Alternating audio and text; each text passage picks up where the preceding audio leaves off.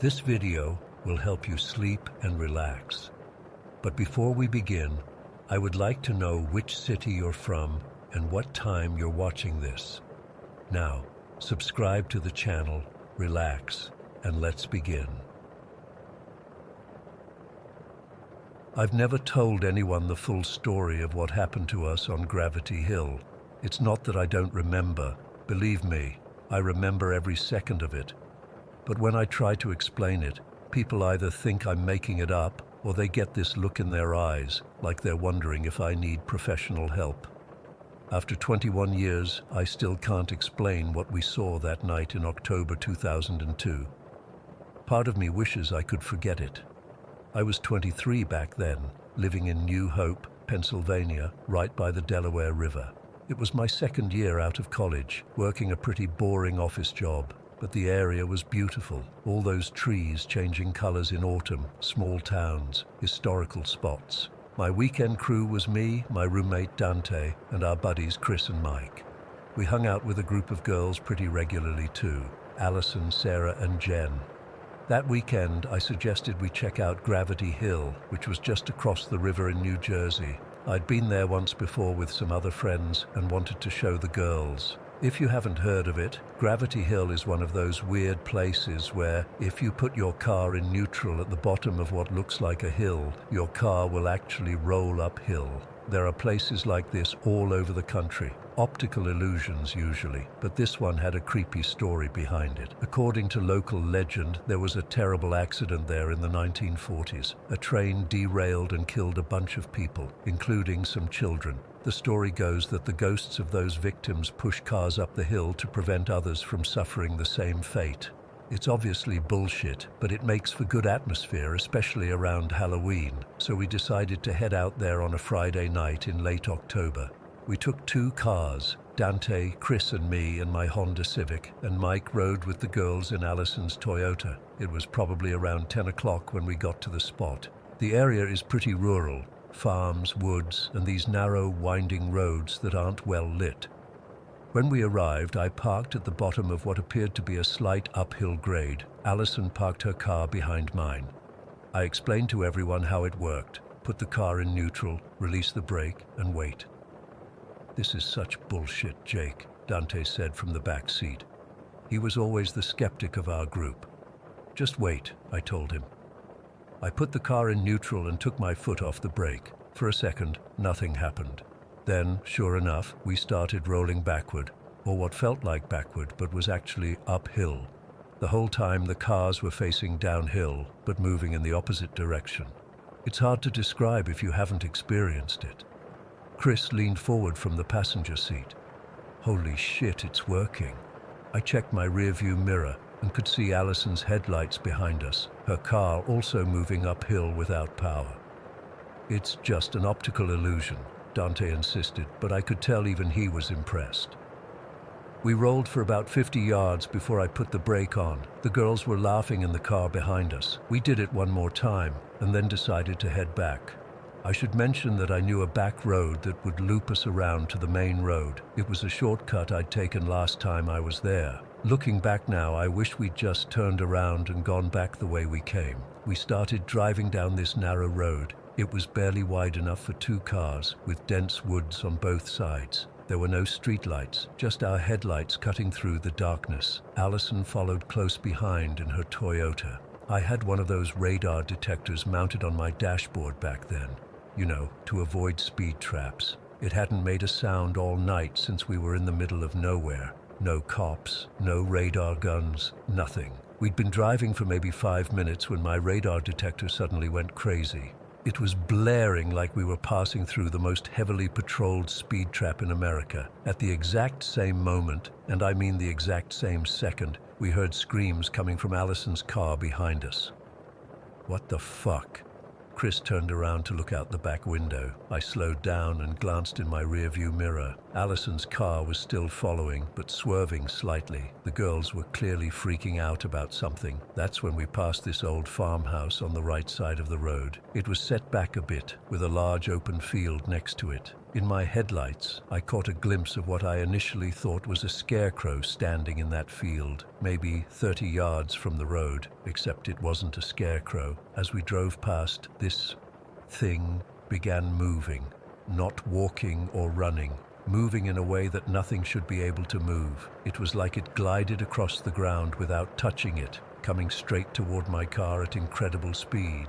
"Jake, what the fuck is that?" Dante's voice cracked with fear from the back seat. Before I could even answer, this figure was alongside my car, keeping pace with us, even though I was doing about 40 miles per hour. I can still see it perfectly in my mind. It was human-shaped, but completely black. Not like a person wearing black clothes, but like a three-dimensional shadow. It had no features I could make out, just this vaguely humanoid shape that seemed to absorb light rather than reflect it. Then it did something that still makes my skin crawl when I think about it. It reached out toward my car, its arms stretching in a way that arms can't stretch, like it was made of smoke but still solid somehow. "Roll up the windows!" Chris was screaming, even though the windows were already up. We were all screaming by that point. The thing's arm, or what looked like an arm, stretched toward the back window where Dante was sitting. He scrambled to the middle of the back seat, away from the window. My radar detector was still going insane, the noise filling the car along with our panicked shouting. I floored it, pushing my little Civic as hard as it would go, 60, 70 miles per hour on this narrow, winding road.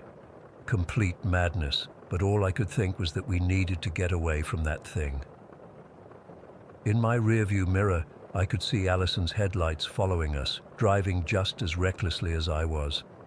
The thing kept pace with us for what felt like forever, but was probably only 15 or 20 seconds. Then, as suddenly as it had appeared, it was gone. I didn't slow down.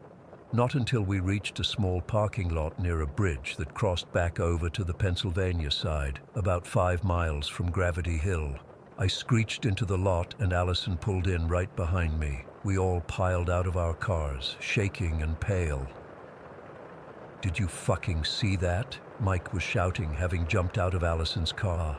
The girls were in tears. Sarah was hyperventilating so badly that Jen had her arm around her, trying to calm her down. "What the fuck was that thing?" Allison kept saying, over and over. The worst part, the absolute worst part, was realizing that we had all seen exactly the same thing. It wasn't mass hysteria or a shared hallucination. Whatever that thing was, it had been real enough for all 7 of us to see it from 2 different cars. "It looked like it was trying to get to Dante," Chris said, his voice still shaky. Dante was leaning against my car, chain-smoking cigarettes. "I felt cold," he said quietly. "When it reached for the window, it got so fucking cold in the car." We stood in that parking lot for nearly an hour, trying to make sense of what had happened.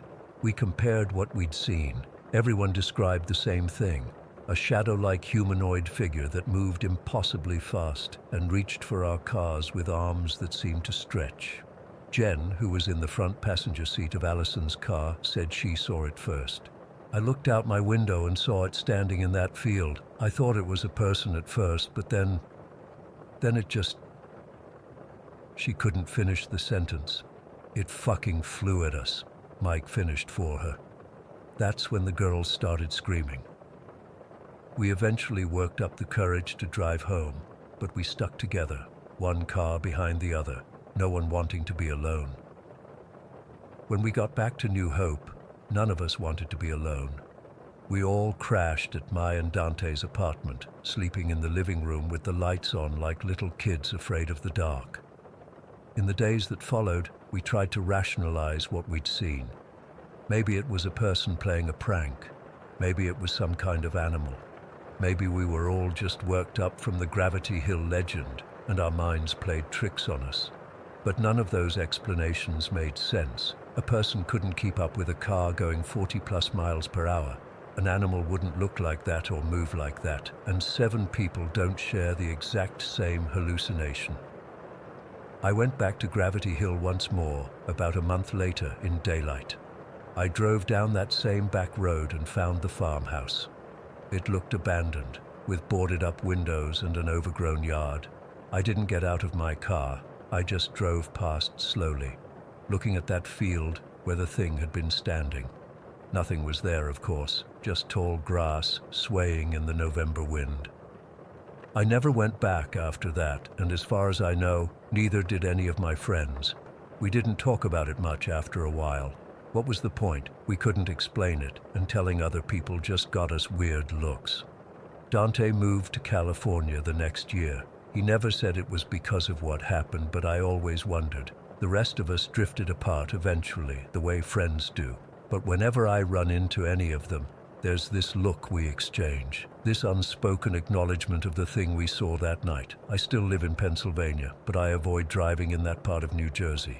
I got rid of my radar detector, and sometimes when I'm driving alone at night on a dark road, I find myself checking my side windows, half expecting to see that thing gliding alongside my car, its arms stretching impossibly toward me. 21 years later, and I still don't have an explanation. I don't think I ever will. Story 2.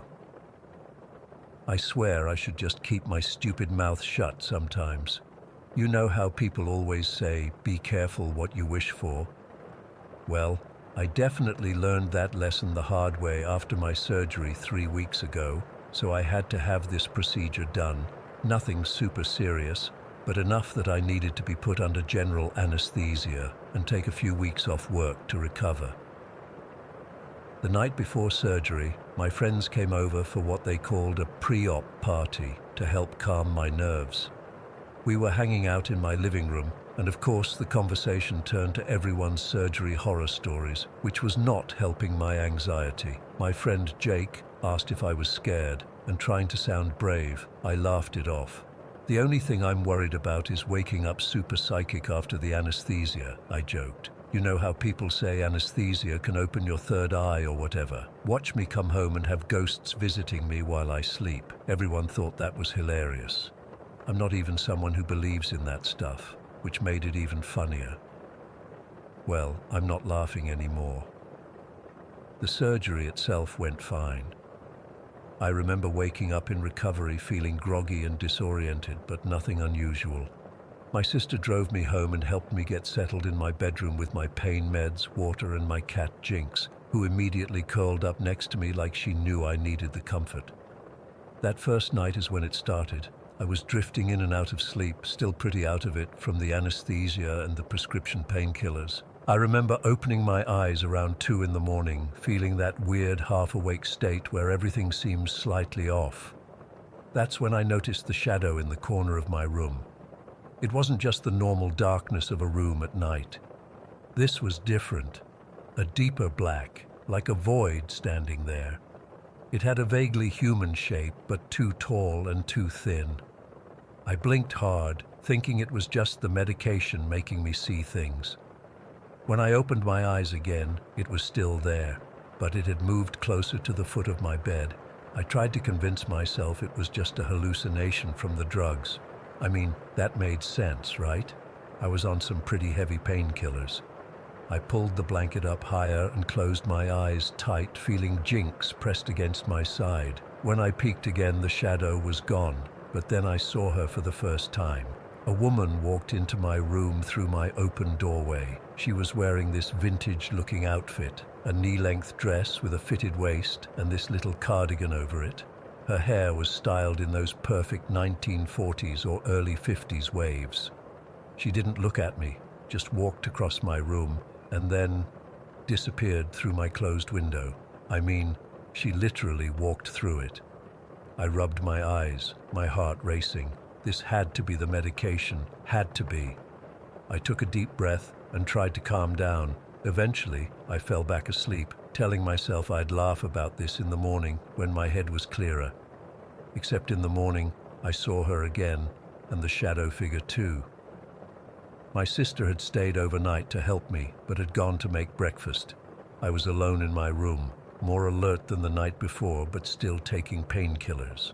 I was scrolling through my phone when movement caught my eye. The woman in vintage clothing walked past my doorway, glanced in at me, then continued down the hall. A few minutes later, I saw a dark shape shift in my peripheral vision, that same shadow figure now lurking just inside my closet. I called out to my sister, trying to keep my voice steady. When she came in, the shadow was gone. I didn't tell her what I'd seen. I didn't want her thinking I was losing it. I just asked her to leave my door open and stay within earshot. By day 3 of my recovery, I was starting to get seriously freaked out. The sightings were getting more frequent. The vintage woman would appear several times a day, sometimes just walking through rooms, other times standing at my bedroom door, watching me for minutes before moving on. The shadow figure was less predictable but more disturbing. Sometimes just a dark patch in a corner, other times a tall, thin silhouette that would be there one moment and gone the next. I kept trying to rationalize it all. Maybe it was a side effect of the medication that would wear off. Maybe it was my brain's way of processing the trauma of surgery. Maybe I was just going crazy. Then came the day that convinced me this wasn't all in my head. My sister had to run to the pharmacy to refill my prescription. I assured her I'd be fine alone for an hour. Jinx was with me anyway, curled up at the foot of my bed while I tried to nap. I was just drifting off when I heard it. The distinct sound of kitchen cabinets opening and closing, then something being moved around in the living room. I froze, my eyes flying open. My sister wasn't due back for at least 30 more minutes. Then came the footsteps in the hallway, slow, measured steps coming toward my room. I couldn't move, couldn't even reach for my phone to call for help. The footsteps stopped outside my door, and then she appeared. The woman in vintage clothing, clearer than I'd ever seen her before. She didn't look threatening. Her expression was almost concerned. She didn't enter my room this time. Instead, she turned and walked into my sister's bedroom across the hall. That's when Jinx reacted. Her head shot up, ears perked forward, staring at my sister's room. I heard the sound of dresser drawers opening and closing. Jinx jumped off my bed and went to the doorway, her tail slightly puffed, watching something I couldn't see from my position. My hands shaking, I managed to grab my phone and text my sister, "I think someone's in the house, in your room." She responded immediately that she was 5 minutes away and was calling the police. I lay there, paralyzed with fear, listening to the sounds coming from across the hall. When my sister burst through the front door with 2 police officers behind her, the noises stopped. The officers checked every room, every closet, under every bed. They found nothing, no signs of forced entry, nothing disturbed or missing. "Are you sure you heard something?" one officer asked me. "Could it have been the medication affecting your perception?" I nodded, embarrassed, and let them believe that. But I knew what I'd heard, and more importantly, I knew Jinx had heard it too. That night, my sister stayed in my room, sleeping on a makeshift bed on the floor. I didn't see either the woman or the shadow figure while she was there. But when she left to use the bathroom in the middle of the night, the shadow immediately appeared in the corner, darker and more defined than before. It seemed to be watching me, though I couldn't make out any features in the blackness where a face should have been. The next day, my mom came to help with my recovery, giving my sister a break. I still hadn't told anyone what I was experiencing. I was afraid they'd think I was having some kind of breakdown. But that afternoon, while my mom was making soup in the kitchen, I saw the vintage woman again. She walked right through the living room where I was resting on the couch, gave me what almost seemed like a reassuring nod, and continued into the kitchen where my mom was. I held my breath, waiting for my mom to scream or react, but nothing happened. The woman had apparently walked straight through the kitchen and disappeared. My phone buzzed with a text. It was from my boyfriend, who was at work. "This is going to sound crazy, but I just saw something really fucked up in the break room, like a figure or something, but not human. It was clinging to the ceiling and staring at me. I swear I'm not making this up." A cold chill ran through me. I hadn't told him about what I'd been experiencing, but now he was seeing things too. Was whatever was happening to me somehow affecting him as well? Over the next few days, a pattern emerged. The more frequently the vintage woman appeared, the less I saw of the shadow figure. It was like she was keeping it away, and strangely, I started to find her presence almost comforting. She never tried to communicate or interact with me directly. She just walked through rooms, sometimes pausing to look at me with that same concerned expression. My sister came back to stay with me after a few days, and to my shock, she actually mentioned the woman without me saying anything. "This is weird," she said one morning. "But last night I dreamed about some lady from the 1950s walking around our house. She was checking all the windows and doors like she was making sure they were locked. I felt the blood drain from my face. What did she look like?" My sister described the vintage woman perfectly. The dress, the cardigan, the styled hair. She laughed it off as a strange dream, but I knew better. After that, my sister started joking about our resident ghost lady whenever something was misplaced or a door mysteriously closed. "Maybe she's reminding us to clean up," she'd say, or "she's probably checking on you to make sure you're taking your meds on time." I've been recovering for 3 weeks now, and I still see her almost daily. The shadow figure appears less frequently, maybe once every few days, and always briefly. I've started to develop this weird theory that the vintage woman is somehow protecting me during my vulnerable state. Like maybe when the anesthesia opened whatever door in my mind, it let both of them in, the shadow that means harm and the woman who wants to help. My boyfriend hasn't had any more experiences at work, but he refuses to go in the break room alone now. He thinks it was just stress and lack of sleep making him see things. I haven't told him about what I've been seeing. I haven't really told anyone the full story until now. The most unsettling thing happened yesterday. I'm almost fully recovered, barely taking any medication now. I was home alone, feeling almost back to normal, when I heard a knock at my bedroom door. I looked up, expecting to see the vintage woman, but instead there was a little girl, maybe 6 or 7 years old, wearing the same kind of period clothing. She put her finger to her lips in a shh gesture, then turned and ran down the hallway. I got up and followed her, feeling stronger than I had in weeks. When I reached the living room, both the vintage woman and the little girl were standing there, looking at me. For the first time, the woman spoke. "He's still here," she said, her voice barely audible. "Don't forget that when you're better." Then they both vanished. I haven't seen any of them since. Not the woman, not the girl, not even the shadow figure. It's like they all disappeared at once. But sometimes at night, I still hear cabinets opening in the kitchen or footsteps in the hallway, and Jinx still stares at empty corners, her tail twitching, watching something I can no longer see. I should never have joked about becoming super psychic after surgery. I don't know if what opened will ever fully close again. Story 3.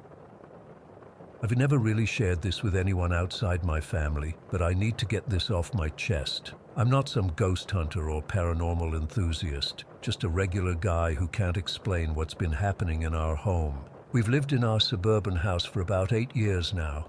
It's not ancient, maybe 30 years old, but it's certainly old enough to have some history. My wife and I moved here with our 2 boys when they were still pretty young. Back then, we also had 3 cats, a male black cat named Shadow, a female calico named Callie, and a little kitten we called Peanut. Everything was normal for the first few years, just your average family life with its ups and downs. Then Shadow got sick. Kidney failure. We tried everything, special diets, medication, even fluid injections at home, but he kept getting worse, and eventually we had to make that horrible decision every pet owner dreads. I still remember that day at the vet's office, how he looked at me one last time before they gave him the injection. I couldn't bear the thought of leaving him at the vet's for cremation, so we brought him home and buried him in the back corner of our yard under this big oak tree he used to climb. We made a little marker with his name and put some of his favorite toys there.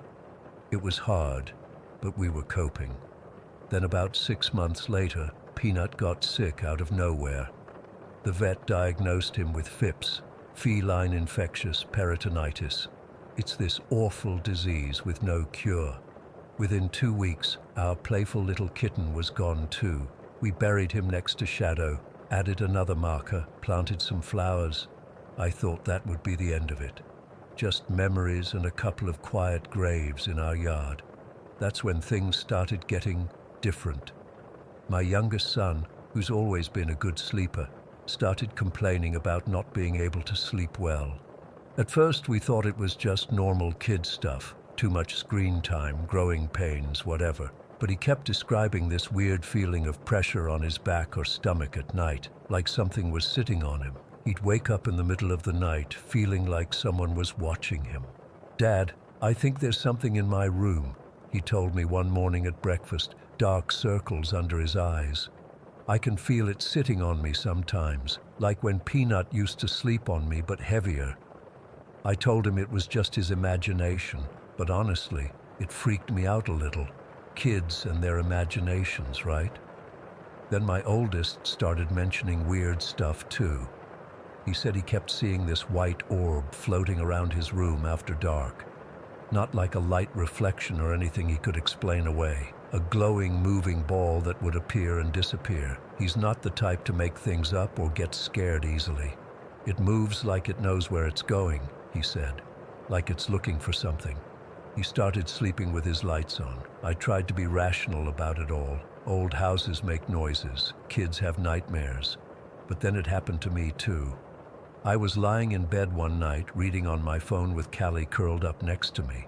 My wife was in the bathroom getting ready for bed. The house was quiet. Then I heard it. The distinct sound of cat paws tapping on our wooden hallway floor, coming toward the bedroom. That specific little tap, tap, tap that cat owners know so well. I looked up, expecting to see maybe a neighbor's cat that had somehow gotten inside. But there was nothing there. The sound stopped right at our doorway. I felt the hair on my arms stand up. Before I could process what was happening, Callie suddenly jerked awake next to me, her ears perked forward, staring intently at the empty doorway. She let out this low, confused meow, the kind cats make when they're startled by something. She heard it too, whatever it was. My cat heard it too. I didn't tell my wife that night. It seemed too crazy. But the next morning, as we were having coffee, she mentioned that she thought she heard one of the cats running down the hall in the night.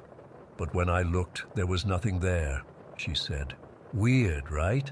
That's when I told her about what I'd experienced and what the boys had been saying. We tried to laugh it off, but there was this uneasy feeling settling over all of us. A few weeks later, I had this dream, except it didn't feel like a dream. It felt real in a way dreams usually don't. I was lying in bed exactly as I had fallen asleep when I felt a familiar weight on my chest. I opened my eyes, and there was Shadow, our black cat who had died over a year before. He was just sitting there staring at me with those yellow-green eyes, purring. He looked healthy again, not sick and thin like when he died. In the dream, I wasn't scared. I was happy to see him. I reached out to pet him, and I swear I could feel his fur under my fingers. He purred louder, then hopped off my chest and walked toward the bathroom. As he reached the doorway, he sort of faded away. I woke up immediately, my heart pounding, feeling completely certain that I'd just been visited by my dead cat. Around this same time, we had to do some repairs on the retaining wall near where we'd buried Shadow and Peanut. The contractor needed to dig in that area, which meant we had to move their graves.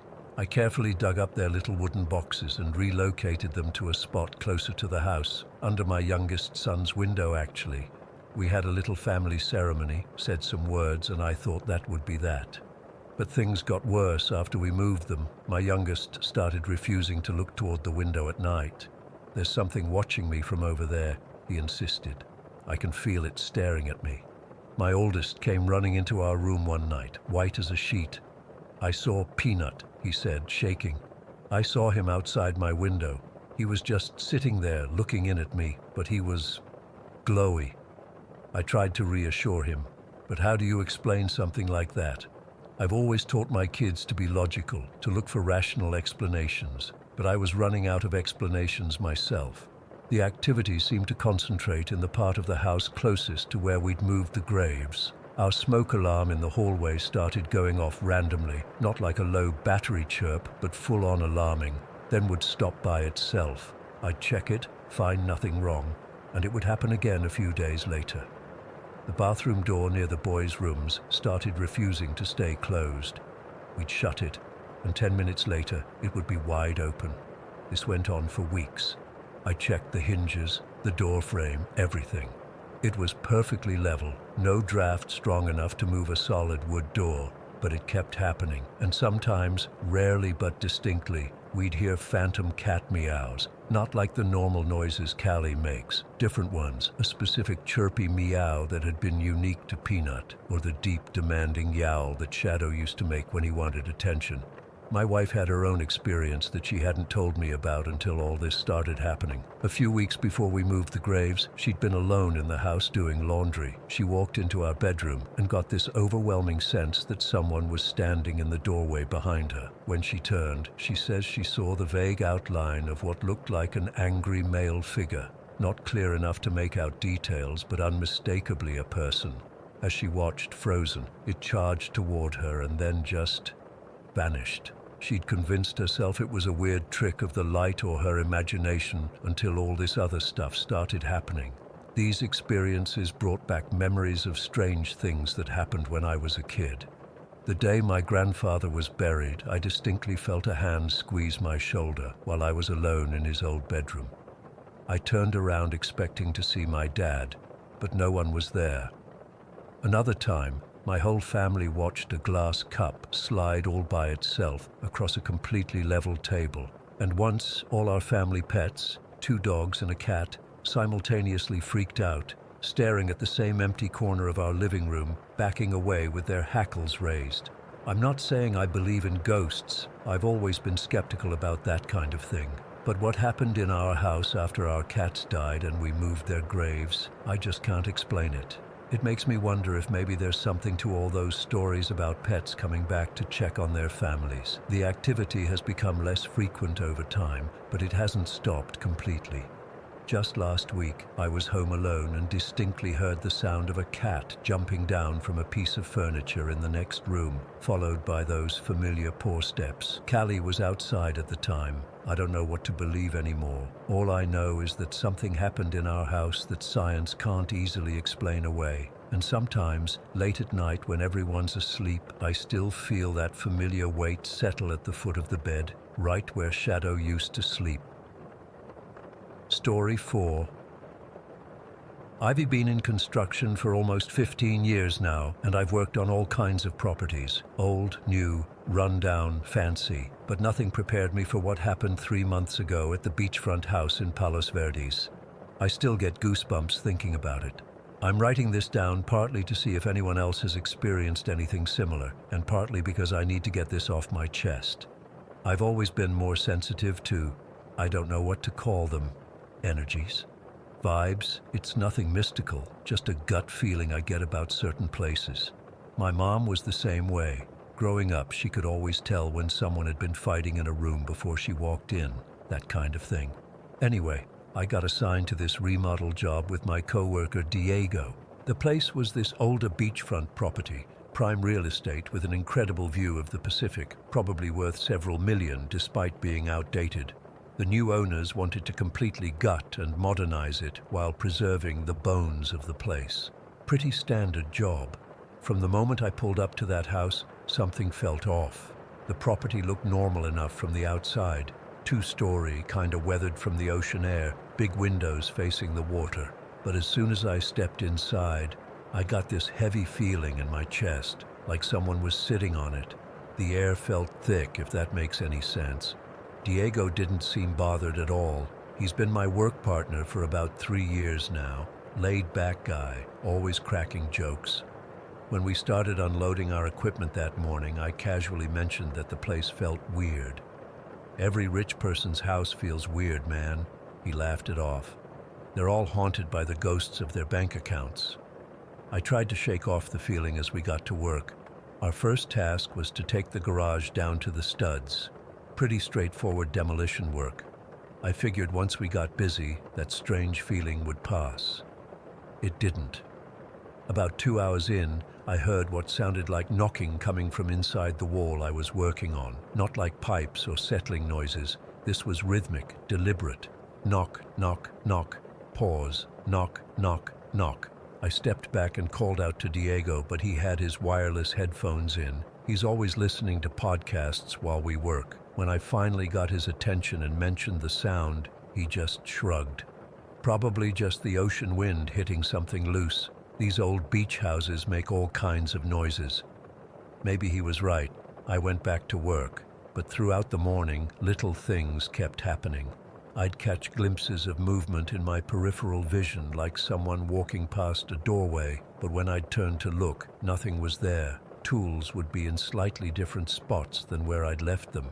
And a couple times I swear I heard someone whispering, though I couldn't make out the words. Diego didn't notice any of it, or at least he didn't let on that he did. He kept his headphones in most of the time, bobbing his head to whatever he was listening to. Around noon, we broke for lunch. We were sitting on the tailgate of my truck, eating sandwiches and looking out at the ocean, when I decided to ask Diego about the headphones. "You always wear those things. Don't you worry about missing something important on the job?" He took a long drink from his water bottle before answering. "Better than hearing all the weird shit in this house, man."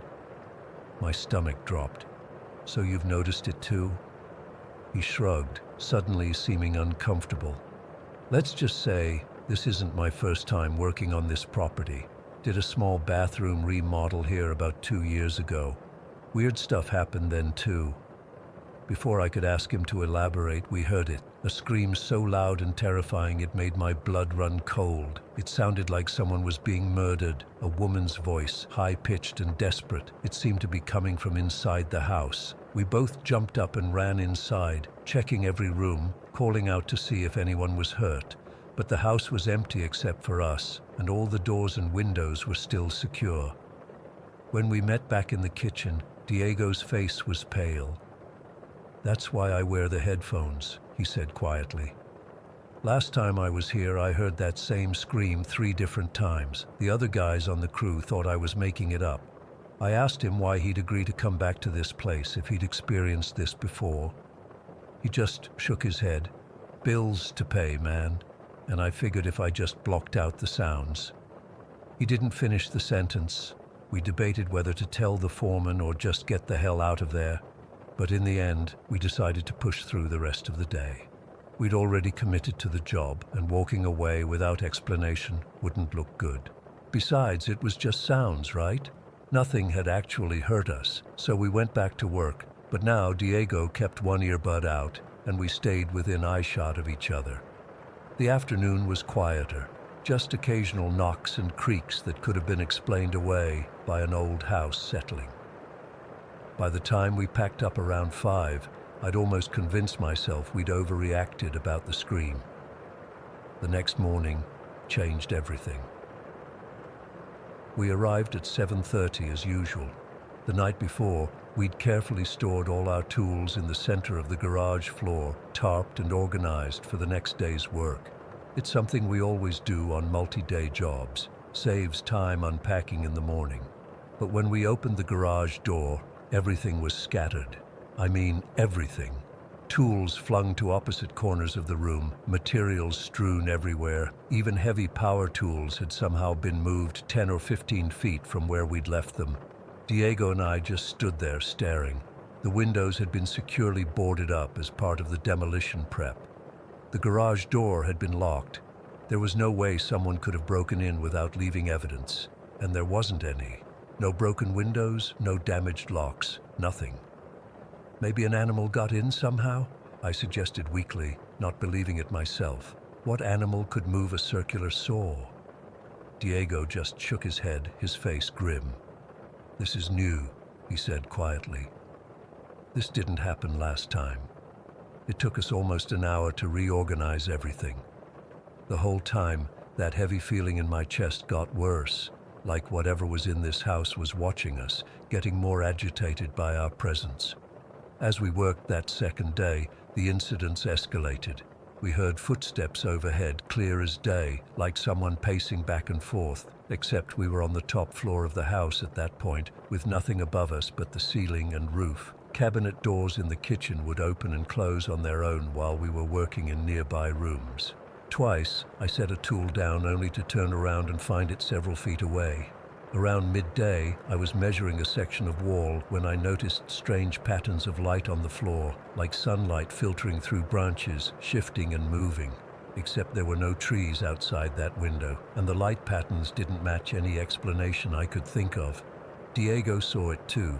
He'd gotten progressively quieter throughout the morning, and now he just stared at the dancing light patterns with a resigned expression. "We should just go," I said. "This isn't normal." He ran a hand through his hair, looking conflicted. "If we walk off this job, we might not get called back for others. You know how it works." He was right. In our line of work, reliability is everything. Contractors who bail on jobs don't get hired again. We decided to push through to the end of the day, then talk to our boss about transferring to a different site. Just a few more hours, we figured. We could handle that. The worst moment came about an hour before quitting time. We were working in what used to be the master bedroom, tearing out old drywall. There was a small crawl space access in the ceiling. Nothing unusual for these older homes, just a 2-foot by 2-foot panel that led to some storage space in the eaves. We were both in the room when we heard a loud bang from above us. Not a knock or a creak. This was like something heavy being slammed down. We both froze, looking up at the crawl space access. The cover was slightly ajar. I swear on my life that it had been flush with the ceiling when we started working in that room. Now it was shifted about 2 inches to the side. Diego grabbed a flashlight and pulled over our ladder. I didn't want him to check it, but I also didn't want to be the one to do it. So I held the ladder while he climbed up. When he shone the light into the crawl space, he let out a string of curses in Spanish. I asked him what he saw. "Nothing," he said, his voice shaking slightly. "That's the problem. This space is too small for anyone to fit in here, but look." He climbed down and showed me his finger, which had fresh drywall dust on it. This was on the floor right under the access panel, like it was just moved. We looked at each other, and I knew we were thinking the same thing. We were done. No job was worth this. We packed up our tools in record time, not bothering to organize anything properly, just throwing everything into our trucks. As we were making our final trip out, all the lights in the house suddenly went out, plunging us into near darkness. The only illumination came from the fading daylight through the boarded-up windows, and in that dim light, I swear I saw a figure standing at the end of the hallway, just for a second, just a silhouette, but unmistakably person-shaped. Then Diego grabbed my arm and practically pulled me outside. We didn't stop moving until we were in our trucks with the engines running. I called our boss that night and made up a story about Diego getting sick and us needing to be moved to another site. Surprisingly, he didn't argue much, just asked if we'd secured the property before leaving, which we had. It's been 3 months and I still don't have a rational explanation for what happened in that house. Diego and I don't talk about it much, but I can tell it rattled him as badly as it did me. Sometimes I wonder if the renovations somehow disturbed whatever was in that house, like tearing down those walls was destroying places where memories or energies had settled. I drive by the property sometimes on my way to other jobs. The renovation was completed by another crew. It looks beautiful now, all modern and sleek, with huge windows and pristine white siding. A young family moved in last month. I wonder if they've heard the screams yet. Story 5. I don't usually share this story, but it's been 5 years, and I still can't shake what happened. Maybe writing it out will help, I don't know. I worked as a night shift nurse at Ridgemont Memorial for 5 years. It was a small community hospital, nothing fancy, just your typical brick building from the 70s with fluorescent lighting and squeaky floors. Night shifts were usually quiet, monitoring patients, distributing medications, and catching up on charts while most of the hospital slept. My usual shift partner was Angela, a practical nurse who'd been there for almost 15 years. We'd gotten close over the years, sharing lunches at 3 in the morning, covering for each other when one of us needed a break, that sort of thing. She was in her 50s, no nonsense, with short gray hair and reading glasses that hung around her neck. I was 32 at the time, still considered one of the younger nurses. That night started like any other. I arrived for my shift at 11 p.m., swapped updates with the evening crew, and settled in at the nurses' station. We had 17 patients on our floor, mostly stable, mostly sleeping. The charge nurse that night was Donna, an older woman close to retirement who mainly stayed at the desk handling paperwork. Around 2 in the morning, everything changed. I was updating a patient chart when the code blue alarm sounded. The computerized voice announced, "Code blue, East Wing, room 437. Angela and I looked at each other with confusion. The East Wing had been closed for renovation for years. It was the oldest section of the hospital, built in the 1930s, and had fallen into disrepair. As far as I knew, it was just being used for storage. "That's impossible," I said, "but protocol is protocol." We grabbed the crash cart and headed toward the East Wing. The connecting door between the main hospital and East Wing was usually locked, but that night it stood slightly ajar. A dim emergency light flickered above the doorway, casting uneven shadows across the threshold. The air felt immediately different when we stepped through, colder, mustier, with a thickness I can't really explain. The normal hospital sounds faded behind us. The wing was in worse shape than I'd imagined. The walls had that old institutional green paint, peeling in long strips like dead skin. Water stains marked the ceiling tiles and some were missing altogether, revealing pipes and wiring. Our shoes echoed loudly on the cracked linoleum. "Should we call security?" Angela whispered, her voice tense. "This doesn't feel right." "Let's just check quickly," I replied, though every instinct told me to turn around. Someone might actually need help. We pushed the cart down the corridor, following signs for room 437.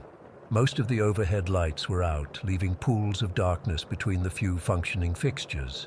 The nurse in me tried to rationalize. Maybe maintenance workers were here, maybe someone fell, maybe the alarm system malfunctioned. That's when we heard it, a child's laugh, high-pitched and playful, coming from one of the rooms ahead. It echoed down the corridor, bouncing off the walls in a way that made it impossible to locate the source. "Hello?" I called out, my voice sounding small in the emptiness. "Is someone there? We're nurses." The laughter stopped abruptly. Angela's hand gripped my arm so tight I could feel her fingernails through my scrubs. "Sarah," she whispered, "there shouldn't be any children in this wing." We continued forward, the wheels of the crash cart squeaking rhythmically. The room numbers were faded but still visible. 433, 435, and finally 437. The door was partially open. I pushed it wider with my foot, revealing a patient room that looked almost prepared. Unlike the hallway, this room was clean. The bed was made with crisp white sheets, and the curtains hung perfectly still despite the draft we felt in the corridor. But there was no patient, no person in distress, nothing to explain the code blue. "This doesn't make sense," I said, stepping into the room. "Why would the system register a code from an empty room in a closed wing?" As I moved toward the bed, the temperature dropped noticeably. My breath clouded in front of my face, and goosebumps raised on my arms. That's when I noticed something on the bedside table, a small tarnished silver bell, the kind patients used to call for nurses before electronic systems. I reached for it, but before my fingers touched the metal, the child's laughter erupted again, this time directly behind us. We spun around, but the doorway was empty. The laughter moved down the hall, fading as if whoever made it was running away. "We need to go," Angela said, her voice shaking. "Right now." But something kept me there. Curiosity, stupidity, or maybe some misguided sense of duty. What if someone actually needs help? A child shouldn't be here alone. We left the crash cart in room 437 and followed the sound of faint giggling. The further we went, the darker the hallway became. I used my phone flashlight, sweeping the beam across peeling walls and abandoned equipment draped in sheets. With each step, I became increasingly aware of a presence behind us. Not the child, something else, something that made the air feel heavy and my skin crawl. I didn't dare look back. "Do you feel that?" I whispered to Angela.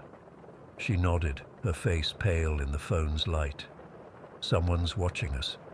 We reached the end of the corridor where it split into two directions. The laughter had stopped. In the silence, we could hear water dripping somewhere nearby and the distant hum of the hospital's systems. That's when we saw her. At the far end of the left corridor stood a woman in a white hospital gown. Her long, dark hair hung forward, obscuring her face. She didn't move, didn't speak, just stood there, her bare feet visible beneath the hem of the gown. "Hello?" I called out, my voice cracking. "Ma'am, are you a patient? This area isn't safe." The woman's head tilted slightly, but her hair still covered her face. Then, slowly, she began to lift her arms, reaching out toward us. "Run!" Angela screamed suddenly, grabbing my wrist and pulling me back the way we came. We ran. God, we ran like hell itself was chasing us. I could feel the air shifting behind us, as if something was following, moving fast, disturbing the stale atmosphere of the abandoned wing. The lights flickered violently as we passed, some bulbs bursting with sharp pops that showered glass onto the floor. The child's laughter returned, no longer playful but mocking, seeming to come from every direction at once. The crash cart was gone from room 437 when we passed it. The door to the main hospital seemed miles away. When we finally burst through the connecting door back into the main hospital, the normal sounds, beeping monitors, distant conversations, the hum of the air conditioning, hit me like a wave of reality. We slammed the door shut behind us and leaned against it, gasping for breath. Donna was standing in the hall, staring at us with concern. "Where have you two been, and why are you running?" Between gasps for air, we tried to explain about the code blue, the abandoned wing, the woman in the white gown. Donna's expression shifted from concern to something darker. "Come to the desk," she said quietly, looking around to make sure no patients had been disturbed by our commotion. Back at the nurses' station, Donna pulled us into the small break room and closed the door. "There was no code blue," she said firmly. "The system never registered one." "But we heard it," I insisted. The computerized voice specifically said, "East Wing, room 437. Donna sighed heavily and removed her glasses. "Listen, I've worked here for 27 years. That wing has been closed for almost 10. Before that, well, there's a reason it was shut down." She told us that the East Wing had once been the pediatric and maternity ward. In the 1970s, there had been a series of unexplained deaths, mostly children with minor illnesses who suddenly took turns for the worse. A nurse had eventually been suspected of tampering with medications, but she committed suicide before any investigation could be completed. They found her in room 437, hanging from a pipe in the bathroom. "After that, strange things started happening," Donna continued. "Staff would hear children crying or laughing when no children were present. Items would move on their own. Some nurses refused to work there at all. When the hospital expanded with the new North Wing in 2008, they closed the East Wing permanently." "Why wasn't I ever told about this?" I asked, feeling a chill despite the warmth of the break room. "Management doesn't like us talking about it," Donna replied. "Bad for morale, bad for the hospital's reputation, but those of us who've been here long enough, we know to stay away from that wing." The rest of the shift passed in a blur. Angela and I stuck close together, jumping at every noise.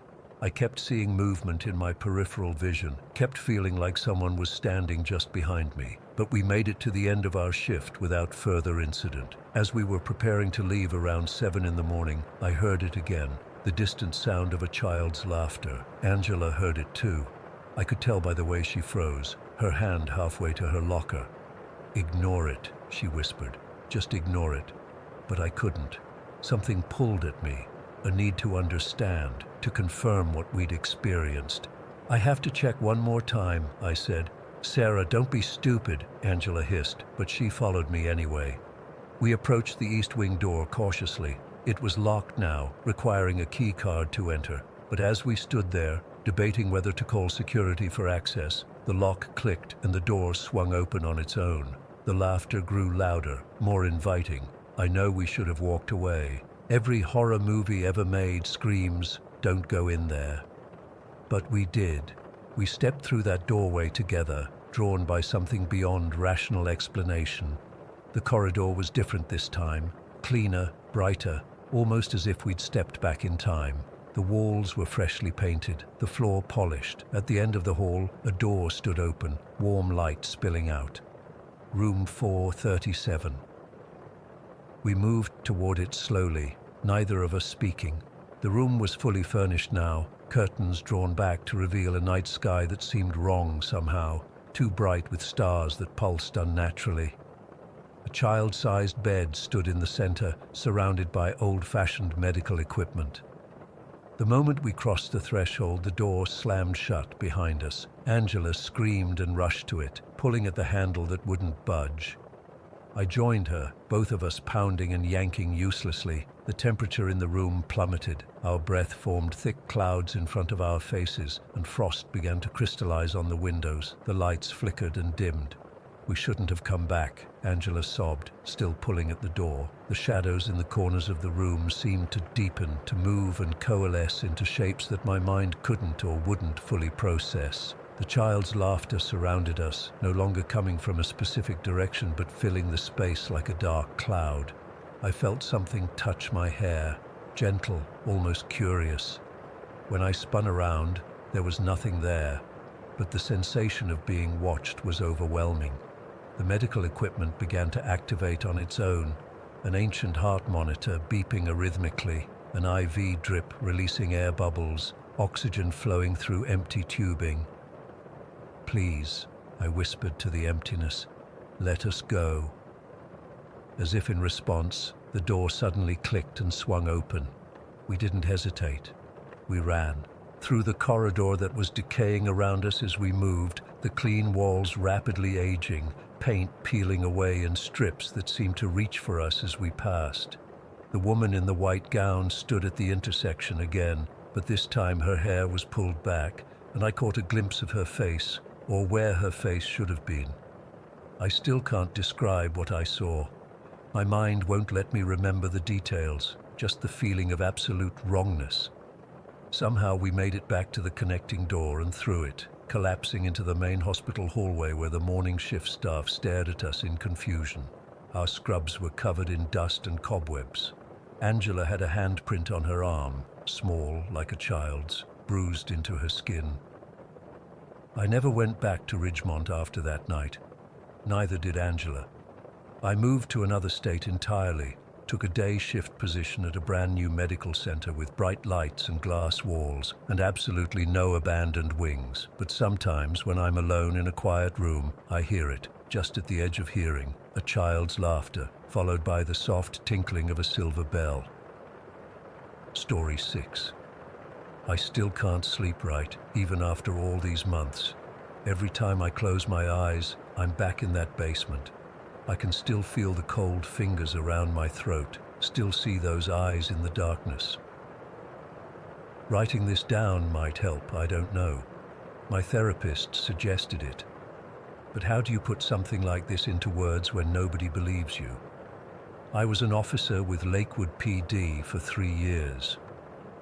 Good department, good people. I loved my job. My partner Jeff and I had been riding together for about 18 months. He was one of those guys everybody likes, funny, smart, always had your back. We'd gotten close, our families had dinners together, our kids played together. He had a 4-year-old daughter who called me Uncle Mark. It was November 15th. I remember because it was the day before my son's birthday, and I was hoping for an easy shift so I could pick up his cake on the way home. It had been cold for weeks, and that night the fog was rolling in thick off the lake. Around 11:30, dispatch called us to check out a report of strange noises at the old Carver place, this abandoned lake house on the edge of town. Locals called it the Widow House, because back in the 70s, some guy supposedly murdered his wife there before drowning himself in the lake. The place had been empty ever since, except for teenagers looking for a place to drink or scare themselves. Usually, calls out there were nothing, just kids or the wind making noises in an old building. Jeff was driving that night. As we turned onto the access road, the cruiser's headlights barely cut through the fog. The road was overgrown, branches scraping against the sides of the car like fingernails. I remember Jeff saying something like, "Place gives me the creeps even in daylight." The road opened up to a clearing where the house stood. It was a two-story Victorian style, the kind that might have been beautiful once. Now the paint was peeling, half the windows were broken, and the porch sagged like it was tired of standing. Behind it, you could just make out the black water of the lake through the fog. As soon as I stepped out of the cruiser, something felt wrong. The air felt heavy, like right before a thunderstorm, but heavier somehow, pressing down. Jeff must have felt it too, because he checked his sidearm, something he rarely did on routine calls. "You hear that?" he asked. I didn't hear anything at first, but then I caught it, a low humming sound coming from somewhere inside the house. Not mechanical, almost like chanting, but so faint I couldn't be sure. We approached the front door, which was hanging halfway off its hinges. The wood was rotted and wet. Our flashlight beams cut through the darkness inside, revealing a foyer with peeling floral wallpaper and a staircase with missing steps. "Police! Anyone here?" Jeff called out. His voice echoed through the empty rooms, but there was no response except the humming, which seemed to stop the moment he spoke. The inside of that house was like stepping into a freezer. November in Lakewood is cold, but this was different, a bone-deep cold that made my teeth ache. The smell hit me next, musty and damp, but with something underneath, something sweet and rotten, like meat left out too long. We did a sweep of the first floor, living room, dining room, kitchen. Everything was coated in dust and cobwebs. The kitchen had old dishes still in the sink, like whoever lived there had just walked out one day and never came back. In the living room, there was a faded family portrait above the fireplace, a stern-looking man, a tired woman, and a little girl with hollow eyes. "Mark, check this out," Jeff called from what looked like a study. He was pointing at the floor with his flashlight. The hardwood had deep scratch marks like something heavy had been dragged across it. They led to a door in the back of the room. "Basement," I said, reading the small metal plate on the door. Jeff nodded and reached for the handle. The door opened with a groan that made my skin crawl. The basement stairs were concrete, crumbling at the edges. As we descended, that humming sound came back, louder now with a rhythm to it that made my heart beat faster. The temperature dropped with each step. The basement was one large room with a dirt floor and stone walls. Our flashlights swept across old furniture covered in sheets, boxes piled in corners, the usual junk you'd expect. But then we heard it, a wet, guttural sound from somewhere beyond the main room. "The hell was that?" Jeff whispered. I shook my head, my mouth too dry to speak. We moved toward the sound, pushing past a stack of moldy cardboard boxes. That's when we found it.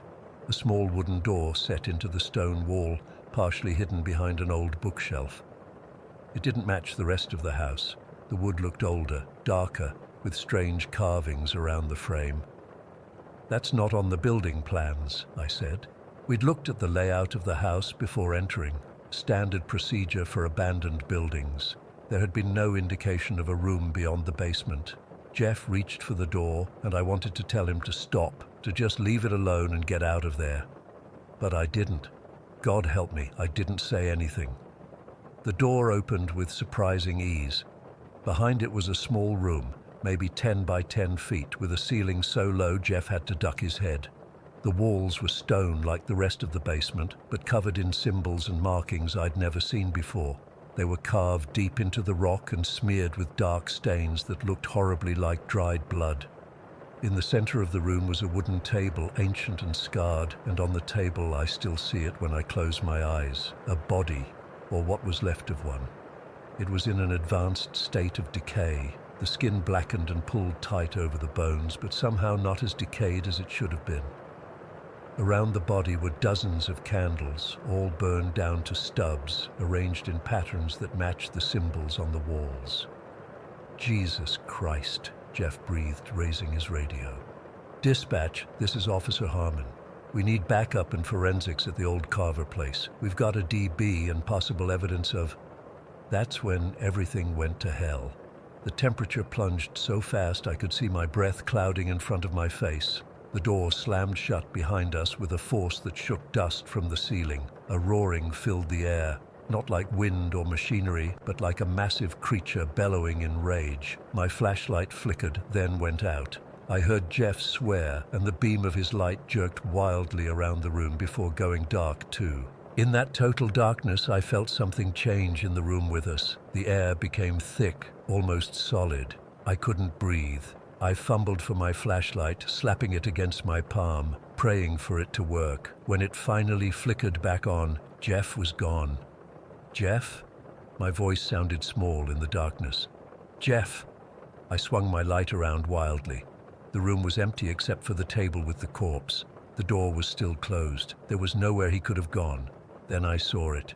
A movement in the corner of the room. My light caught it just for a second. Something tall and thin with limbs that bent at impossible angles. And eyes, God, those eyes, glowing yellow-green like a cat's, but larger, much larger. It moved faster than anything I've ever seen. One moment it was in the corner, the next it was on me. Cold, bony fingers wrapped around my throat, lifting me off the ground. I couldn't scream, couldn't breathe. The flashlight fell from my hands, rolling across the floor to illuminate the thing that held me. It wasn't human, not even close.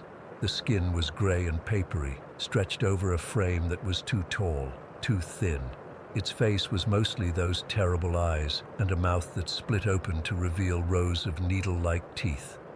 I don't remember passing out. The last thing I recall is the sound of wood creaking, like a door opening, and a girl's voice, soft and sad, saying something I couldn't understand. When I woke up, it was morning. I was lying on the basement floor outside that small room. Except there was no small room anymore, just a solid stone wall where the door had been. No carvings, no bloodstains, no wooden door, nothing. My throat was bruised, my uniform torn, my flashlight lay next to me, batteries dead. Jeff's flashlight was there too, but Jeff was gone. I radioed for backup, barely able to speak through my swollen throat. Within an hour, the house was swarming with officers, forensics, even the chief. They searched every inch of that house and the surrounding property. They dragged the lake. They brought in dogs. They found nothing.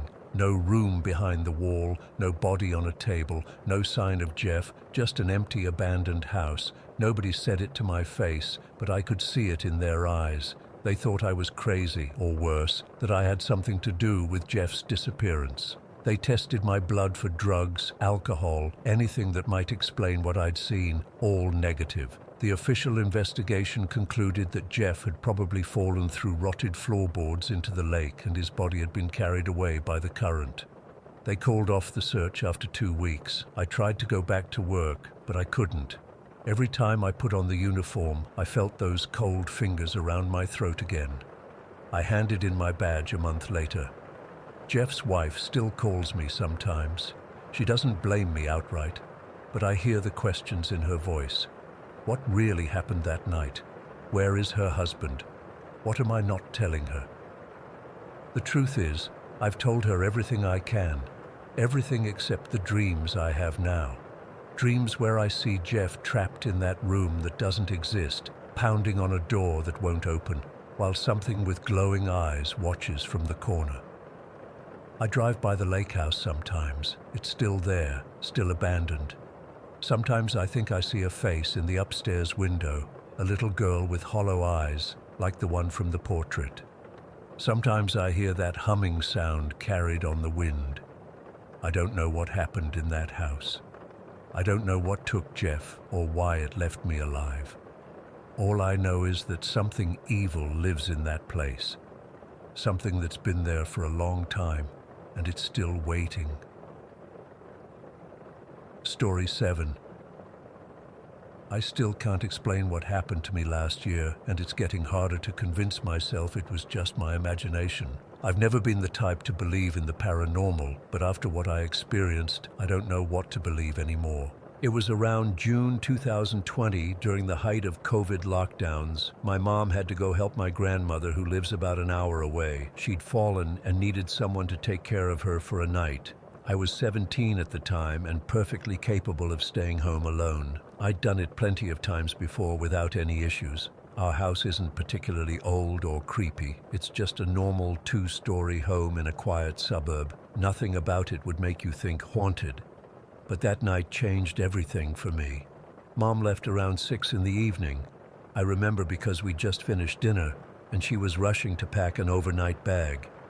"I'll be back tomorrow afternoon," she said, giving me the usual warnings about locking the doors and not having friends over. With the pandemic, that last part wasn't even an option. After she left, I did what any teenager would do with the house to themselves. I made some popcorn, sprawled out on the living room couch, and started binging a new series on Netflix. Everything was completely normal for the first few hours. Around 11:30, I decided to head upstairs to my bedroom. I was getting tired, and the show wasn't holding my attention anymore. My bedroom is at the end of the hallway, past my mom's room and the bathroom. As I walked down the hall, I got this weird feeling like something wasn't quite right. You know that sensation when you think someone's watching you? It was like that, but I brushed it off because obviously I was alone. I got into bed and scrolled through my phone for a bit, texting a few friends before deciding to try and sleep. I turned off my bedside lamp and pulled the covers up. The house was completely silent. No TV, no dishwasher running, nothing. Just the occasional creak of the house settling. I was lying there for maybe 10 minutes, starting to drift off when I heard it. My name, whispered directly into my ear. It wasn't loud, but it was crystal clear, like someone's lips were right next to my ear. I literally felt the breath on my ear. I jumped up so fast I knocked my phone off the nightstand, my heart pounding like it was trying to burst out of my chest. I fumbled for the lamp switch, my hands shaking so badly I could barely turn it on. The room was empty. Of course it was empty. "Hello?" I called out, feeling stupid but terrified at the same time. My voice sounded small and shaky in the quiet room. There was no response, just the ringing silence of an empty house. I told myself I was being ridiculous, that it was just my brain playing tricks on me as I was falling asleep. That happens sometimes, right? Like those jerking sensations when you're dozing off. I tried to calm down, but my heart wouldn't stop racing. I grabbed my phone and turned on some music just to have some background noise. After about 15 minutes of sitting upright in bed, scanning every corner of my room, I started to relax a little. Maybe I really had imagined it. Then I heard footsteps in the hallway, slow, deliberate steps, like someone was trying to walk quietly, but the old floorboards were giving them away. My breath caught in my throat. I stared at my bedroom door, which I'd left open because I never close it when I sleep. The hallway outside was dark, but I could see just enough to know there was nothing there. Yet the footsteps continued, getting closer to my room. I couldn't move, couldn't breathe, couldn't even scream. I was frozen in place as the footsteps stopped right outside my door. For several seconds, nothing happened. Then, impossibly, I heard my name again, whispered from the hallway. This time it was louder, more insistent. I broke out of my paralysis and grabbed my phone, turning on the flashlight and pointing it at the doorway. Nothing was there. I jumped out of bed and ran to the door, slamming it shut and locking it. My hands were shaking so badly I could barely manage the lock. I backed away from the door, trying to convince myself I was just tired, just imagining things. But I knew what I'd heard. I wasn't crazy. I decided I needed to splash some water on my face, try to calm down. I had my own bathroom connected to my bedroom, thankfully, so I didn't have to go back into the hallway.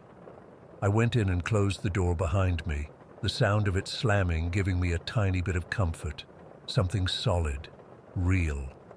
I turned on the light and looked at myself in the mirror. My face was pale, eyes wide with fear. "Get it together," I whispered to myself. "There's nobody here. You're alone." That's when it started again. My name, whispered directly behind me. I spun around, but the bathroom was tiny. Just a sink, toilet, and shower stall. Nowhere for anyone to hide. I was completely alone, yet I'd heard it clear as day. I turned back to the mirror, my hands gripping the edge of the sink so hard my knuckles turned white. Then it came again. My name. But this time it was different. It was like the whisper was coming from inside my own head, but also all around me at the same time, and it kept repeating over and over, getting deeper each time. Not just deeper in pitch, but deeper, like it was somehow pushing further into my brain with each repetition. I clapped my hands over my ears, but it didn't help. The voice, if you could call it that, wasn't coming through my ears anymore. It was inside me, pushing against the inside of my skull, filling every corner of my mind. I started screaming, tears streaming down my face as I sank to the floor, my back against the bathtub.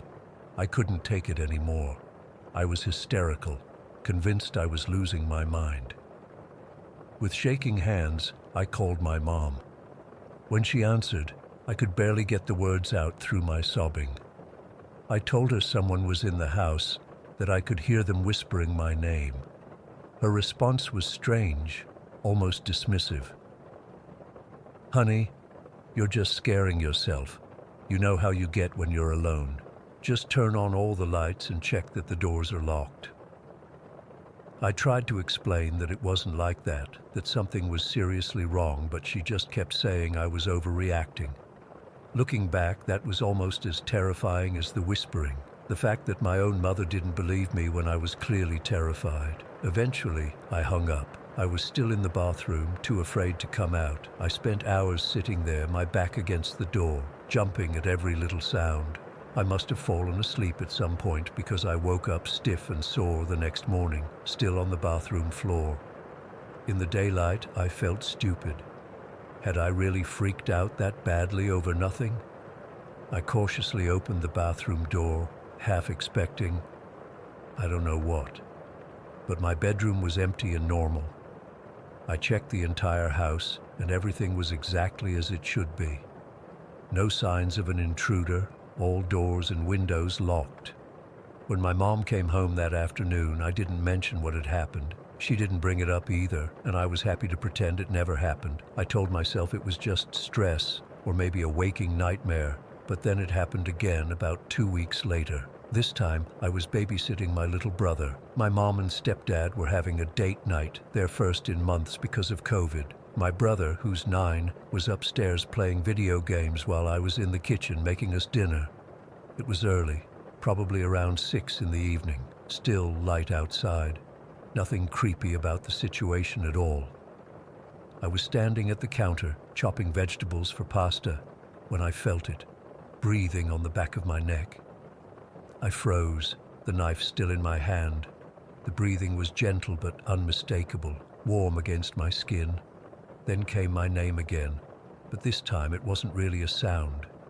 I don't know how to explain it properly, but it was like I felt my name rather than heard it, like the syllables were being pressed into my skin, into my consciousness. I spun around, knife raised defensively, but there was nothing there, just the empty kitchen. I called out to my brother, asking if he'd come downstairs, but he yelled back that he was still in his room. My heart was hammering in my chest. I told my brother to stay upstairs, that I'd call him when dinner was ready. Then I started searching the house, knife still clutched in my hand. I checked every room, every closet, under every bed. Nothing. No one was there except me and my brother. I was terrified, but trying to hold it together for my brother's sake. I couldn't freak out like last time, couldn't call my mom while she was finally getting a break. I had to be the responsible one. After thoroughly searching the house and finding nothing, I went back to the kitchen to finish making dinner, though my appetite was completely gone. I kept looking over my shoulder, jumping at every little noise. My brother came down eventually, and I tried to act normal, but I think he could tell something was wrong. After we ate, I made him sit with me in the living room to watch a movie. I couldn't bear the thought of being alone, even in the next room. When my mom and stepdad came home, I was so relieved I almost started crying. That night, lying in bed, I remembered something I'd almost completely forgotten. About 4 years ago, my stepdad and his friend were messing around with a Ouija board in the woods near our house. I was curious and asked to join them, thinking it was just a game. My mom would have been furious if she'd known. She's not religious, but she's always said those things are nothing to mess with. We sat in a small clearing as dusk was falling. I remember thinking the whole thing was kind of silly, But then the planchette started moving in ways that seemed too deliberate to be just my stepdad or his friend pushing it. The entity we supposedly contacted called itself Zozo. My stepdad's friend got really freaked out, saying he'd heard of Zozo before, that it was some ancient demon that possesses people through Ouija boards. At the time, I laughed it off. My stepdad made me promise not to tell my mom, and I agreed, thinking it was all just a joke. We never spoke of it again. Now I can't help wondering if there's a connection. I've had small, weird experiences throughout my life. Items not being where I left them, the feeling of being watched, but nothing like these recent incidents. Nothing this intense or terrifying. I haven't told anyone about this. Who would believe me? Even my own mother brushed me off when I was literally hysterical with fear. I don't know what's happening to me or why, but I know what I experienced was real. The whispering, the breathing, the sensation of my name being pressed into my consciousness. It was all too vivid, too specific to be just my imagination. I'm still living in this house, still sleeping in that same room. Every night I lie awake, listening, waiting to hear my name whispered in the darkness again. So far, it hasn't happened a third time. But somehow that doesn't make me feel any safer. It feels more like whatever it is just biding its time, waiting for the perfect moment to return. Story 8. I've debated sharing this for months now. Part of me doesn't want to relive it, but another part needs to get this off my chest. What happened to me last Halloween in Hollow Creek changed me forever, and I still can't explain it. I grew up in a small town in West Virginia where everyone knows everyone's business. Our town has this local legend about Hollow Creek woods that parents use to keep kids from wandering too far. They say if you go into those woods after dark, especially on Halloween, the spirits will trap you there forever. As kids, we'd dare each other to go to the edge, but nobody ever went in. My best friend Mark and I always talked about exploring those woods together someday. We were the town misfits, not quite fitting in with anyone else, but perfect companions for each other. We'd spend hours talking about all the supernatural stuff we'd find in there, but last summer, Mark's dad got a job in Ohio, and just like that, my only friend was gone. So there I was, 17 and completely alone for senior year. Halloween was approaching, and for the first time, I had no plans, no costume parties, no trick-or-treating with Mark's little siblings, nothing. Just me and my thoughts. I don't know what possessed me that night. Maybe it was loneliness. Maybe it was wanting to prove something to myself. Or maybe I just needed to feel something other than the emptiness Mark left behind. Whatever the reason, I decided that Halloween night, I was going to explore Hollow Creek Woods alone. I told my parents I was going to a school Halloween event and would be home late. They barely looked up from the TV. I grabbed my flashlight, a small pocket knife, like that would help against vengeful spirits, and my phone. I threw on my black hoodie and jeans. Not exactly ghost hunting attire, but I wasn't trying to stand out. The drive to Hollow Creek took about 20 minutes.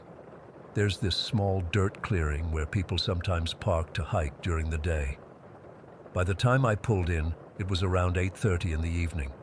The sun had set hours ago, and the moon was partially hidden behind clouds. The moment I stepped out of my car, I felt it. This heaviness in the air, like the woods were breathing. I remember hesitating, my hand on the car door. I could have turned back right then. Should have. But instead, I switched on my flashlight and headed toward the trail marker. The entrance to Hollow Creek Woods isn't marked by anything special, just a worn dirt path between two massive oak trees. But walking between them felt like crossing a threshold. The temperature seemed to drop instantly, and the sounds of the nearby road completely disappeared. It was like stepping into another world. The first 20 minutes or so were actually kind of disappointing. Just trees and more trees. The path was clearer than I expected, winding through the forest. My flashlight beam bounced off tree trunks, creating weird shadows that kept making me jump. But nothing supernatural, nothing to justify the town's fear of this place. I remember thinking, this is stupid. I'm freezing my ass off for nothing. I was about to turn back when I spotted something off the path. a clearing I couldn't quite make out through the trees. Curiosity got the better of me, and I left the path to investigate. As I got closer, I realized what I was seeing. An old stone well sitting in a small clearing. It looked ancient, the stones covered in moss, a wooden roof rotting above it. I'd never heard anyone mention a well in the Hollow Creek stories. I approached it slowly, my flashlight beam dancing across the weathered stones. It was maybe 4 feet tall, wide enough that I couldn't have wrapped my arms around it. The wooden roof was half collapsed, leaving the well partially open.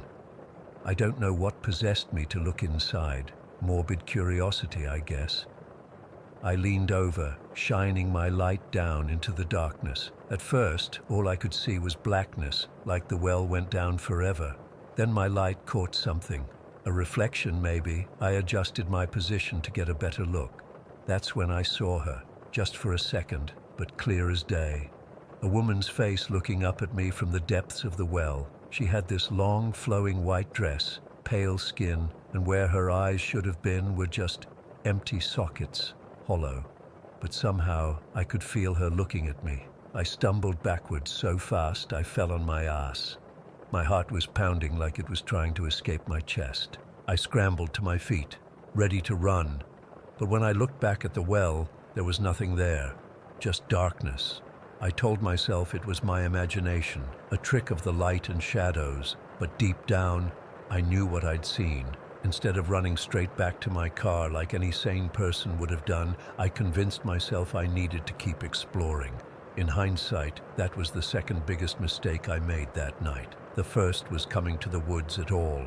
I continued deeper into the woods, but I was on edge now. Every snapping twig made me flinch. The wind, picking up through the trees, sounded almost like whispers. I kept thinking I saw movement in my peripheral vision, but whenever I'd turn, nothing would be there.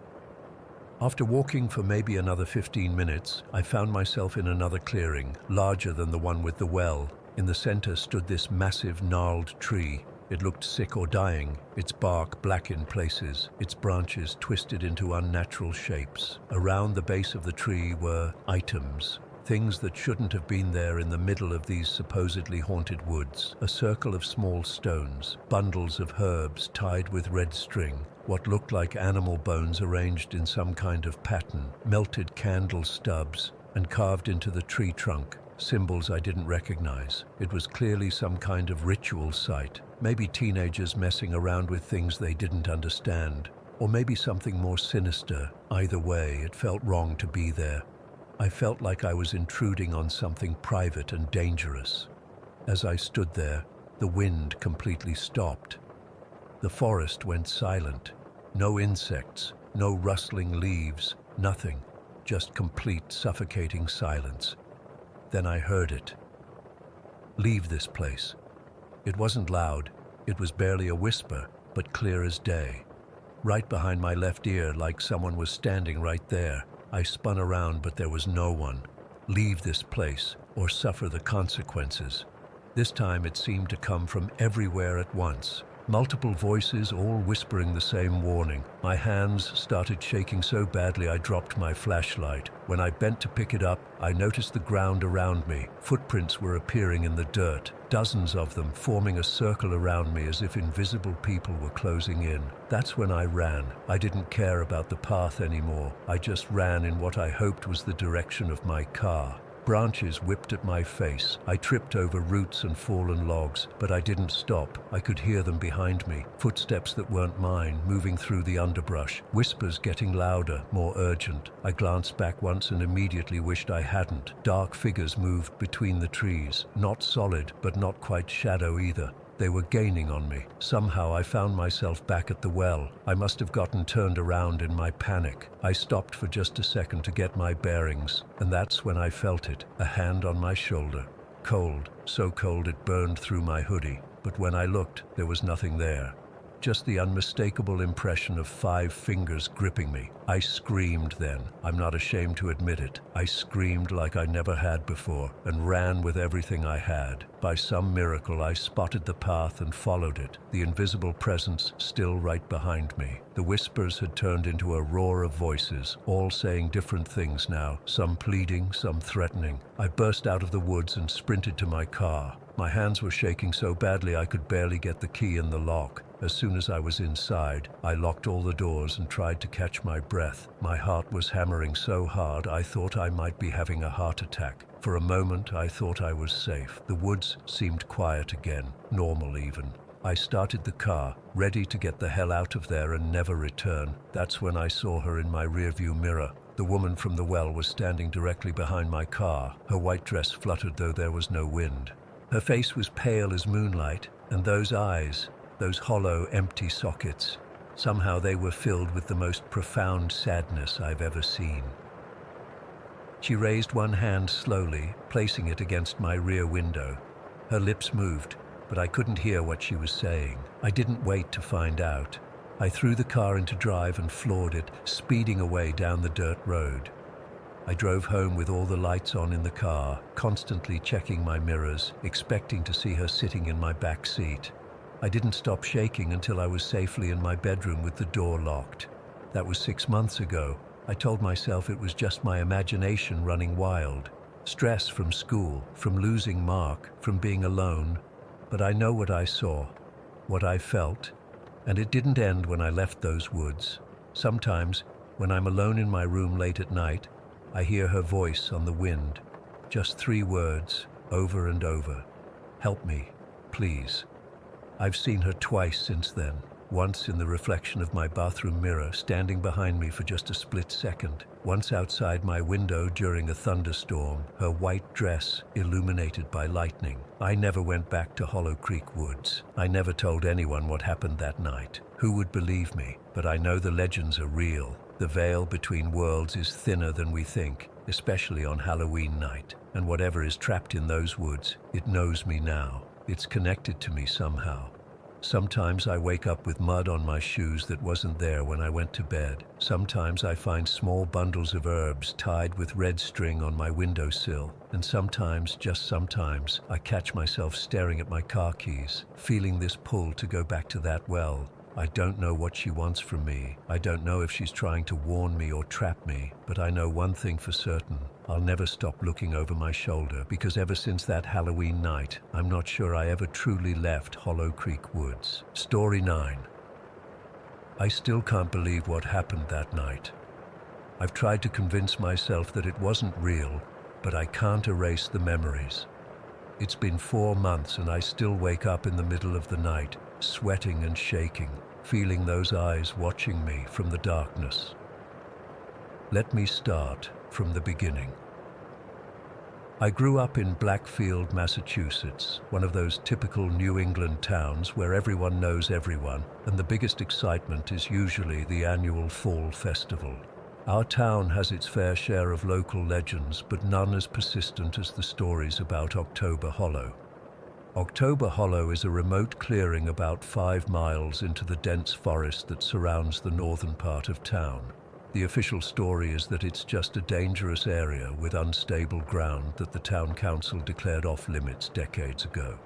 But we all grew up hearing the whispered tales that the Hollow was where the original settlers of our town performed rituals to ensure good harvests, that people who went there on Halloween night never came back the same, if they came back at all.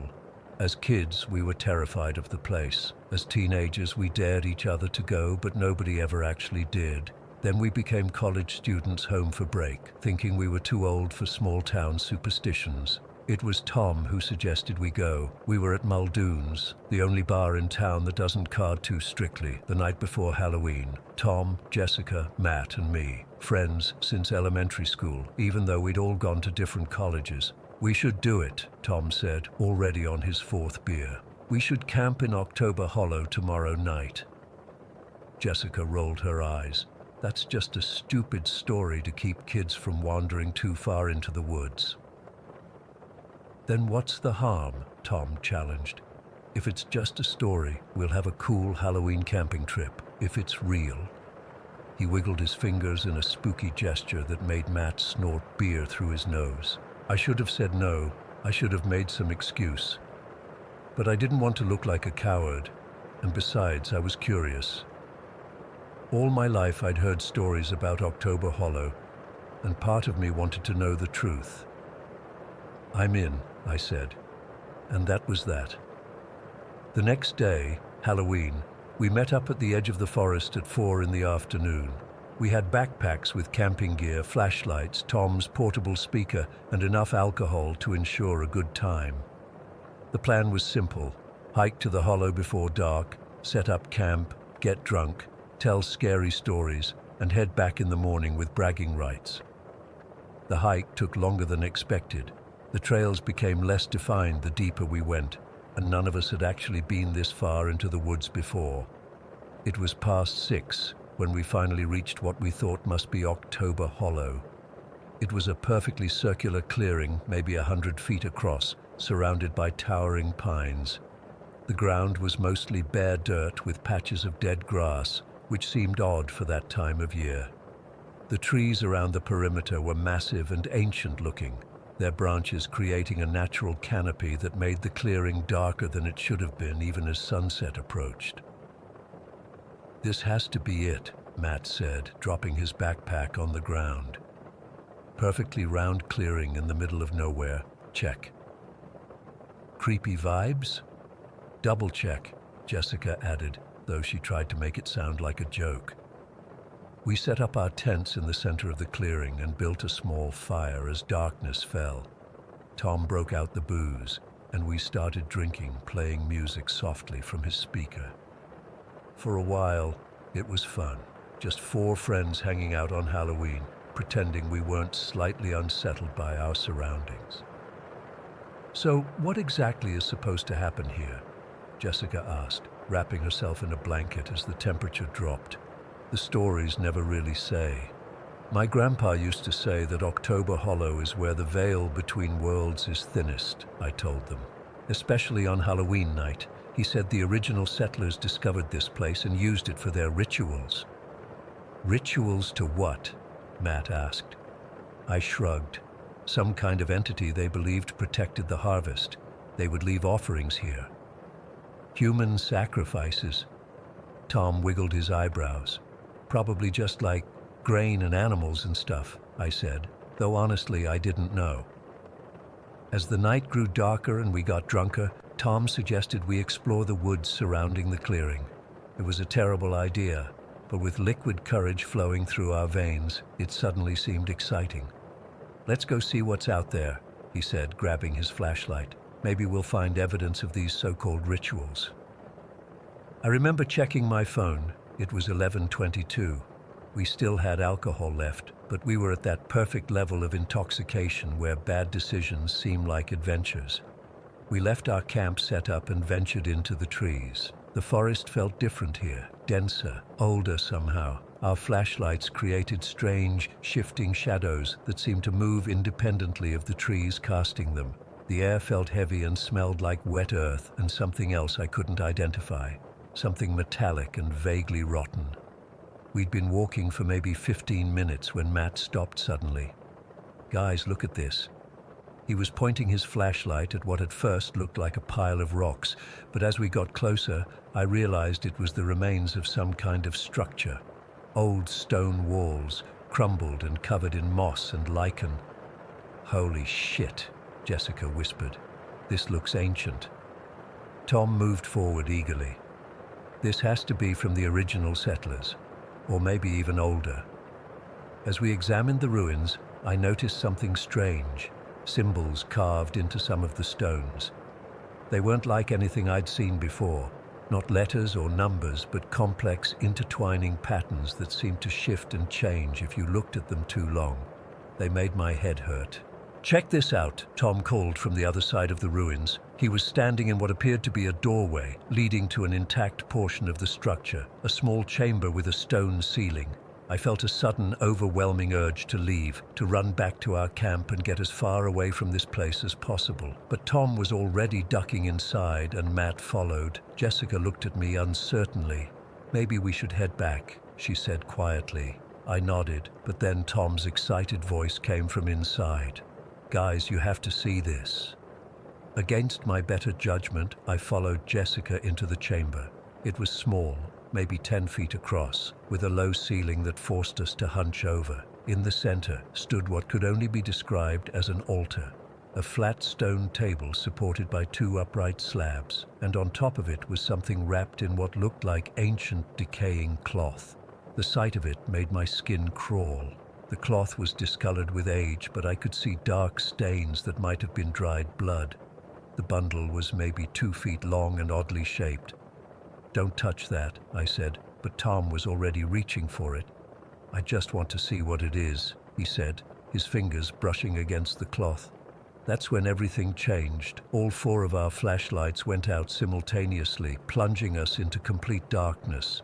The temperature dropped so suddenly I could see my breath when Tom's flashlight flickered briefly back to life before going out again. "What the fuck?" Matt's voice was high with panic.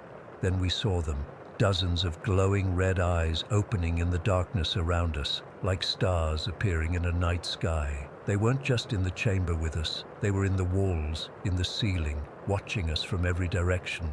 Jessica screamed. I grabbed for her hand in the darkness and caught it. "Run!" I shouted, pulling her toward where I thought the entrance was. Behind us, Tom yelled, not a shout of fear, but a scream of pain that cut off abruptly. Something moved in the darkness. Something large that made a wet, slithering sound as it moved. We stumbled out of the chamber, tripping over stones and roots in the pitch blackness. My flashlight suddenly came back on, revealing Jessica's terrified face beside me. "Tom! Matt!" she called out. There was no answer from the chamber, just that same slithering sound growing louder, and then a low, vibrating hum that seemed to come from inside my own head. "We have to go," I said, pulling Jessica away. "Now." "But Tom and Matt, we'll get help." We ran, crashing through the underbrush, branches whipping at our faces. I kept expecting to see the clearing, our tents, the safety of our campfire, but the forest seemed endless. Jessica was sobbing as she ran beside me, her hand clutching mine so tightly it hurt. Behind us, something was moving through the trees, not making any sound, but I could feel it following. The eyes were there too, appearing between tree trunks, watching our desperate flight with cold curiosity. I don't know how long we ran. Time seemed to stretch and distort. My lungs burned and my legs ached, but terror kept me moving. At some point, Jessica's hand was torn from mine as she stumbled, and when I turned back, she was gone. "Jessica!" I screamed, spinning around wildly, my flashlight beam cutting through the darkness. There was no answer. Then, from somewhere to my left, I heard her scream, a sound of pure terror that ended in a horrible, wet gurgle. I ran again, blind with panic, no longer thinking about anything except escape. Eventually, somehow, I found myself on a trail I recognized, and then another, and finally stumbled out of the forest as dawn was breaking. I went straight to the police.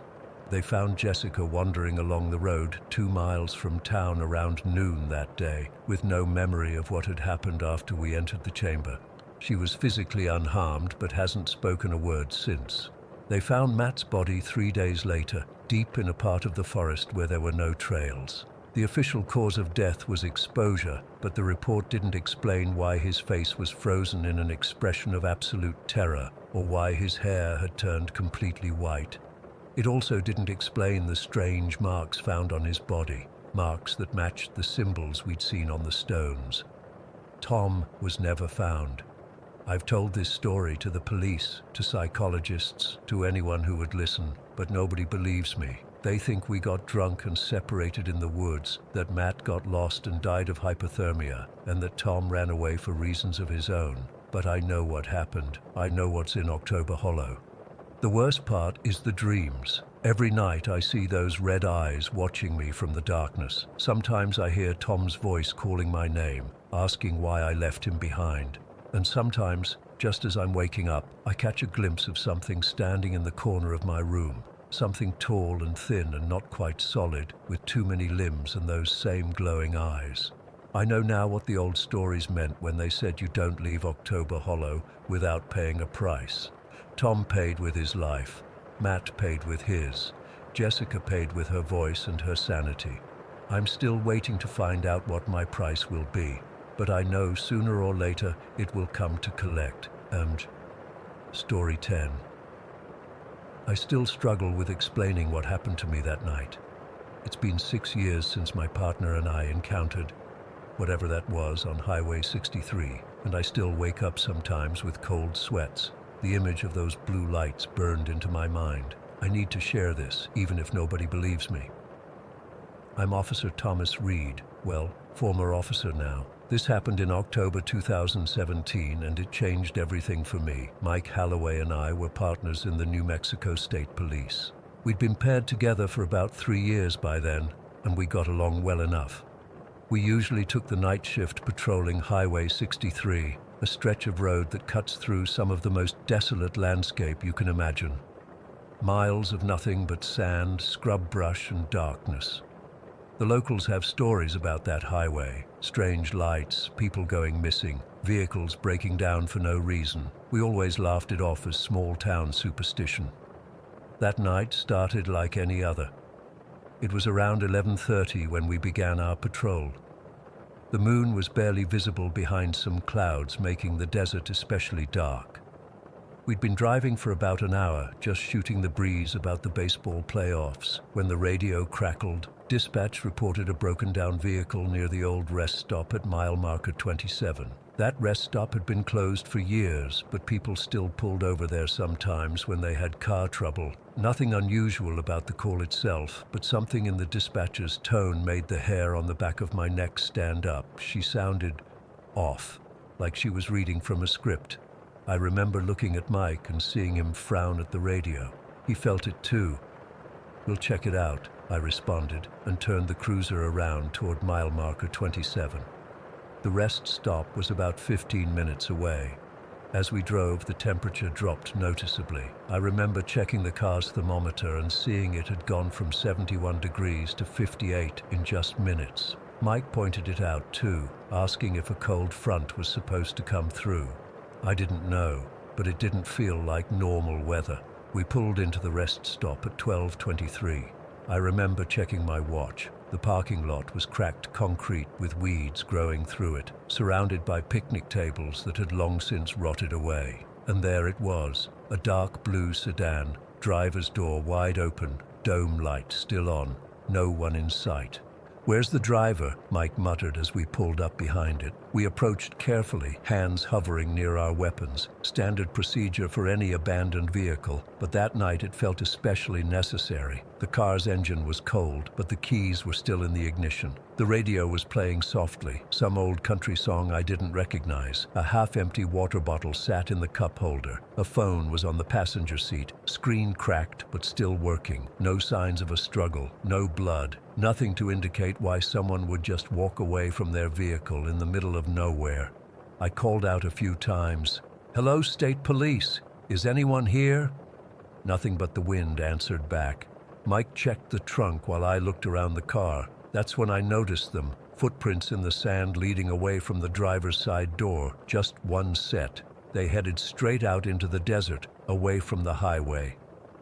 "Mike," I called, pointing at the tracks. "Look at this." We both stared at those footprints for a long moment. They were clear and deliberate, not the stumbling pattern of someone injured or drunk, just calm, measured steps heading into a whole lot of nothing. "Should we follow them?" Mike asked. I nodded, though everything in me was screaming not to. We radioed our position to dispatch, but got only static in response. Cell service was always spotty out there, so we weren't surprised when our phone showed no signal either. We followed the footprints with our flashlights, cutting through the darkness. The desert was unnaturally quiet. No insects, no wind, nothing. Just the sound of our boots on the sand and our increasingly heavy breathing. The tracks continued for about 50 yards, then they just stopped. Not like the person had turned around or jumped, They just ended in perfectly smooth, undisturbed sand. It was as if whoever made those footprints had simply vanished mid-step. "What the hell?" Mike whispered, shining his light in circles around the end of the tracks. That's when we felt it, a vibration under our feet. At first, it was barely noticeable, like a distant truck on the highway, but it grew stronger, becoming a rhythmic pulse that I could feel in my chest. Thump, thump, thump, like a massive heartbeat beneath the earth. "Do you feel that?" I asked, my voice sounding strange even to my own ears. Mike nodded, his face pale in the flashlight beam. "Earthquake?"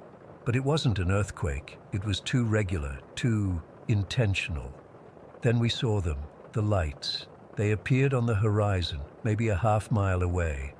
Blue lights, hovering about 10 feet off the ground. Not the white or yellow of headlights or building lights. These were a deep, electric blue that seemed to cut through the darkness in a way that felt wrong, and they were pulsing in perfect synchronization with the vibrations under our feet. Thump, brighten. Thump, brighten. "Tom," Mike's voice cracked. "What are those?" I couldn't answer. My mouth had gone completely dry. We both stood there, frozen, watching as the lights began to move. Not toward us, thank God, but in a circular pattern, like they were dancing, searching. I don't know, but something about their movement felt intelligent, deliberate. The vibrations grew stronger until I could barely keep my balance. The lights began to pulse faster and faster, and then they vanished. All at once. The vibration stopped too, leaving us in sudden, disorienting silence. We stood there for what felt like eternity, our flashlights still pointed at where the lights had been. Finally, Mike spoke. "We need to get back to the car. Now." We turned and half walked, half ran back toward the rest stop, following our own footprints. Neither of us spoke. What was there to say? Nothing in our training had prepared us for whatever this was. When we crested the small rise that led back to the parking lot, we both stopped dead in our tracks. The sedan was gone.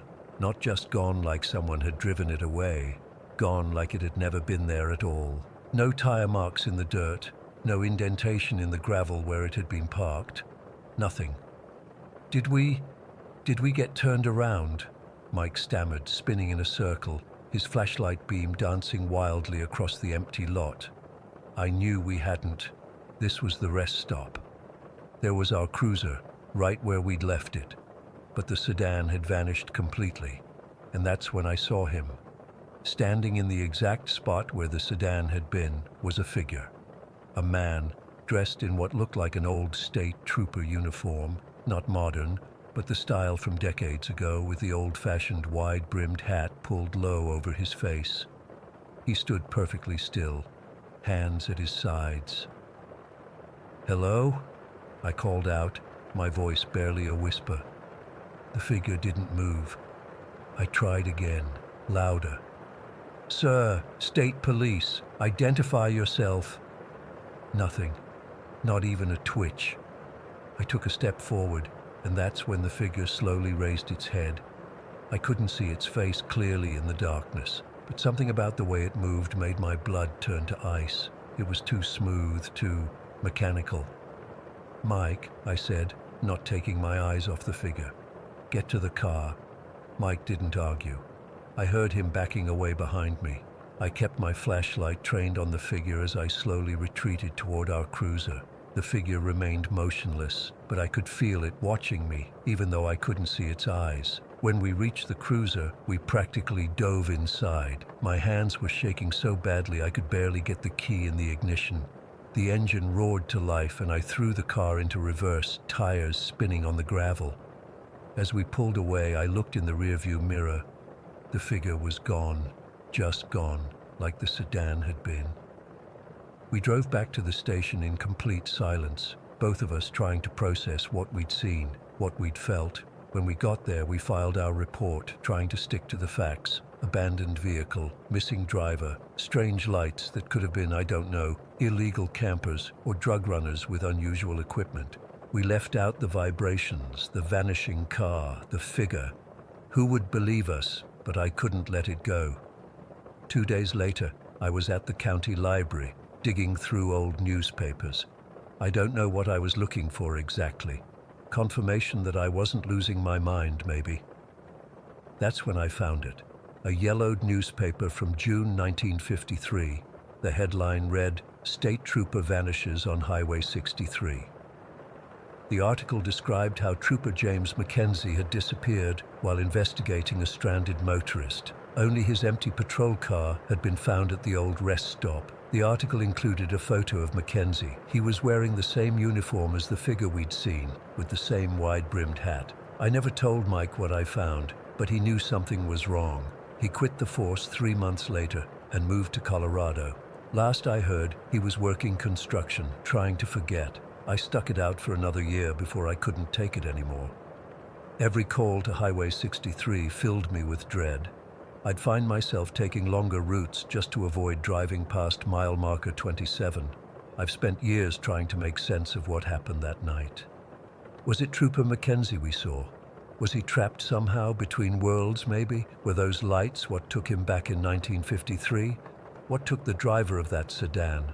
And the question that keeps me up most nights, why didn't it take us to? I've never gone back to Highway 63, never will. But sometimes when I'm half asleep, I feel that vibration again, that rhythmic thumping. And when I look out my bedroom window, I swear I can see a faint blue light pulsing in the distance.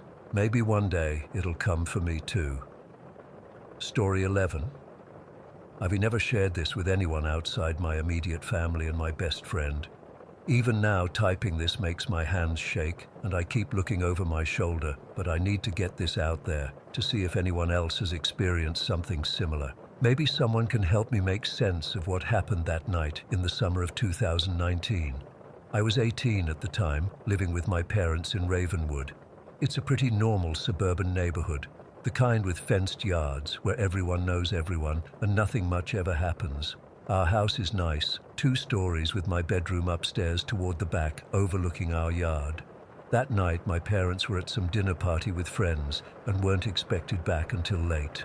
I was enjoying the alone time, sprawled across my bed with snacks, binge-watching horror movies, which is ironic considering what happened later. I love horror films, always have. I never thought I'd end up living in one. It was around 10 at night, and I was deep into my 3rd movie. I had all the lights off except for my small bedside lamp, which cast this soft glow around my room. My curtains were partially open because I liked looking at the night sky, and my window was cracked a bit to let in the summer breeze. I was so absorbed in the movie that at first, I almost missed it. You know that feeling when something catches your attention from the corner of your eye? It was like that, a movement outside my window. When I realized what I was seeing, my blood turned to ice. There was someone or something staring at me through the glass. The figure was just a dark silhouette, but I could feel its gaze on me. It wasn't moving, just watching. I froze, remote in hand, unable to do anything but stare back. Then I blinked, and it was gone, just vanished. I jumped up and rushed to the window, heart pounding, but there was nothing there. Our backyard was empty and still. The motion sensor lights hadn't even turned on, which made no sense because they trigger if even a raccoon walks by. I tried to rationalize it. Maybe it was a reflection from the TV screen, a shadow from a tree branch, but deep down, I knew what I saw was real. Someone, or something, had been watching me. I closed my curtains completely, double-checked that my window was locked. It was, and tried to calm myself down. We live in a gated community. The yard is fenced in. There's no way someone could be back there without climbing over, and why would they? I texted my mom asking when they'd be home, trying to sound casual. She said they'd be another couple hours at least. Great. I called my best friend Dante to distract myself. He's always been my go-to person when I'm freaked out, and he's good at making me laugh and feel normal again. We talked about random stuff, school, gossip, the latest movies, and I started to relax a little. I didn't mention what I'd seen at the window. I didn't want him to think I was being dramatic. We'd been on the phone for maybe 20 minutes when it happened. I was sitting on my bed, back against the headboard, when I heard it. A whisper right next to my ear, like someone was sitting beside me. Go to bed. I froze mid-sentence. The voice was soft but clear, like a woman whispering directly into my ear. It wasn't coming through the phone. It was in my room. Nat, you there? Dante's voice sounded tiny from the phone I'd lowered to my lap. I couldn't speak. I was straining to hear if the voice would come again, scanning my room with my eyes while barely daring to move my head. Go to bed. There it was again, faint but distinct. Right beside me. I have to go, I managed to tell Dante. I'll call you tomorrow. I hung up before he could argue. I know this sounds crazy, but something in me felt compelled to obey that voice. Not because I wanted to, but because I felt like I had no choice, like my own will was being overridden by something else. I turned off my TV and lamp, lay down under my covers and stared up at the ceiling. That's when the dread set in, a heavy, suffocating fear that pressed down on me like a physical weight. My room felt different suddenly, colder and somehow bigger, like the walls had expanded to make space for something else. I couldn't move, not because anything was holding me down, but because I was absolutely terrified. My entire body felt heavy and sluggish, like in those nightmares where you try to run but can't. Through the corner of my eye, I noticed something near my door, a sort of dark mist hovering there, not quite solid, but definitely not just a shadow. It seemed to pulse slightly, like it was breathing. My bedside lamp was off, but its base was reflective chrome, and in that reflection I could see my entire room from a different angle. That's when I saw her. A woman was standing beside my bed. She had long, straight black hair that hung past her waist. Her skin was unnaturally pale, almost translucent in the darkness. She wore a simple beige dress that hung loosely on her thin frame. But what struck me most were her hands. They ended in long, twisted nails that curled like talons, and she was watching me. Not moving, not making a sound, just staring down with an intensity that made me want to scream. But I couldn't. My voice was trapped in my throat. In the lamp's reflection, I watched as she slowly, deliberately glided around to the other side of my bed. Her feet didn't seem to touch the ground. Her eyes never left mine in the reflection, like she knew I was watching her there. My bed creaked loudly, the sound deafening in the silence of my room. In the reflection, I could see her now sitting on the edge of my bed, inches away from me. Her face was so close I could have counted her eyelashes if I wasn't paralyzed with fear. Then I felt it, cold fingertips on my arm, exposed where it lay on top of my comforter. Those razor-sharp nails dragging across my skin with agonizing slowness. Wherever they touched, my skin burned like acid. I don't know how long this went on. It could have been minutes or hours. Time seemed to lose all meaning. I couldn't move, couldn't scream, couldn't even close my eyes. All I could do was lie there and feel those nails tracing patterns on my skin. What's most terrifying is that she never made a sound, not a single word, just those ice-cold fingers and burning nails, moving from my arm to my shoulder, then toward my neck. I was certain I was going to die. In that moment, I absolutely knew that whatever this woman, this thing, wanted, it wasn't just to scare me. There was malice in those eyes, a hunger that I can't explain. Then salvation came from the most unexpected source. My bedroom door swung open, light from the hallway flooding in. My mom's voice called out, "Natalie, are you asleep already?" In an instant, the woman was gone. The pressure lifted from my body. The burning sensation stopped, and I could move again. I sat bolt upright, gasping for air like I'd been underwater. My mom stood in the doorway, looking concerned. "Honey, are you okay? You look like you've seen a ghost." I broke down then, sobbing uncontrollably. Through my tears, I told her everything. To her credit, she didn't dismiss me or tell me it was just a nightmare. She sat with me, held me while I cried, and then helped me check every corner of the house. We found nothing. No open windows, no signs of intrusion, nothing out of place. We slept with the lights on that night, my mom staying in my room with me.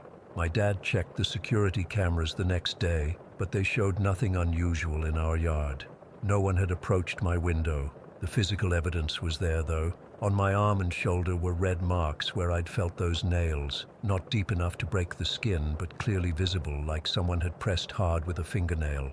That was 4 years ago. The woman in the beige dress never returned, at least not that I've seen. I moved into an apartment with roommates for college and made sure to never be alone at night.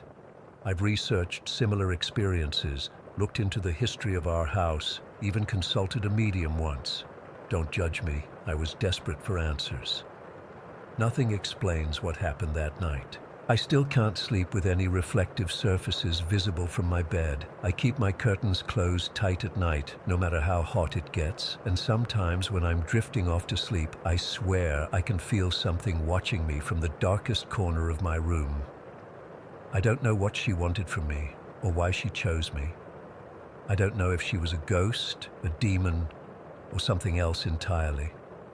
All I know is that something supernatural entered my room that night with the specific intention of making its presence known to me.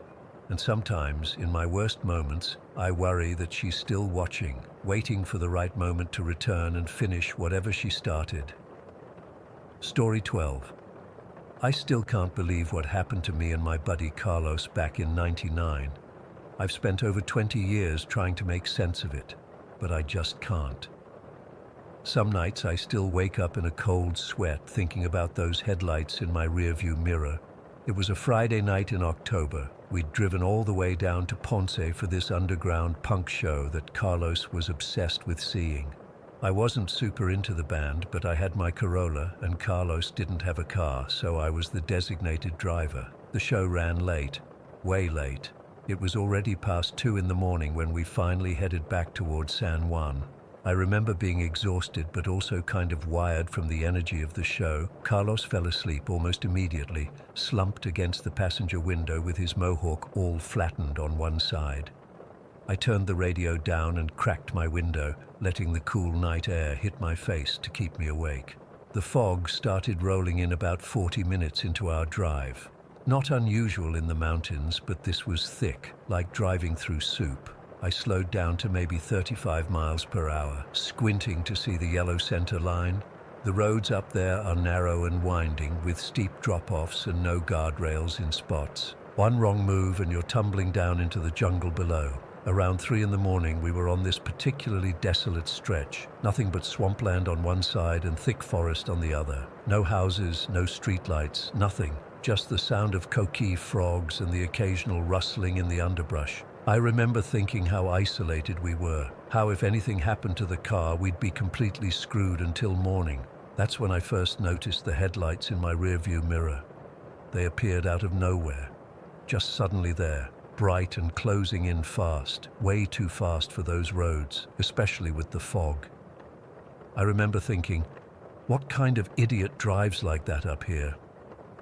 I moved over as far right as I could, which wasn't much on that narrow road, and slowed down even more to let them pass. But instead of passing, the car got right up on my bumper, like dangerously close.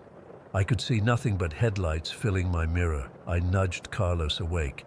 "Dude, check this out." He rubbed his eyes and twisted around to look. "What the hell? Is he drunk or something?" I accelerated a bit, hoping they'd back off. They didn't. Instead, they matched my speed perfectly, staying right on my tail. Then the high beams started flashing, on, off, like they were signaling us. "Should we pull over?" Carlos asked, his voice tense.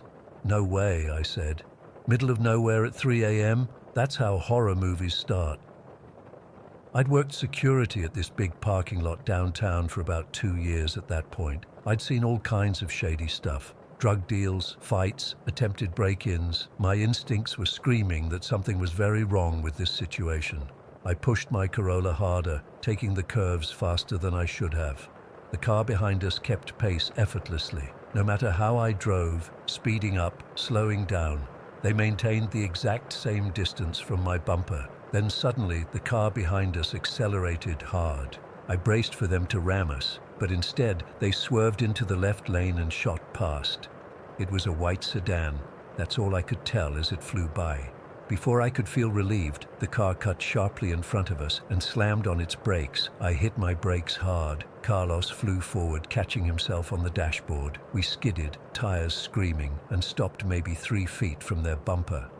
"What the fuck?" Carlos shouted. I was breathing hard, hands gripping the wheel so tight my knuckles were white. There we sat, our headlights illuminating their car, their taillights glowing red in the fog. Nobody moved, no doors opened. "I think we need to back up and get the hell out of here," Carlos whispered. But before I could shift into reverse, I noticed something about the car in front of us, something wrong. I'd always been a car guy, could identify make, model, and year of almost anything on the road, but this car, I couldn't place it. It was like someone had drawn the most generic sedan possible. No distinguishing features, no manufacturer badges I could see, no license plate. "What kind of car is that?" I asked Carlos. He stared for a moment. "I don't know. Toyota, Honda maybe." But it wasn't. It wasn't anything, just a car. Like the idea of a car rather than an actual specific vehicle. The windows were tinted dark, illegal dark, but I could just make out a silhouette in the driver's seat, a head and shoulders, but no distinct features. No face I could see, just a dark shape. "I think we should run," Carlos said quietly. "Leave the car and run into the trees." I considered it. The swamp was to our right, dark, wet, and probably full of snakes. The forest was to our left, dense and impenetrable in the darkness. Neither option seemed great, but staying put felt worse. I reached down to unbuckle my seatbelt, never taking my eyes off the car ahead. That's when it moved. The white sedan straightened itself on the road, aligning perfectly in the center of the lane. It just sat there for what felt like forever, but was probably only 10 or 15 seconds. Then, without warning, without even the red glow of brake lights turning off, it drove away. Not quickly, not with tires squealing, just a smooth, steady acceleration. Here's the part I still can't explain, the part that makes me question my sanity. As the car moved away from us, it began to fade, like someone was turning down the opacity slider in Photoshop. The further it got, the more transparent it became, until it literally disappeared into nothingness about 50 yards ahead of us. Not hidden by fog or going around a bend, just gone. Vanished. Carlos and I sat in stunned silence. I couldn't move. My hands were frozen to the steering wheel. "Did you?" Carlos started. "Yeah," I said. "I saw it." "That didn't happen," he said, his voice shaking. "That's not possible." But we both knew what we'd seen. We sat there for, I don't know how long, maybe 5 minutes, maybe 20. Neither of us wanted to drive forward past the spot where the car had disappeared. Finally, we saw headlights approaching from behind us again. My heart nearly stopped until I realized these lights were different, normal height, normal brightness. A red pickup truck slowed as it approached, the driver giving us a curious look as he carefully maneuvered around us, an older man with a white mustache. Normal. Real. He honked once as he passed, probably thinking we were drunk. Kids stopped in the middle of the road, seeing another person, a clearly human person in an identifiable vehicle, broke the spell of terror that had frozen us.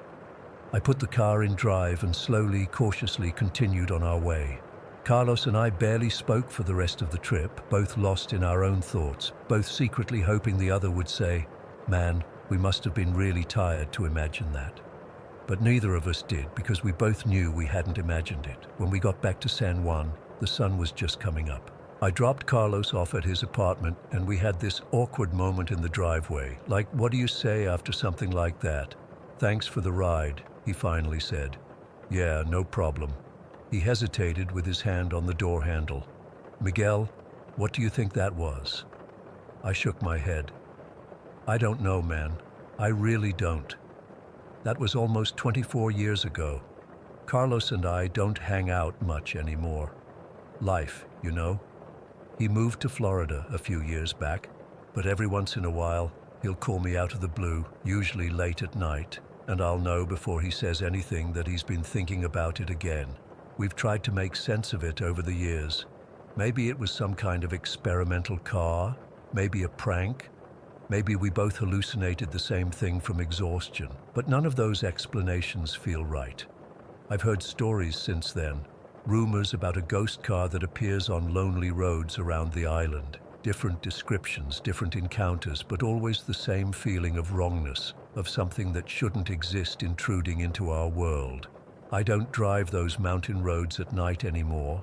I don't drive much at night at all if I can help it, and I never ever look too long at headlights in my rearview mirror. Sometimes I try to convince myself it was just a strange experience I misremembered over time. But then I'll be washing my car or changing the oil, and I'll suddenly remember the absolute certainty I felt that night. The bone-deep knowledge that whatever was driving that car wasn't human. It wasn't even something that belonged in our world. And I'll wonder if it's still out there, materializing out of the fog behind unsuspecting drivers, playing its terrifying game on dark, lonely roads, appearing, pursuing, vanishing, over and over again. I just hope whoever encounters it next is as lucky as we were to drive away. Story 13. I never believed in ghosts, demons, or the supernatural. I was the type to watch horror movies alone at night without flinching. That changed last summer when my mom and I took a short trip to Seattle. It's been 6 months, and I still get cold sweats thinking about what happened in that hotel room. Mom and I planned this mother-daughter weekend as a chance to bond before my senior year. We'd been growing apart, both busy with our own lives, me with school and friends, her with work. The first day went perfectly. We visited Pike Place Market, ate amazing seafood, and took silly tourist photos at the Space Needle. That afternoon, we decided to check out Discovery Park and West Point Lighthouse. The lighthouse was beautiful, especially as the sun started setting. The orange glow reflecting off the water created this peaceful atmosphere. We walked along the beach, and I collected a few shells and small rocks.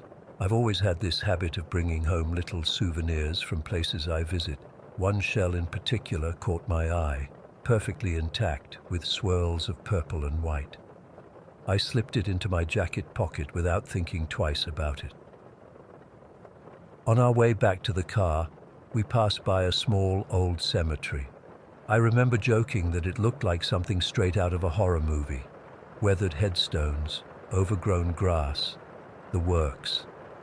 Mom didn't find it funny and hurried us past. Looking back, I wish I'd paid more attention to her instinct. We got back to our hotel downtown around 8:30 that evening. It was one of those historic buildings converted into a boutique hotel. All brick walls, high ceilings, and character. Our room was on the 4th floor with a view of the street below. After watching some TV and planning our activities for the next day, we turned in around 11. I fell asleep almost immediately, but then the dreams started. Not just regular dreams, these were hyper-realistic. I was standing in our hotel room, but it was different somehow. The walls seemed to pulse like they were breathing. I tried to wake my mom, but when I touched her shoulder, she turned around and her face was distorted, eyes completely black. I tried to scream, but couldn't make any sound. The dream shifted, and I was running down the hotel corridor, but it stretched endlessly. Something was chasing me. I couldn't see it, but I could feel its presence getting closer. The air around me felt thick, like trying to move through molasses. The overwhelming sense of dread was suffocating. Suddenly, I was jerked awake by my mom shaking me. Her face was pale, eyes wide with concern. "Honey, are you okay? You've been sitting up in bed for the past 10 minutes, mumbling something I couldn't understand." I was confused. "What? No, I was asleep. I was having this nightmare. You were sitting straight up, eyes open, talking to someone who wasn't there," she insisted. "When I touched your shoulder, you screamed at me to stop." I had no memory of this. The digital clock on the nightstand showed 1:15 in the morning.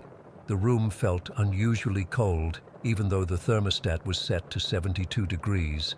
I pulled the blankets tighter around me, trying to shake off the lingering unease from my dream. "I'm fine," I told her, "just a bad dream." But I wasn't fine. Something felt off about the room. It was like being watched by something hiding in plain sight. Mom didn't look convinced, but nodded. "I'll get you some water." She got up and headed toward the bathroom. That's when things got worse. As she reached the hallway between the bedroom and bathroom, she suddenly collapsed. Not like fainting, more like her legs were pulled out from under her. I jumped out of bed and rushed to her side. "Mom, what happened? Are you okay?" She looked up at me, face drained of color. "I don't know." It felt like something pushed me down. Her voice shook as she spoke. I helped her up, and we both stood there in the narrow hallway, hearts racing. That's when I felt it. An intense pressure in my chest, like someone was sitting on me. The air in the room seemed to thicken, making it difficult to breathe. The temperature dropped even further, and I could see our breath fogging in front of us. "Something's wrong," I whispered, afraid that speaking too loudly would draw attention to us from whatever was causing this. "Something's in here with us." My mom nodded, her eyes darting around the room. "I feel it too, like we're not alone." I've experienced sleep paralysis before, that terrifying sensation of being awake but unable to move, often accompanied by hallucinations. But this was different. Both of us were feeling it, and we were fully mobile. The malevolence in that room was palpable, like pure hatred directed at us. The lights began to flicker, subtle at first, then more pronounced. The TV turned on by itself, nothing but static. I grabbed my mom's arm, my nails digging into her skin. "We need to leave," I said, my voice barely audible. "Now." We didn't bother packing our things. We grabbed our phones, wallets, and the car keys, then practically ran out of the room. The hallway outside seemed normal, brightly lit with no sign of anything unusual. But as we waited for the elevator, I couldn't shake the feeling that whatever was in our room was still watching us. The elevator seemed to take forever. When it finally arrived, we rushed inside and repeatedly hit the lobby button. As the doors were closing, I swear I saw a dark shadow move in the hallway toward our room.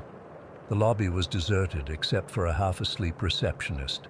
We hurried past him to the parking garage. Once in the car, Mom started the engine with shaking hands. It was 2 a.m, and we had nowhere to go. "What just happened?" she asked, gripping the steering wheel so tightly her knuckles turned white.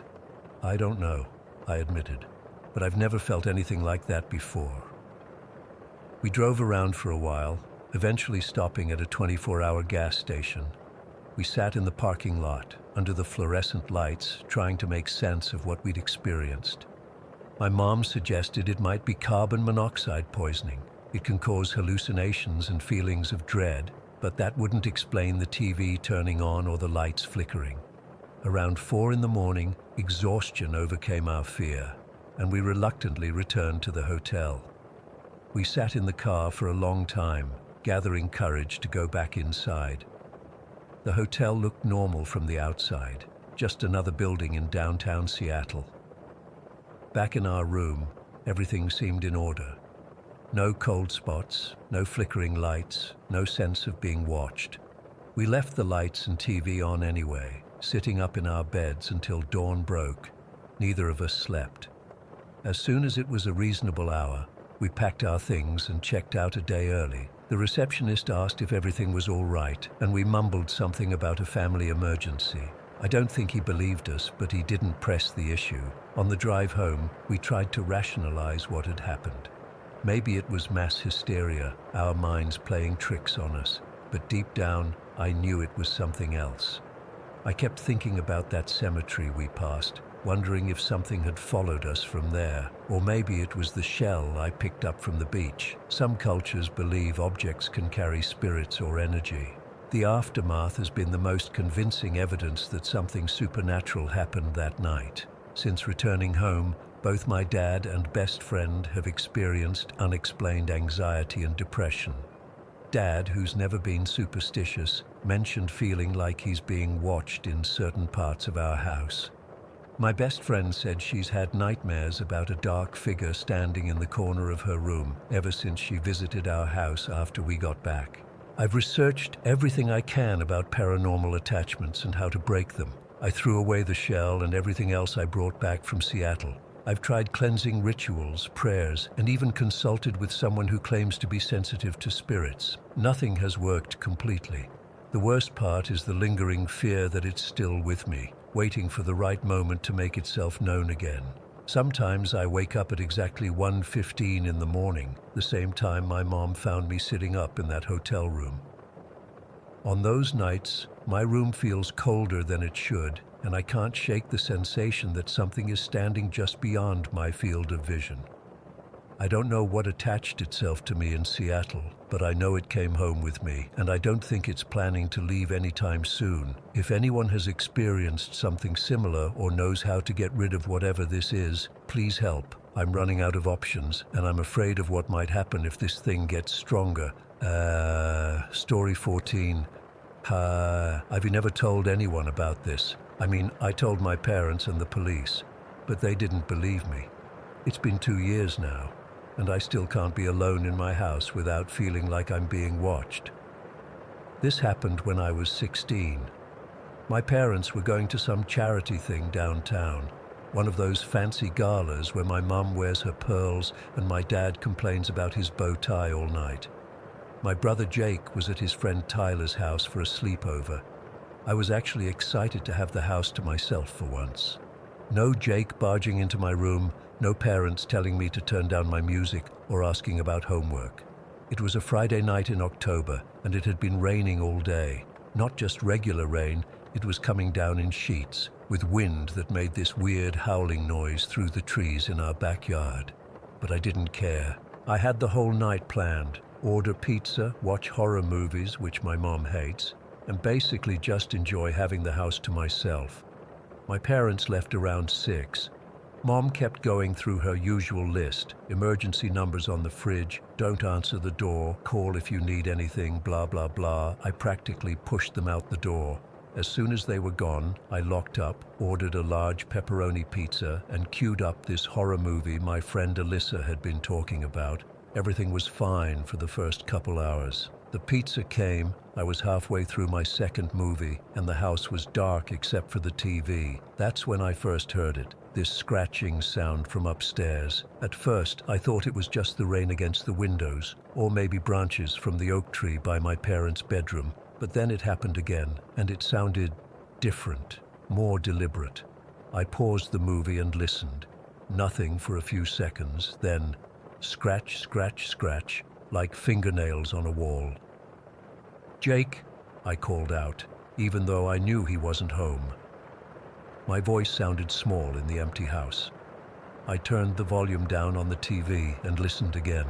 The scratching had stopped, but now there was a soft thudding sound, like footsteps on the carpet upstairs. My heart started beating faster. We have an alarm system, but it was only set to go off if a door or window opened. If someone was already inside... No, I told myself. I was just freaking myself out because of the movies. The house was making normal house sounds. Old houses creak and groan, especially during storms. I tried to go back to my movie, but I couldn't focus. The scratching started again, this time from a different part of the house, like it had moved from my parents' room to the hallway. I muted the TV completely and just sat there in the dark, listening. Scratch, scratch, scratch, then silence. Thud, thud, then silence. I grabbed my phone, thinking I should call someone, but who? My parents would just think I was being dramatic. The police would laugh at me for calling about some weird noises. I didn't want to be that stupid teenage girl who couldn't handle being home alone for one night, so I decided to check it out myself. I know, classic horror movie mistake. But in real life, you don't actually think something terrible is happening. You think there's a rational explanation, and you just need to find it. I turned on every light as I went through the house. The living room, the kitchen, the hallway, all bright and normal looking. When I got to the stairs, I hesitated. The scratching had definitely come from upstairs, but now everything was quiet, too quiet. "Hello?" I called up the stairs. "Is anyone there?" Nothing. I took a deep breath and started climbing the stairs, one at a time. Each step seemed to creak louder than normal. When I reached the top, I stood in the hallway, listening. All the bedroom doors were closed. Mine, Jake's, my parents', and the guest room. I didn't remember closing them all before I went downstairs. I checked Jake's room first. Empty, just his usual mess. The guest room was perfectly neat, untouched. My room looked exactly as I'd left it. But when I got to my parents' room, I froze. Their window was open about an inch, and rainwater had soaked into the carpet beneath it. I knew that window had been closed. My dad is obsessive about checking all the windows and doors before they go out. I quickly shut it and locked it, my hands shaking. Maybe the wind had pushed it open somehow. Just as I was about to leave the room, the scratching started again. But this time, it was coming from downstairs. I felt my stomach drop. Whatever was making that noise was now between me and the front door. I grabbed the baseball bat from Jake's room and slowly went back downstairs, clutching my phone in my other hand. When I reached the bottom step, the scratching stopped. I stood completely still, trying to figure out where it had been coming from. That's when I heard it, a soft tapping on the living room window. Tap, tap, tap. Then more scratching, like someone dragging their nails across the glass. I crept toward the window, bat raised. The curtains were drawn, but there was a small gap where they didn't quite meet. I approached slowly and peeked through. Through the rain and darkness, I saw a figure standing in our yard, facing the house. Just a shadow, really. I couldn't make out any features. But it was definitely person-shaped and definitely watching the house. Watching me. I jumped back from the window, my heart pounding so hard I could hear it in my ears. Then the tapping started again, but at a different window, the kitchen this time. Whoever it was, they were moving around the house. I ran to check that all the doors were locked. Front door, locked. Side door, locked. Back door. I froze. The handle was jiggling, like someone was trying to turn it from the outside. I backed away slowly, afraid to make a sound. The jiggling stopped, but then I heard footsteps on the back porch, moving around to the side of the house. They were circling the house, checking every entrance. I ran back to the living room, trying to think. I grabbed my phone and dialed 911 with shaking fingers. 911. What's your emergency? The operator sounded so calm, it made me feel even more panicked. There's someone outside my house, I whispered, afraid whoever it was might hear me. They're trying to get in. I'm alone. What's your address? She asked, and I told her. Are all your doors and windows locked? Yes, but they're walking around the house, trying to get in. I can hear them. As I said it, the scratching started again at another window. I'm sending officers to your location, she said. They should be there in about 10 minutes. Can you find a secure place to hide until they arrive? I think so. My voice was shaking. Stay on the line with me, okay? What's your name? Maya. Okay, Maya. I want you to find somewhere safe to hide, somewhere not obvious. I looked around frantically. Under the bed, in a closet. Both seemed too obvious. The attic, I said suddenly. We had a pull-down attic ladder in the hallway ceiling. No one would think to look there. That sounds good, the operator said. Can you get there without being seen from outside? I realized I'd have to cross in front of the living room windows to reach the hallway. I think so, if I stay low. I dropped to my hands and knees and crawled across the living room floor, still clutching the phone and the bat. When I reached the hallway, I stood up and pulled down the attic ladder as quietly as I could. That's when all the scratching and tapping stopped at once. The sudden silence was somehow worse than the noises had been.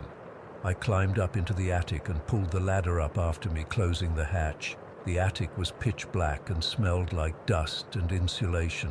I crawled between boxes until I found a spot where I could sit with my back against the wall, the bat across my knees. I'm in the attic, I whispered to the 911 operator. Good, the police are on their way. Just stay quiet and stay where you are. I sat there in the dark, listening. For a while there was nothing. Then I heard it, the sound of glass breaking. It came from downstairs, maybe from the kitchen. They were inside the house. I covered my mouth to stop myself from making any noise. Tears were running down my face, but I didn't dare wipe them away for fear of making a sound. The operator was saying something, but I had the phone pressed so tightly against my ear that I couldn't hear her. I loosened my grip slightly. "Still there? Maya, are you still there?" "Yes," I breathed, barely audible. "They're inside." I heard glass break. "The police are almost there," she assured me. "Just a few more minutes. Stay hidden. Stay quiet." I heard creaking downstairs, footsteps moving through the house, then the sound of doors opening and closing. They were searching the rooms. The footsteps moved to the stairs, and I heard the slow creak as they came up, one step at a time. I was shaking so badly I was afraid I might drop the phone. They were in the upstairs hallway now. I could hear doors opening again, checking the bedrooms. They were methodical, thorough, looking for me, then silence. Had they left? Were they standing right below the attic hatch, guessing where I was hiding? Suddenly I heard sirens in the distance, getting closer. "The police!" Relief flooded through me until I heard running footsteps downstairs, heading toward the back of the house. The sirens got louder, then stopped abruptly. Car doors slammed outside. Flashlight beams swept across the windows. I heard voices calling out, "Police! Is anyone inside?" "The police are here," I whispered into the phone. "Stay where you are until they find you," the operator instructed.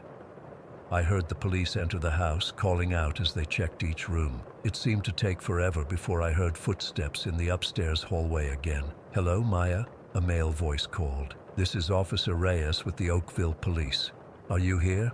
"I'm in the attic," I called back, my voice cracking. I pushed open the hatch and saw two police officers standing below, looking up at me with flashlights. One was a tall man, the other a woman with her hair pulled back tightly. "Are you hurt?" the female officer asked as I climbed down, still clutching Jake's bat. "No," I said, though my legs felt like they might give out. "Did you see them? Did you catch them?" The officers exchanged a look. "We didn't see anyone leaving the property," Officer Reyes said, "and we didn't find anyone inside. But I heard them. They broke a window and they were in the house." I was almost shouting now, the fear turning to frustration. "Let's check the house together," the female officer suggested gently. We went through every room. No broken windows, no sign of forced entry, nothing out of place. "But I heard glass breaking," I insisted. "The wind is pretty strong tonight," Officer Reyes said. "Could have been a branch hitting a window or something blowing over outside." "What about the scratching? And someone was trying the doorknobs." The female officer, I think her name was Chen, looked sympathetic but doubtful. "We'll take a full report, and we'll check the perimeter of the house, but there's no evidence that anyone was trying to break in." They thought I was just a scared kid home alone, jumping at shadows. I could see it in their faces. They took my statement and checked outside, but found nothing. They even checked the security system, which hadn't been triggered. Officer Chen gave me her card and told me to call if I needed anything, but I could tell she didn't believe me. After they left, I couldn't bring myself to stay downstairs. I went to my room, locked the door, and pushed my dresser in front of it. I sat on my bed with all the lights on, still holding Jake's bat, until my parents came home around midnight. They didn't believe me either. Dad checked all the doors and windows and found nothing. Mom suggested I'd fallen asleep watching horror movies and had a nightmare. Jake just thought it was hilarious that I'd called the cops over house noises. But I know what I heard, and I know what I saw outside the window. Someone was watching our house that night, trying to get in, trying to find me. I'm 18 now, about to leave for college, and I still can't stay in this house alone. My parents think I'm being ridiculous, but they don't know what it feels like. That certainty that someone is watching, waiting. Because the worst part, the part I never told anyone, is that sometimes, even now, when I'm in my room at night, I still hear that faint scratching sound outside my window, and I know they're still out there. Story 15. I still get goosebumps thinking about that night, even though 26 years have passed. I was 9 years old, living with my mom, stepdad Rick, and my two little brothers, Ethan, 5, and Andrew, 4, in this old house in Westfield. It wasn't exactly falling apart, but it had all those old house features. Creaky floors, doors that would swing open if they weren't properly latched, and this ancient wooden staircase that connected the main floor to both the upstairs and the basement. That particular night, July 15th, 1997, my mom was working third shift at the hospital. She was a nurse and would leave around 10 p.m. and get back around 4 in the morning. It was just the four of us, me, my brothers, and Rick. I remember it being uncomfortably warm that night. The house didn't have central air, just a couple window units, and they weren't doing much. Bedtime was always a struggle. We had this weird bedroom setup where all us kids slept in the basement. I know that sounds creepy now, but it was actually a finished basement with a bedroom that had these little rectangular windows near the ceiling. My brothers shared a bunk bed against one wall, and I had a twin bed on the opposite wall. That night, we were being particularly difficult about going to bed. I think part of it was that I was scared of the basement. Looking back now, I realize I was picking up on the general unease of the house and transferring it to the basement, which was honestly the least creepy part. Still, I was convincing my brothers to be scared too. "I don't want to go downstairs," Ethan kept saying, clutching his stuffed dinosaur. Andrew was just mimicking him, as 4-year-olds do. Rick was getting frustrated. He wasn't a mean stepdad or anything, but he'd been working all day and just wanted us to go to bed so he could relax. We were in this standoff in the living room, him standing with his arms crossed and the three of us huddled on the couch. "Emily, you're 9. You're old enough to know there's nothing to be afraid of," he kept saying, but I wasn't budging. It was around 9:30 p.m. when it started. I still remember glancing at the digital clock on the VCR and seeing 9:28 in glowing green numbers. The first creak was so distinct I thought someone had come in the front door. Our house had this specific sound. The front door would make this long creaking noise when it opened, followed by the sound of weight on the first step of the staircase. That stair always complained louder than the others. Rick turned toward the staircase, his annoyance instantly shifting to confusion. "Did you hear that?" I asked, my voice suddenly small. He nodded slowly, his eyes fixed on the staircase that led down from the living room to the front door. Then we heard it again, another creak, but this time it was clearly the second step, then the third. It was the unmistakable pattern of someone walking up the stairs, but the footsteps were slow and deliberate, like an elderly person carefully navigating each step. My brothers didn't really understand what was happening at first. Andrew was still whining about bedtime, but Ethan had picked up on the change in the room and was looking from me to Rick with wide eyes. "Is that Mommy?" Ethan asked, but we all knew Mom wouldn't be home until the morning. Rick took a few steps toward the staircase. "Hello?" he called out, his voice sounding strange and tight. No response, but the footsteps continued their slow, steady climb. I'd heard those stairs 1,000 times. Mom's footsteps were quick and light. Rick's were heavier, usually taking the stairs 2 at a time. These were different, methodical and shuffling. The footsteps reached the landing halfway up the staircase, where it turned 90 degrees to continue up to our living room. There was a pause, and for a second, I thought whatever it was had stopped. Then 3 things happened at once, and this is the part that still makes me cold all over when I think about it. First, the footsteps started again, continuing up toward the living room. Second, all 3 screen doors of our house, the front, back, and side entrance, began opening and closing. Not violently, not slamming, but with purpose. Open, close, open, close. There was no wind, no storm, nothing that could explain it. And third, the temperature in the living room dropped so suddenly that goosebumps erupted all over my arms. My brothers started screaming. Andrew didn't even know what he was screaming about, but Ethan was staring directly at the top of the staircase, where the steps led into our living room. His little face was white, and he was pointing with a shaking hand. "There's nobody there! There's nobody there!" he kept saying over and over. Rick moved fast then, backing away from the staircase and pulling us all behind the couch, as if that could shield us from whatever was happening. He reached for the cordless phone on the end table, his hands visibly shaking.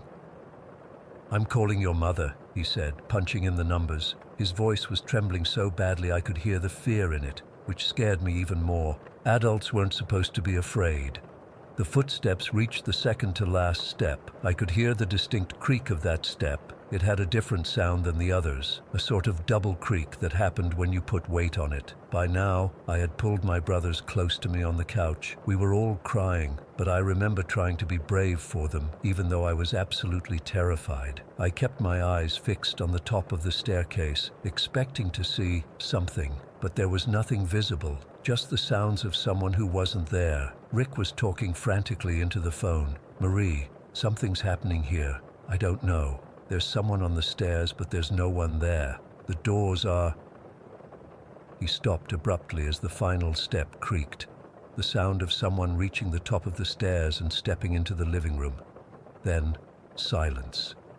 Complete and absolute silence. The screen doors stopped their rhythmic opening and closing. The footsteps ceased. Even the usual nighttime sounds of the house, the hum of the refrigerator, the ticking of the wall clock, seemed suspended.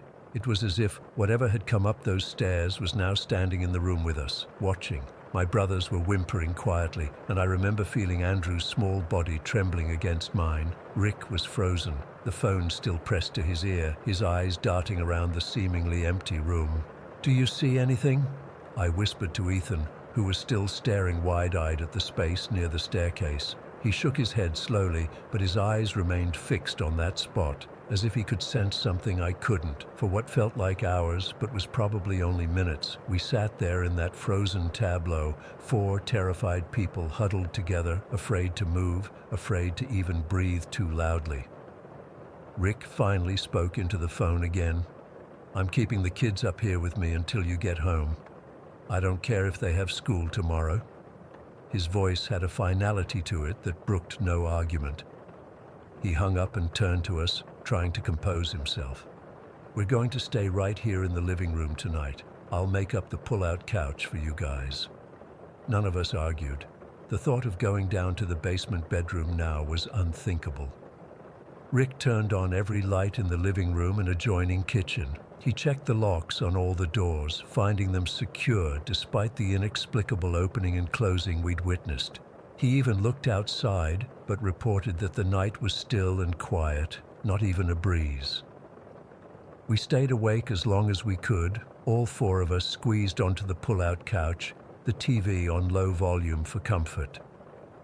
At some point, my brothers fell asleep, exhausted from fear and crying.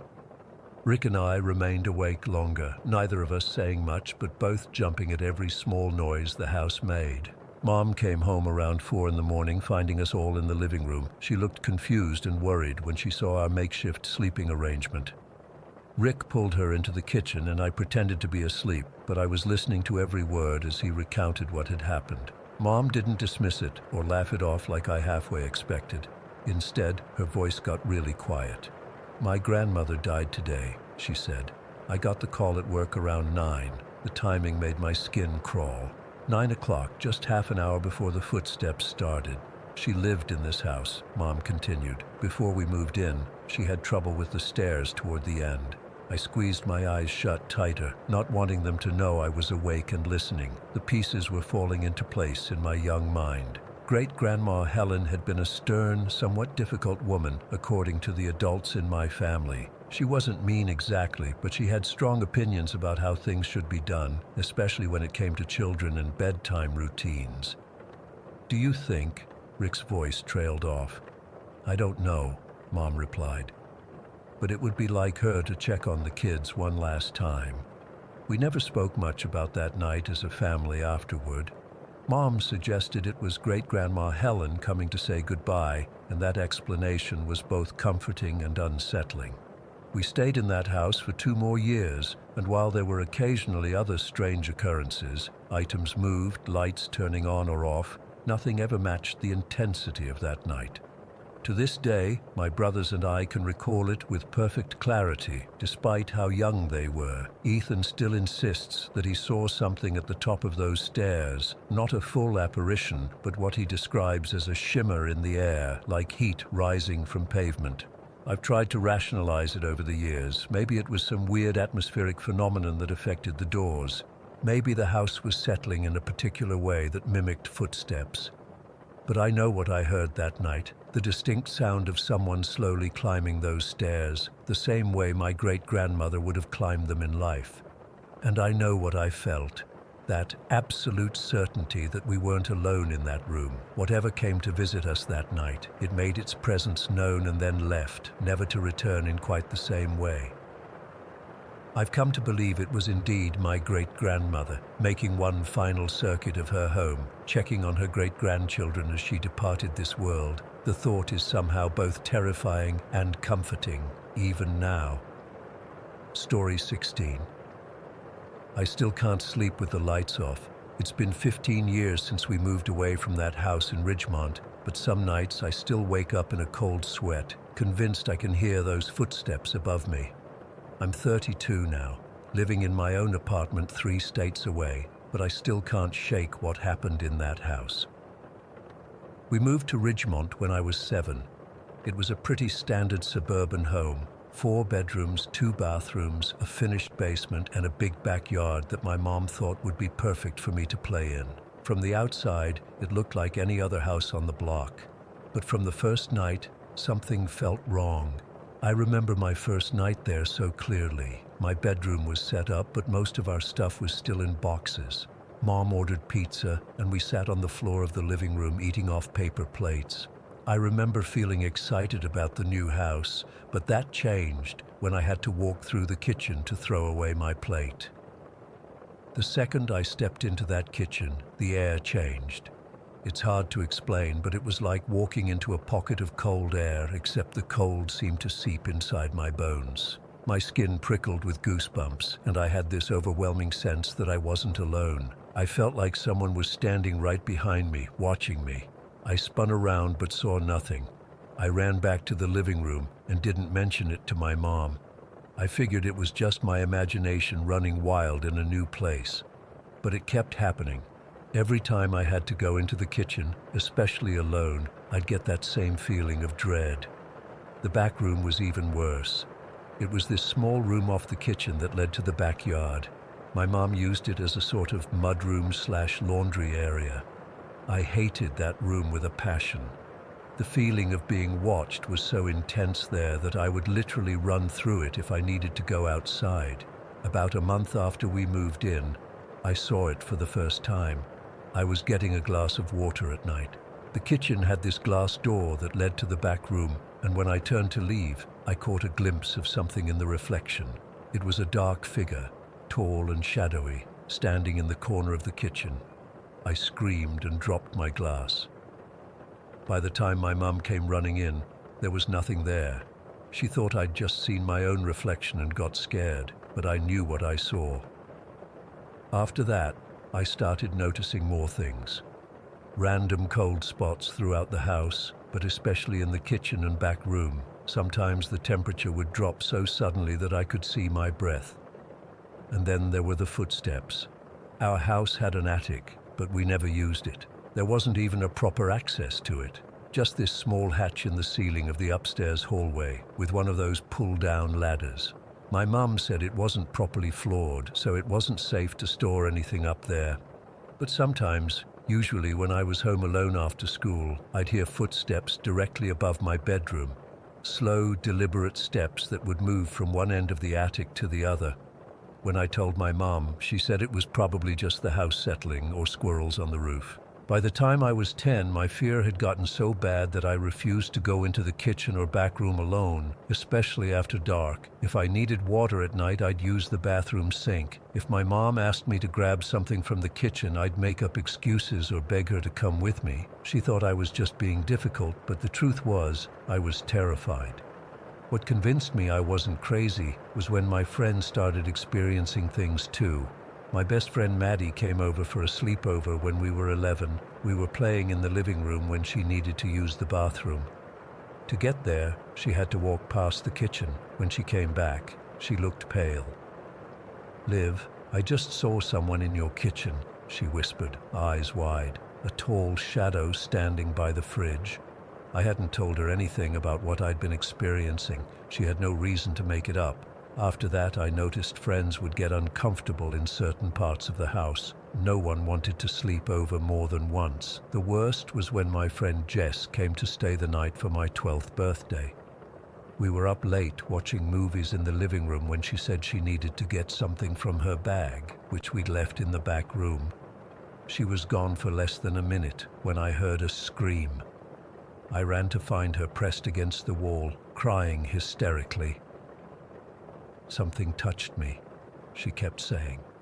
Something cold touched my shoulder. "Please, I want to go home. Call my mom." She refused to say anything else and sat on the front porch until her mom picked her up at 1 in the morning. She never came over again. Another time, my cousin stayed over. She woke up in the middle of the night, dying of thirst, but told me the next morning that no matter how hard she tried, she couldn't make herself walk into the kitchen. She said it felt like there was an invisible wall stopping her, and the thought of crossing it filled her with absolute terror. I started to dread coming home from school. I'd sit on the front steps until my mom got home from work, no matter the weather.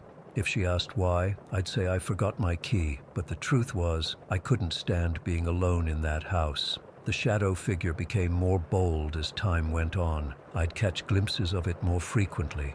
Always in my peripheral vision, always in the kitchen or back room. Sometimes I'd see it reflected in the windows or the glass of the back door. Once I swear I saw it standing at the foot of my bed when I woke up in the middle of the night. I was too terrified to scream, so I just squeezed my eyes shut and pulled the covers over my head until morning. When I was 13, something happened that made everything even more disturbing. Our refrigerator broke down and Mom called a repairman. While he was working, he started making small talk with my mom. He mentioned that he'd done some work in our house for the previous owners.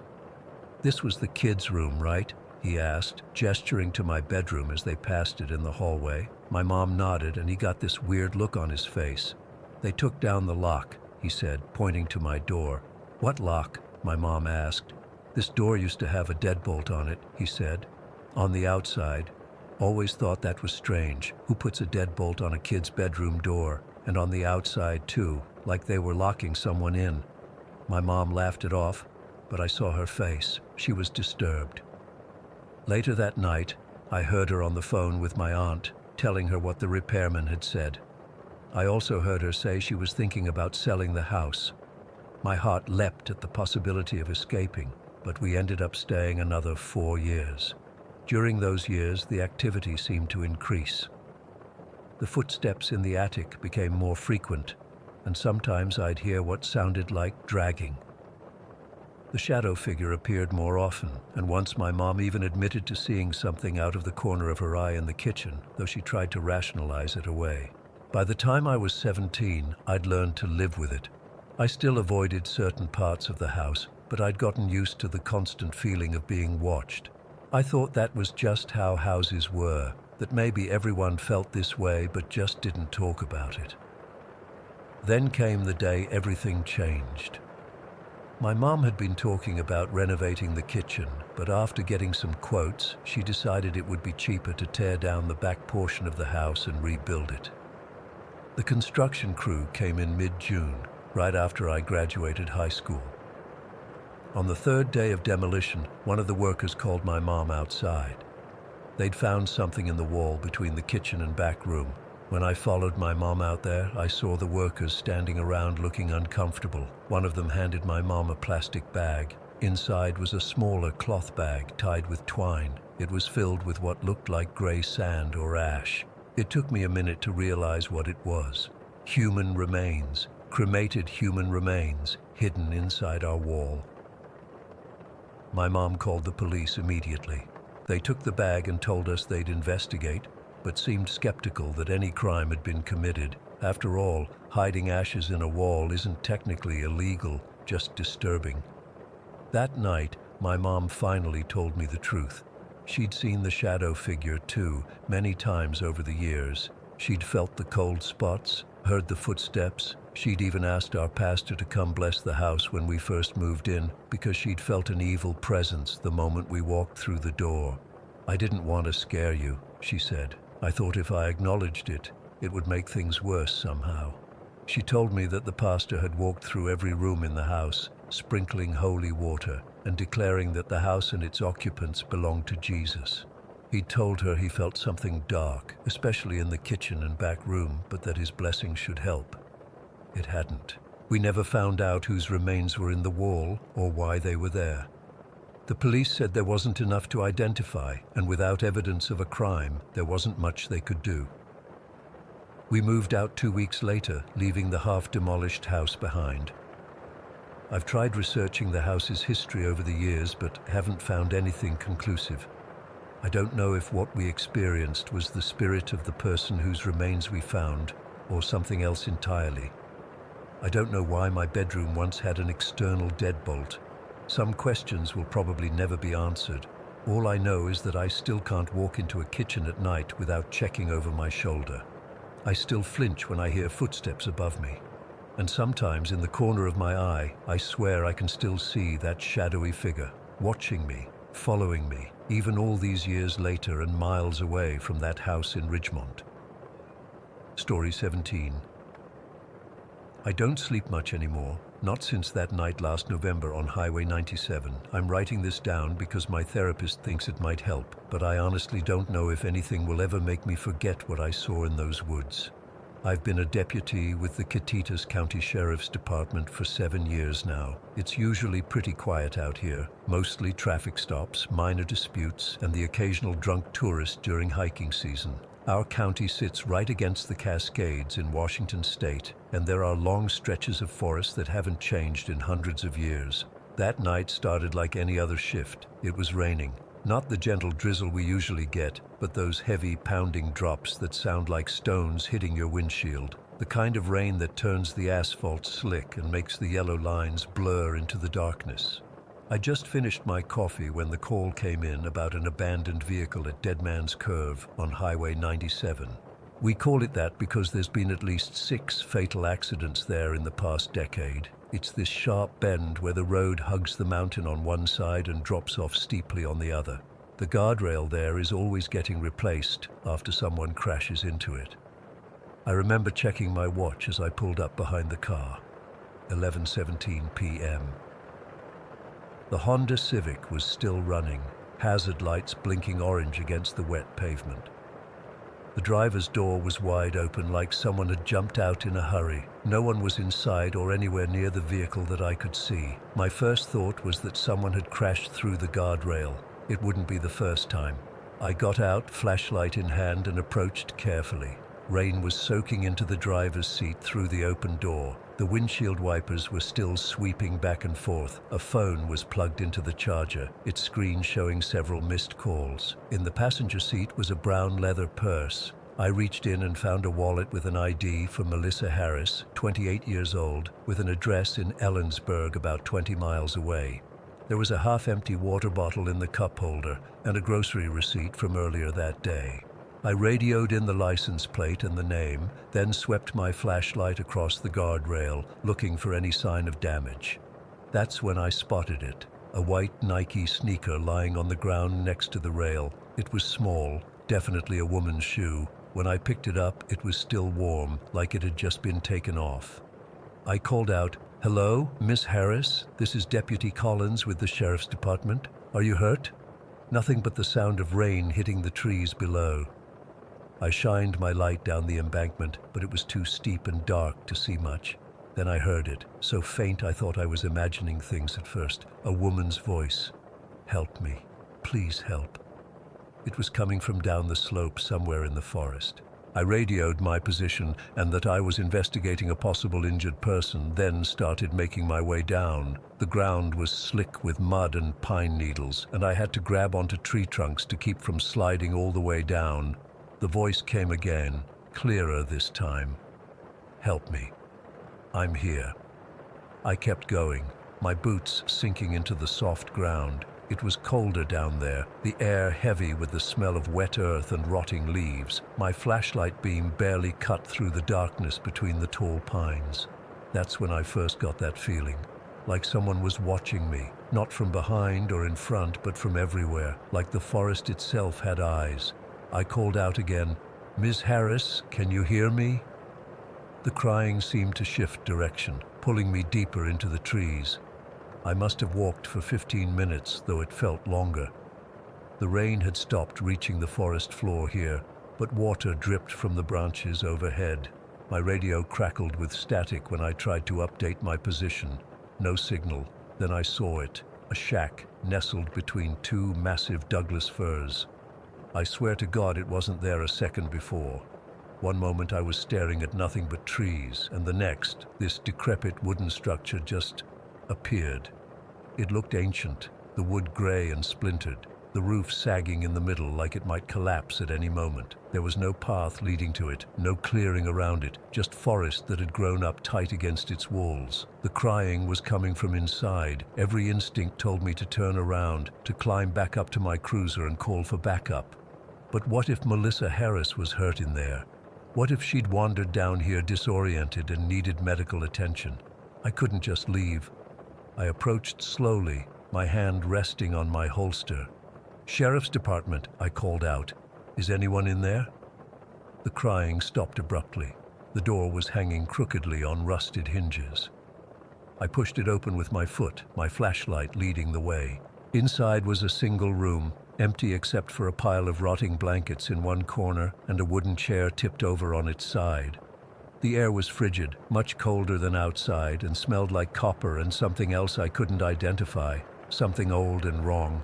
My flashlight beam caught something carved into the wall opposite the door, crude letters like they'd been scratched with a knife. "They took her away." I felt the hair rise on my arms. "Miss Harris, are you in here?" That's when the door slammed shut behind me with such force that dust rained down from the ceiling. I spun around, grabbing the handle, but it wouldn't budge. Panic surged through me as I pulled harder, my heart hammering against my ribs. The temperature dropped so suddenly I could see my breath clouding in front of my face. My flashlight flickered, the beam growing weaker. I turned back toward the room, and that's when I saw her. In the corner where the blankets had been, there was now a woman crouching on the floor. Her clothes were torn and caked with mud. Her dark hair hung in wet clumps around a face that was, God, I still have nightmares about that face. It was Melissa Harris. I recognized her from the ID photo, but her skin was stretched too tight over her bones, like something was pulling it from inside. Her eyes were wide open, her mouth frozen in what looked like a silent scream. "Miss Harris?" My voice came out as barely a whisper. "Are you hurt? I'm here to help you." She didn't speak. She just raised one trembling arm and pointed to the wall behind me. I didn't want to turn around. Everything in me was screaming not to look, but I did. The carved message had changed. Now it read, "They took me." I couldn't breathe, couldn't think. I turned back to Melissa, but what I saw wasn't human anymore. Her face was melting, the features running together like wax, her eyes sinking deeper into her skull. And behind her, in the shadows of the corner, something else was moving, something tall and dark that seemed to bend in ways that bones shouldn't allow. I don't remember breaking down the door. I just remember running, crashing through the underbrush, branches whipping at my face, my lungs burning. I kept looking back, certain that whatever was in that shack was right behind me, its breath on my neck. Somehow I made it back up to the road, my uniform caked with mud, my hands bleeding from grabbing at rocks and tree roots. I collapsed next to my cruiser and radioed for backup, my voice shaking so badly the dispatcher made me repeat everything twice. 3 more deputies arrived within 20 minutes. I led them down to where the shack had been, but there was nothing there. No structure, no footprints except my own, no sign that anything had ever existed in that spot. They searched the whole area with floodlights and found nothing. The search for Melissa Harris lasted 2 weeks. They brought in dogs, helicopters, volunteers combing the forest. Her car was towed to the impound lot. Her family put up posters all over the county, but she was never found. I gave my statement, told them everything except the parts that would have gotten me a psych evaluation. I said I heard someone calling for help, investigated, got disoriented in the woods, and couldn't locate the source. They believed me because why wouldn't they? The alternative was impossible. But I know what I saw. I know what was in those woods that night. I requested a transfer to the administrative department a month later. I don't patrol Highway 97 anymore. I can't. When I drive past Dead Man's Curve now, I keep my eyes straight ahead and my windows rolled up tight. But sometimes, even with the radio on and the heater blasting, I swear I can hear faint crying carried on the wind. The other deputies think I had some kind of breakdown. Maybe I did, but that doesn't explain why. When they found Melissa's car, her other shoe was missing. It doesn't explain the mud samples from my boots, which the lab said contained trace elements not found anywhere in Kittitas County, and it doesn't explain why, 3 weeks after that night, I received an anonymous envelope containing a Polaroid photo of a wooden wall with fresh carving that read, "You're next, Sarah." I burned that photo, but I can't burn the memory. Sometimes at night, when I'm lying awake staring at my ceiling, I think about Melissa Harris. I wonder if she's still in those woods, or if whatever took her carried her somewhere else, somewhere worse. I wonder if she's still screaming that silent scream, and I wonder when they're coming back for me. Story 18. I've never posted my story online before, but I need to tell someone. It's been eating at me for months now. I'm 19 now, but this all happened about 2 years ago when I was 17 and really into paranormal investigation. Back then, I thought I was some kind of badass ghost hunter, you know, just a stupid kid with a spirit box and some EMF meters I bought online with money from my part-time job at the grocery store. God, I wish I had never gone down that rabbit hole. It all started pretty innocently. My friends and I would check out supposedly haunted places around our small town, abandoned houses, old cemeteries, the usual spots. Nothing serious ever happened. Just some weird noises and maybe a spike on the EMF reader that was probably just bad wiring or something. We'd get spooked, laugh it off, and go get late-night fast food after. Normal teenage stuff. Then one night, Tyler suggested we check out our high school after hours. His cousin worked as a janitor and mentioned hearing weird stuff in the old part of the building, especially near the boiler room. The school was built in the 1950s, with additions in the 70s and 90s, so it had that creepy old building vibe in certain sections. The basement tunnels that connected the different wings were especially eerie, narrow concrete passages with pipes running along the ceiling and flickering fluorescent lights. Tyler's cousin gave us a key, which was definitely against school policy, but we were dumb teens who didn't care, and we snuck in one Friday night around 11. It was just 4 of us. Me, Tyler, Jess, and Marcus. We brought our basic equipment, a spirit box, EMF meters, a digital recorder, and our phones for video. That first night was, well, it changed everything. We were in the basement tunnels when the EMF meters started going crazy near this one junction where 3 corridors met. The spirit box, which basically scans radio frequencies super fast so spirits can supposedly use the white noise to communicate, started picking up words. Not the usual garbled nonsense, but clear words. Looking, field, bad man. Then, the most chilling one. Steve is here, Rachel is here. Tyler asked, "Who are you?" And the reply came through immediately. The looking man. We all got goosebumps. Marcus asked what it wanted, and the response made us all freeze. Marcus, football field, alone, rap, gift for Satan. Marcus basically shit himself. We tried asking more questions, but nothing coherent came through after that. We left pretty quickly, all of us feeling this heavy, oppressive feeling like something was watching us the whole way out. We should have stopped there. I mean, what kind of response is wrap him as a gift for Satan? But instead of being sensible, we spent the next 2 weeks obsessing over what happened, researching the school's history, and planning a more professional investigation. We even invited Danielle, who claimed to know how to conduct seances properly because her grandmother was some kind of medium. 2 weeks later, we went back. This time with better equipment, a higher quality spirit box, a thermal camera I'd saved up for, more EMF meters, motion sensors, and Danielle's seance supplies. It was a Saturday night, around 10:30. The parking lot was completely empty, the school looming against the night sky like some kind of monolith. I remember feeling this pit in my stomach as we approached the side door. like my body was trying to warn me to turn around. We started in the tunnels again, setting up our base near that same junction where we'd gotten the responses before. The EMF meters immediately started fluctuating, even though we hadn't even called out to anything yet. The temperature dropped about 15 degrees in that spot, which the thermal camera clearly showed as this blue-purple blob in the middle of the corridor. "We're back to speak with the looking man," I said, trying to sound confident despite the tremor in my voice. "Or Steve, or Rachel.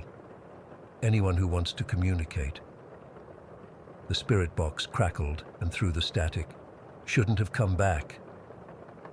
Jess started to look really uncomfortable, but Tyler was excited. "Why shouldn't we have come back?" he asked. "Not safe. He's awake now." "Who's awake?" Marcus asked, his voice barely audible. "The bad man." We decided to move upstairs after that, thinking maybe we'd get less intense responses in the main building. We set up in the history classroom on the second floor, where a teacher had supposedly died of a heart attack in 1982. The energy felt different up there, less oppressive, but still and off. Danielle suggested we try a trigger event to provoke responses. Basically, we'd all close our eyes and one of us would count down from 10, and then we'd ask direct questions. It was supposed to focus our energy or something. I don't know, it sounded like bullshit, but we were desperate for more evidence. As soon as we finished the countdown, I felt this stabbing pain in my chest, like someone had punched me right in the sternum. I couldn't breathe for a few seconds. I've never had any heart problems or anything medical that would explain it. It was just this sudden, intense pain. When I could finally speak again, I told everyone what happened. Jess wanted to leave, but Tyler insisted we try the spirit box again. This time, the responses were immediate and frightening. "Sorry, had to show you. He wants you to know. Power. He has the power now. Football field. Come see. All of you." Tyler asked, "Who has the power?" "Bad man. Beneath. Waiting for you." "Is this the looking man speaking?" I asked. "No. He's gone. Ran away. Too scared. Bad man took control. Come to field. For Satan. For him." At this point, we were all pretty freaked out. We decided to take a break, go outside for some fresh air. It was around midnight, and the school grounds were dead silent except for the distant sound of cars on the highway. We sat on the steps of the main entrance trying to make sense of what was happening. That's when Danielle made the suggestion that I regret listening to more than anything in my life. We should try a séance at the cemetery across from the football field. It might give us more clarity on what's communicating with us. The small cemetery was just across the street from our school's football field, an old plot from the 1800s that predated the school by over a century. It was mostly forgotten, with worn headstones and overgrown grass, the perfect setting for the worst decision of our lives. We gathered in a small clearing between the gravestones, sitting in a circle with candles Danielle had brought. She laid out some symbols drawn on paper and placed a few crystals in the center. Looking back, it was such amateur hour stuff, but we thought we were doing something legitimate. Danielle started the séance by explaining the one entity rule, that we should focus on calling only one specific spirit to avoid opening too many doors. She suggested we call for Rachel, since she seemed less threatening than the others. As soon as we joined hands and Danielle began the invocation, I felt this prickling sensation running up and down my spine. The candle flames all started flickering wildly, even though there wasn't any wind. Then came the whispers, not through any equipment this time, but actual whispers that seemed to surround us from all directions. The temperature dropped so suddenly that we could see our breath. Marcus's EMF meter, which was sitting next to him, maxed out completely. Then came the pain. All of us felt it simultaneously, this sharp, burning sensation right in the middle of our backs, like someone was pressing a hot poker against our spines.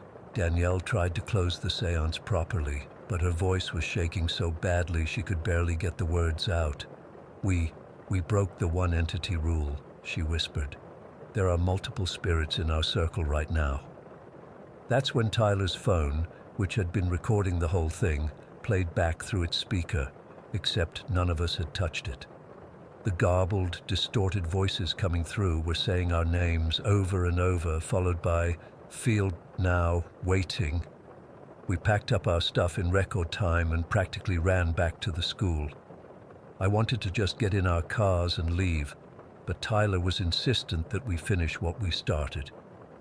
"We need to know what's at the football field," he said. "We might never get another chance like this." I still don't know why I agreed.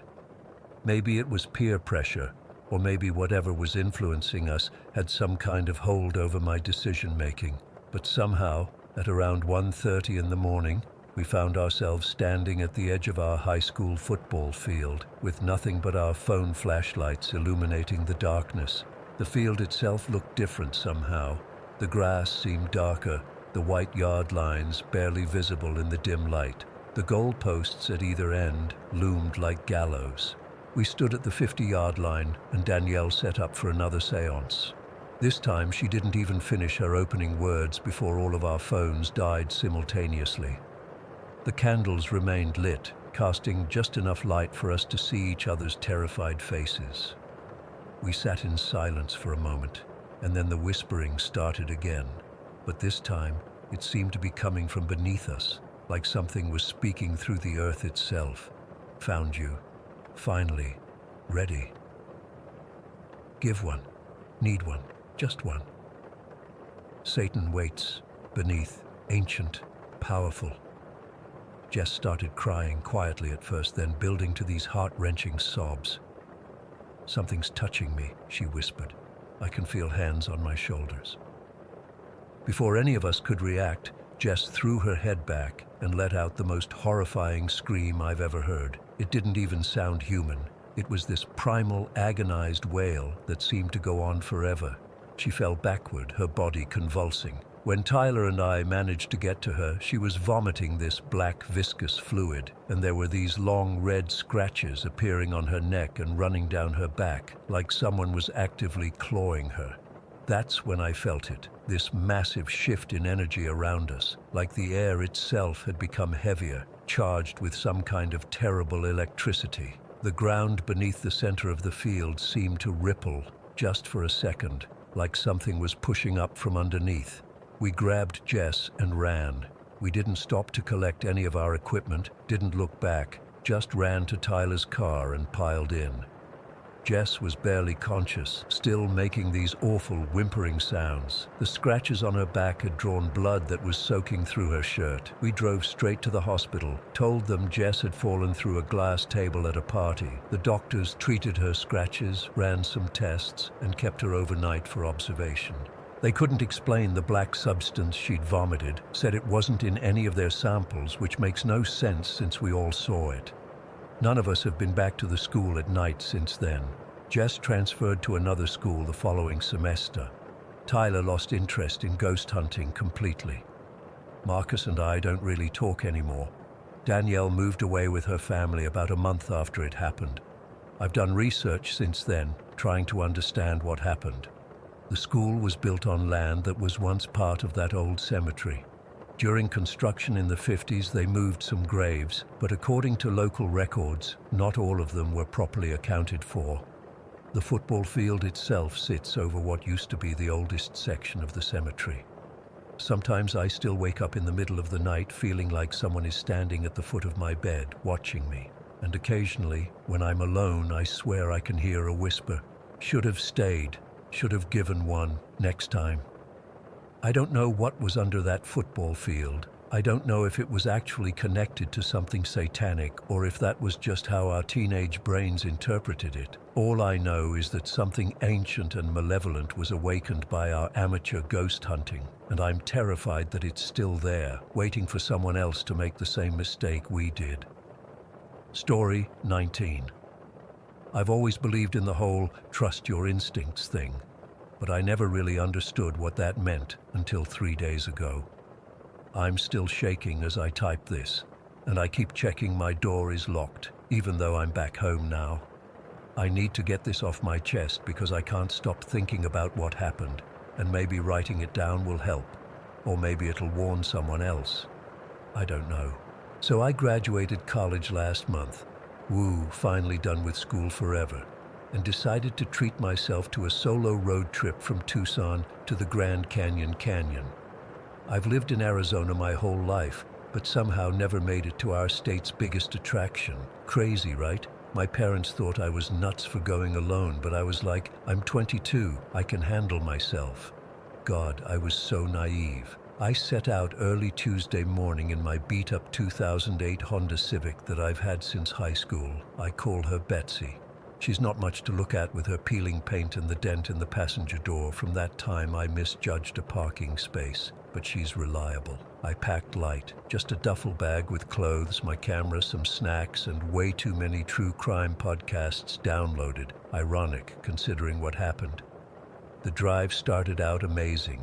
Windows down, music blasting, that feeling of freedom you get when it's just you and the open road. I stopped for lunch at this cute little diner in Flagstaff and took my time, so I ended up hitting the road again later than I planned.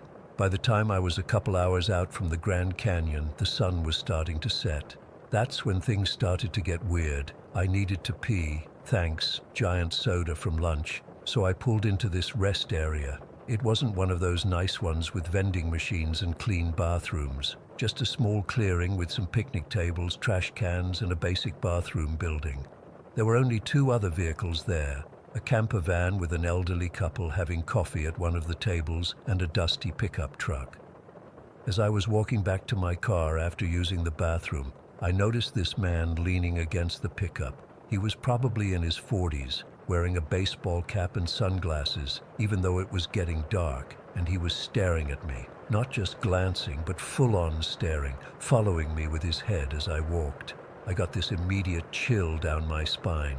You know that feeling when someone's watching you, and it just feels wrong, like they're not seeing you as a person, but as something else? That's what it felt like. I quickened my pace, got into Betsy, and locked the doors immediately. When I glanced in my rearview mirror, he was still watching me. I pulled out of there as fast as I could. I tried to shake off the creepy feeling as I drove. The sky had turned this deep purple blue, and the landscape was beautiful, but I couldn't enjoy it. I kept checking my mirrors, half expecting to see the pickup truck following me. After about 20 minutes with no sign of it, I started to relax a little, turned my music back up, told myself I was being paranoid. Then came the SUV. It was completely dark by now, around 8 in the evening, and the highway was pretty empty. I first noticed the headlights in my rearview mirror because they were so bright, like blinding bright.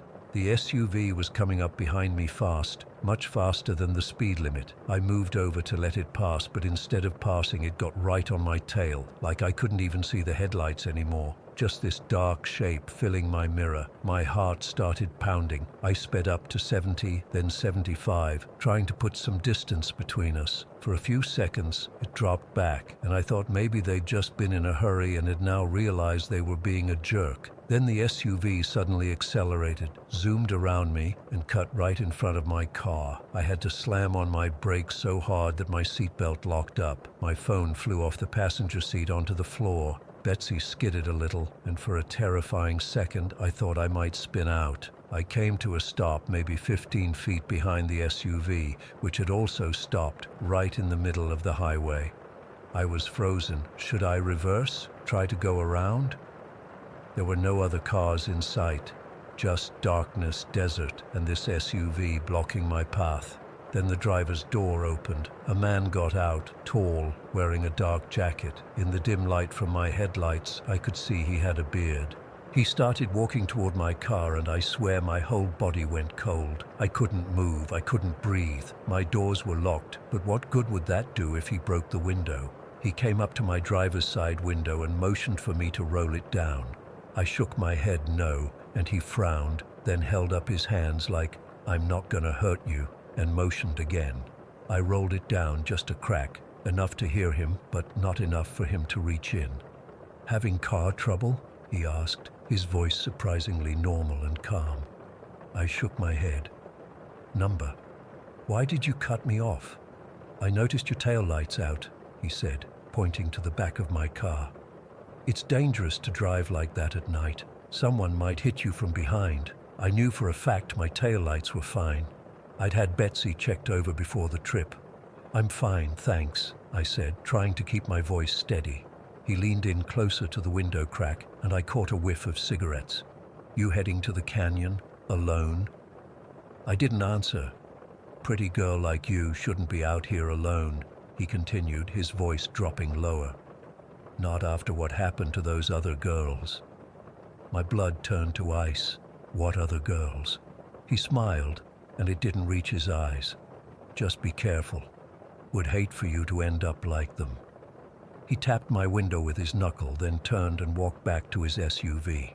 I sat there shaking as he got back in his vehicle. The SUV's engine revved, and then it took off, speeding away into the night. I couldn't move for what felt like forever, just sitting there with my hazard lights blinking, trying to process what had just happened. When I finally managed to start driving again, my hands were shaking so badly I could barely hold the steering wheel. I drove exactly at the speed limit, constantly checking my mirrors for the SUV. Every set of headlights that appeared behind me sent my heart racing. About 45 minutes later, I spotted lights up ahead, a small town with a gas station still open. I pulled in, parked right under the bright lights by the entrance, and just sat there breathing. The teenage cashier inside kept glancing at me, probably wondering why this crazy woman was having a breakdown in her car. I finally reached down to get my phone from the floor and pulled up the local news. And that's when I saw it. 3 young women had gone missing along this stretch of highway in the past 2 months, all of them traveling alone, all of them in their 20s. The most recent disappearance was just last week. I felt sick. What had he meant by, end up like them? Was he warning me or threatening me? I called my dad, but it went to voicemail. I left a message saying I was okay, but would call back soon. I didn't want to freak him out while I was still in the middle of nowhere. After sitting at the gas station for about 20 minutes, I decided to keep going. The canyon was only about an hour away now, and there would be people there, safety in numbers. I filled up my tank, bought the strongest coffee they had, and got back on the road. I'd been driving for maybe half an hour when I started feeling drowsy despite the coffee. My eyes kept getting heavy, and I realized it wasn't safe to continue like this. There was another rest area coming up according to the signs. I figured I'd pull over, splash some water on my face, maybe take a 15-minute power nap with the doors locked before continuing. The rest area was deserted when I pulled in. Just a small building with restrooms and a couple of picnic tables. I parked right under a light, locked Betsy, and hurried to the women's restroom. The place was clean but eerily quiet, just the sound of dripping water from one of the faucets. I splashed cold water on my face and was drying off with a paper towel when I heard it. A car pulling into the rest area. I peeked through the small window near the ceiling. An SUV had parked next to my car, a dark SUV, the same one from earlier. I ducked down, heart pounding so hard I thought it might burst out of my chest. The restroom door had no lock. There was nowhere to hide except the stalls, and those flimsy doors wouldn't keep anyone out. I heard car doors slam, then footsteps approaching the restroom. The outer door creaked open. Heavy footsteps on tile. "Hello?" A man's voice. His voice. "I know you're in here. I just want to talk." I was in the last stall, crouched on top of the toilet seat so my feet wouldn't show under the door. I covered my mouth with both hands to quiet my breathing. "Look, I'm not going to hurt you," he continued, his voice echoing in the empty restroom. "I'm trying to warn you. There's someone targeting young women on this highway. Police think it's a trucker or someone who works the route regularly."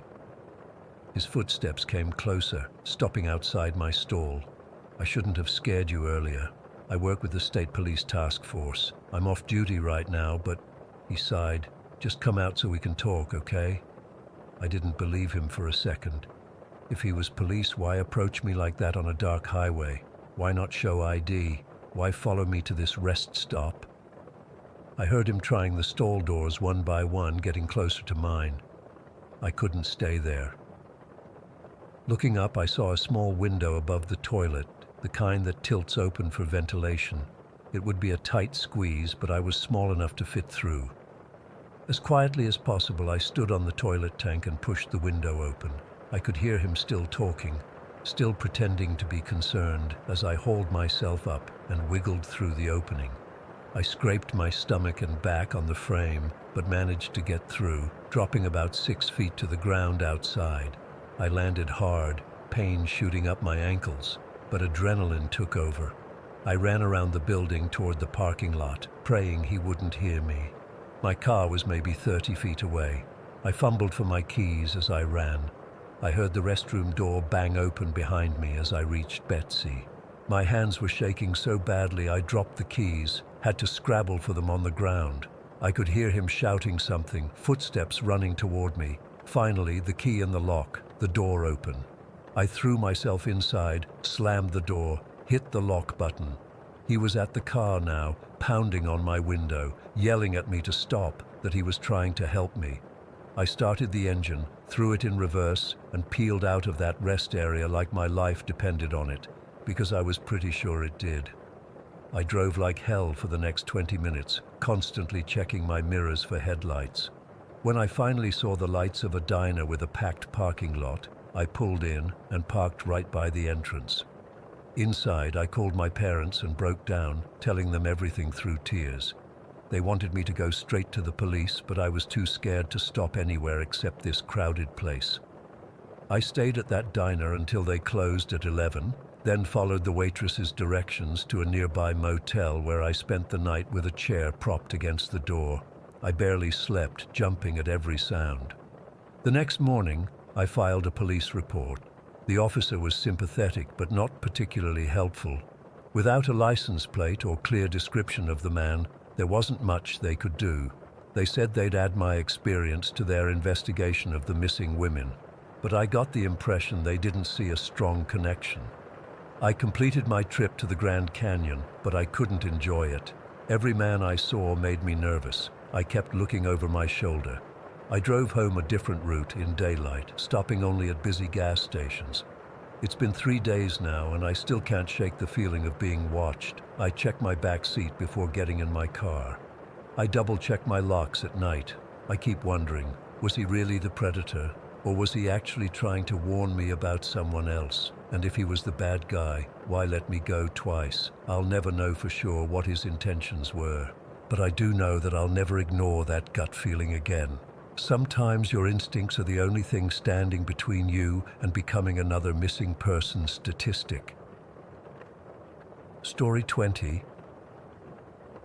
I still can't believe I'm typing this out. My hands are shaking just thinking about it again. But I need to tell someone. Maybe writing it all down will help me process what happened. It's been 2 weeks, and I still wake up in cold sweats every night. I'm 25, and mountain biking has been my escape for years. There's something about the rush of flying down a trail, the wind against my face, that just clears my head. I've explored most trails within a 50-mile radius of my town, always hunting for new challenges. Last month, I was out on a solo ride when I spotted what looked like a hidden trail branching off from the main path. It wasn't marked on any maps, just a narrow opening between 2 large boulders that I nearly missed. I'm always up for discovering new routes, so I decided to check it out. The trail dipped down immediately into what I could only describe as a ravine, steep walls on either side with a narrow path cutting through.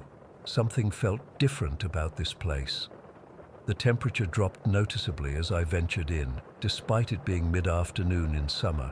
I only went about 15 meters in before the trail became too rough for my bike, so I turned back, making a mental note to return with my friend Miguel, who's always down for exploring.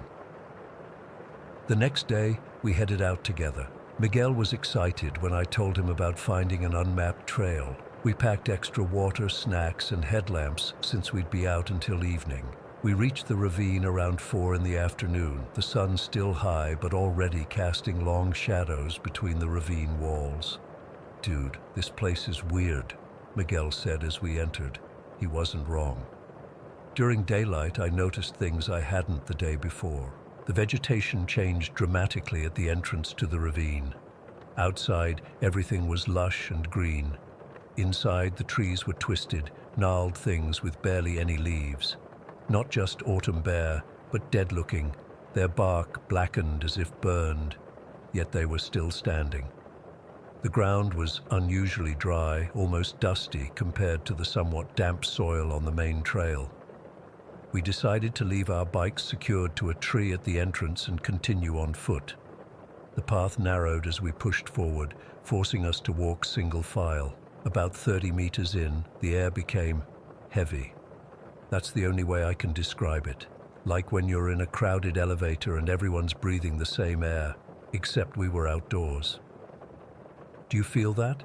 I asked Miguel, who was a few steps behind me. "Yeah, man. It's like pressure on my chest." It wasn't just pressure. It felt like something was physically squeezing me, making it hard to breathe. My ears started popping like during airplane takeoff. I looked at Miguel and saw genuine fear in his eyes, something I'd never seen in him before. He's usually the one who pushes us to take risks, to go further. "Let's turn back," I suggested, trying to sound calm.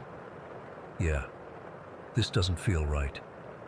As we turned to leave, I swear I heard something like a whisper coming from deeper in the ravine. Not words, just a sound, like fabric brushing against dry leaves. I didn't mention it to Miguel. We practically jogged back to our bikes, neither of us speaking until we were well away from the ravine entrance. "That was messed up," Miguel finally said once we reached the main trail. "I've never felt anything like that before." "Me neither." I tried to laugh it off. "Maybe it's just weird air pressure in there or something." "Maybe," he replied, but I could tell he didn't believe it any more than I did. We rode back mostly in silence, both lost in our thoughts. When we parted ways, Miguel said something that stuck with me. "Be careful tonight, man." "I don't know why, but I feel like we shouldn't have been there." I brushed it off, told him he was being superstitious. In our country, people take witchcraft seriously. It's part of the culture here, but I've always considered myself more rational. Folklore is just stories people tell, right? I wish I'd listened to him. That night, I fell asleep almost immediately, exhausted from the day's ride. Then the dream started. I was back at the ravine, alone this time. It was night, but I could see everything with an unnatural clarity. The dead trees seemed to be watching me as I walked deeper into the ravine than we had gone before. The path kept narrowing until the walls were so close I could touch both sides by extending my arms. I knew I was dreaming, I was aware of it, but I couldn't wake myself up. It was like being trapped in my own head, forced to keep moving forward, even though every instinct was screaming at me to turn back. The ravine eventually opened into a small clearing, maybe 5 meters across. In the center stood a woman with her back to me. She wore a long black dress that pooled around her feet, and her hair hung straight down to her waist, so black it seemed to absorb what little light there was. "Hello," I called out, my voice sounding muffled and wrong. She began to turn, so slowly it felt deliberate. When she finally faced me, I felt a terror unlike anything I've ever experienced. Her face was completely expressionless, smooth like a porcelain doll's, with eyes that reflected no light. Not dark eyes, empty ones, like looking into holes cut into her face. I tried to run, but my feet wouldn't move. I tried to scream, but my voice was gone. I was completely paralyzed as she began floating toward me, her feet never touching the ground, the black dress moving around her as if underwater. She stopped inches from my face. I could smell her, like damp earth and something metallic, like blood. She raised her hand and pressed her thumb against the center of my forehead. The cold. God, the cold. It wasn't like ice or snow. It was a burning cold that shot through my skull and down my spine.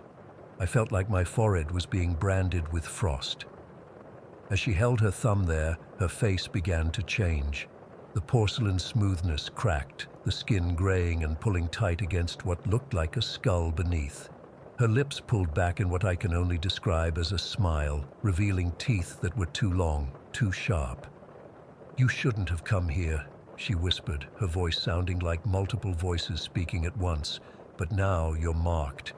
I woke up screaming, drenched in sweat. My bed sheets were soaked through as if I'd poured water on them. My heart was pounding so hard I thought it might burst from my chest. The clock read 3:33 in the morning. The first thing I noticed was the pain in my forehead, exactly where the woman had pressed her thumb in my dream. It burned, not like a hot burn, but like when you hold ice against your skin too long. I stumbled to the bathroom, flicked on the light, and nearly collapsed. There, in the center of my forehead, was a small, light mark about the size of a thumbprint. It wasn't red like a normal irritation. It was paler than my skin, almost white, with a faint bluish tint around the edges. I touched it and felt that same burning cold sensation shoot through my head. I didn't sleep for the rest of the night. I sat in my living room with all the lights on, jumping at every sound. Around 6 in the morning, I called Miguel. "Hey, you okay?" I asked when he picked up. He sounded groggy. "Not really, man. Had nightmares all night."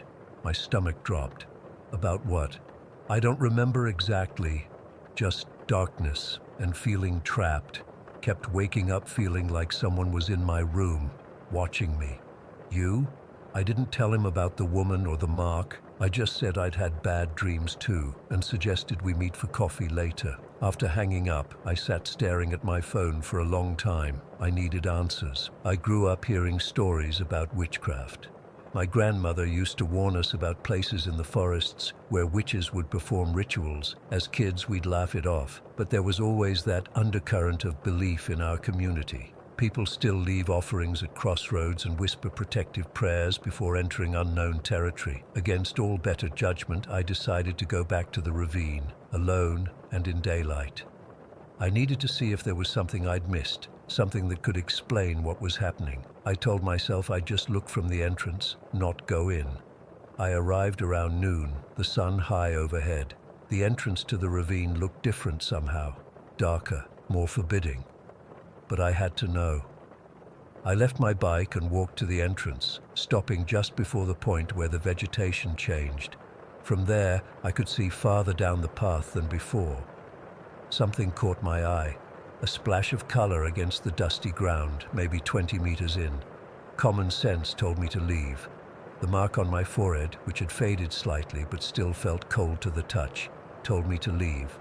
But curiosity pushed me forward. I walked slowly, counting my steps, ready to turn and run at any moment. When I reached the colored object, my blood went cold. It was a makeshift altar of sorts, a flat stone with items arranged on it, fresh chicken heads, their necks crusted with dried blood, empty whiskey bottles, cigarette butts, burned pieces of paper with writing I couldn't make out. This was a ritual site. People had been here performing witchcraft. The pressure began building around me again, that same squeezing sensation from before. But now it came with something else, a feeling of despair so intense it brought me to my knees. Hopelessness washed over me in waves, making it hard to even want to escape. I don't know how long I knelt there, fighting against the feeling that I should just lie down and give up. Minutes, maybe. Finally, I managed to force myself to my feet. I turned and ran, not stopping until I reached my bike, gasping for air that suddenly seemed sweet and clean.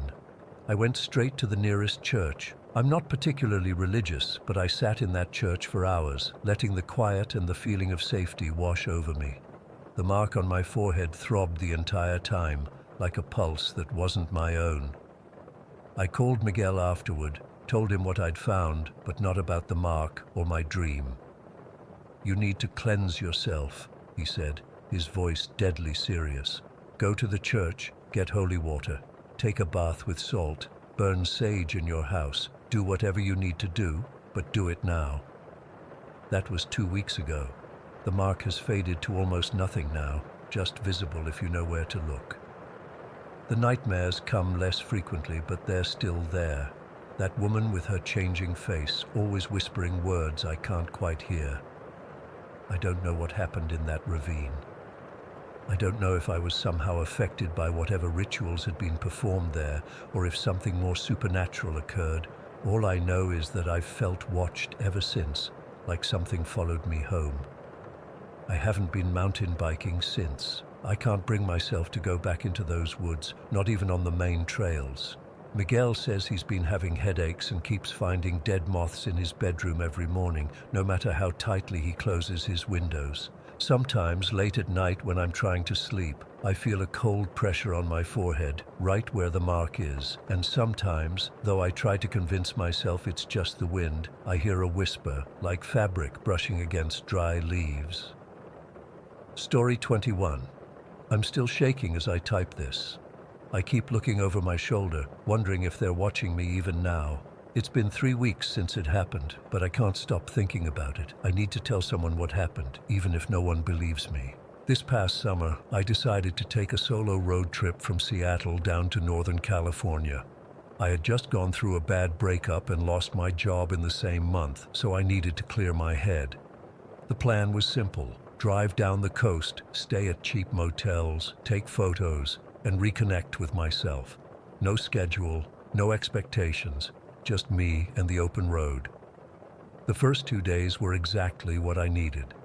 I left Seattle on a Tuesday morning in July, windows down, music blasting. I spent the first night in a small coastal town in Oregon, walked on the beach at sunset, and actually felt okay for the first time in months. The trouble started on the third day. I was somewhere in Northern California, following my GPS when I hit major construction on the main highway. Traffic was backed up for miles, and a detour sign pointed to a narrow road that cut through dense forest. The GPS recalculated and showed this route would only add about 40 minutes to my drive, so I figured, why not? I had nowhere to be. About an hour in, I realized this was a mistake. The road was rougher than I expected, full of potholes and hairpin turns. My phone signal dropped to nothing. The trees grew thicker on either side of the road, blocking out most of the sunlight. It was barely 4 in the afternoon, but it felt like dusk under that canopy. I kept driving, figuring I'd eventually hit the main highway again. The forest was eerily quiet. No birds, no rustling leaves, just the sound of my tires on gravel and the occasional branch scraping against my car. Something about the silence made my skin crawl. After another half hour of driving, I saw a weathered wooden sign partially hidden by overgrown bushes. It read, "Camp Marrow, 2 miles." The sign looked ancient, the letters faded and the wood splitting. I'd never heard of Camp Marrow, but I figured it might be an abandoned summer camp or something. At the very least, maybe someone there could point me back to the highway. That's when I first heard it, a faint sound carrying through the trees. At first, I thought it was the wind, but as I slowed down and rolled down my window, I realized it was voices, multiple voices, rising and falling in some kind of chant or song. I can't explain why, but something about that sound drew me in. It wasn't frightening yet, just curious, like stumbling across an outdoor choir practice in the middle of nowhere. I pulled over to the side of the road and checked my map again. Still no signal. The chanting continued, somewhere off in the trees to my right. Against every horror movie rule I'd ever learned, I decided to follow the sound. I grabbed my phone, useless as it was, a small pocket knife I keep in my glove compartment, and a bottle of water. The forest floor was soft with pine needles, making my steps almost silent as I walked toward the sound. It was getting darker, and I used my phone flashlight to guide my way. The chanting grew louder, more rhythmic. I could make out words now and then, but nothing that made sense, like a language I'd never heard before. After walking for maybe 15 minutes, I came to a small clearing. I crouched behind a fallen tree and peered over it. What I saw still haunts me. There were 10 or 12 people standing in a perfect circle in the center of the clearing. They wore dark, tattered clothing that looked handmade. Not costume-like, but like actual clothes they'd been wearing for months or years. But their faces, God, their faces. They wore masks, but not the kind you buy. These were made of tree bark, mud, twigs, and what looked like animal fur, shaped into grotesque expressions. Some had symbols carved into them that made my eyes hurt to look at. In the center of the circle was a stone table or altar of some kind. Something dark stained its surface, and I didn't want to think about what it might be. Candles surrounded it, but the flames burned an unnatural bluish color that cast sickly light over the scene. I should have left right then. I should have turned around and run back to my car, but like an idiot, I tried to get a picture with my phone. The flash was on. I hadn't checked, and suddenly the clearing lit up for a split second. The chanting stopped. Everything went silent. Then, all at once, every masked face turned toward me. I ducked down, but it was too late. I heard footsteps approaching my hiding spot. When I looked up, a man was standing over me. He wore no mask, but his face was almost as terrifying. Gaunt, with deep-set eyes that seemed to sink into his skull. His skin was pale, almost gray in the dim light, and he had strange markings painted across his forehead and cheeks. "You shouldn't be here," he said, his voice surprisingly normal. "This isn't for outsiders." I stammered something about being lost, looking for the highway. As I spoke, the others gathered behind him. A woman with wild, tangled hair that fell past her waist pushed to the front of the group. Unlike the others, there was something almost familiar about her, like I'd seen her somewhere before. "The forest has chosen," she said, pointing at me with a finger that bent at an unnatural angle. "She has been marked." The man looked at me with what seemed almost like pity. "I'm sorry," he said, "but once the forest chooses, there's no refusing." That's when I noticed the symbols carved into the trees around the clearing, the same symbols that were on some of their masks, and with a jolt of horror, I realized I'd seen one of those symbols before, in a weird notification that had popped up on my phone the day before, then disappeared before I could screenshot it. The group began to move toward me as one, their chanting starting again. I didn't wait to see what they planned to do. I turned and ran, crashing through the underbrush, branches whipping at my face and arms. I could hear them behind me, moving with unnatural quiet through the forest they clearly knew better than I did.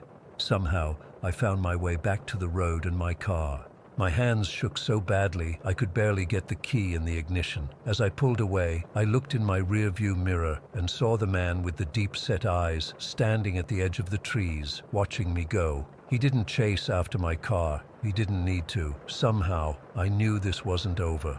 I drove like hell, taking random turns whenever the road forked, until finally, blessedly, I hit the highway again. I drove straight to the nearest town with a motel and checked in, too terrified to continue my trip or even drive back home to Seattle that night. In my motel room, I tried to convince myself I'd stumbled across some weird cult gathering or maybe just some local costume party in the woods, but then I checked my phone. I had full signal again, but something was wrong. I had 37 missed calls from an unknown number. My photo gallery was empty. Not just the picture I'd tried to take in the clearing, but all my photos. And there was a single text message from a number with no digits, just symbols. The same symbols I'd seen on the trees. The message just said, "The forest remembers, the forest waits." I barely slept that night. When I did drift off, I dreamed of the wild-haired woman standing at the foot of my bed, whispering those words over and over, "You've been marked."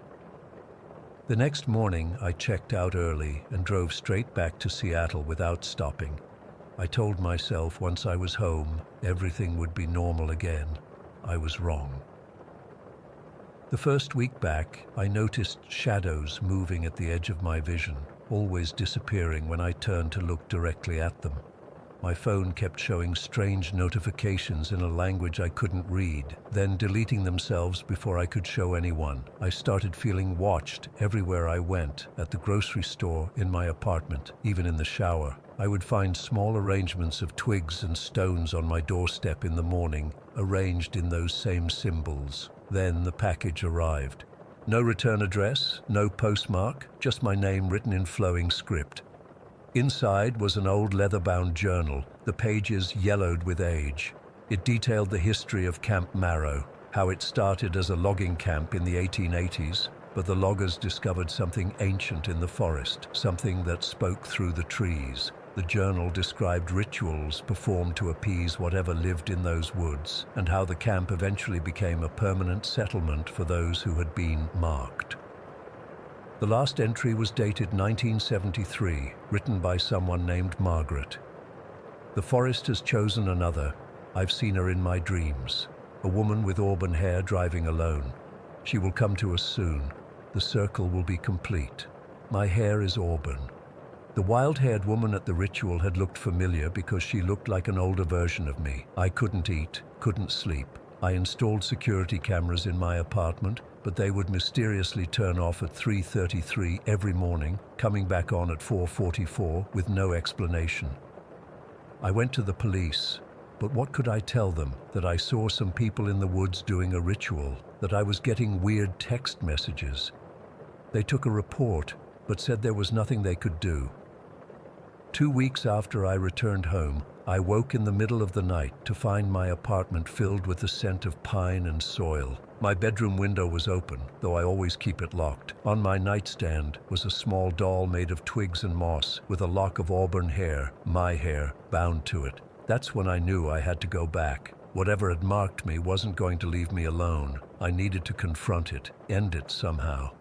Yesterday, I drove back to Northern California, back to that same detour, that same lonely forest road. I found the sign for Camp Marrow again and parked my car. This time I walked into the woods deliberately, following the sound of chanting that seemed to be waiting for me. The clearing looked exactly the same.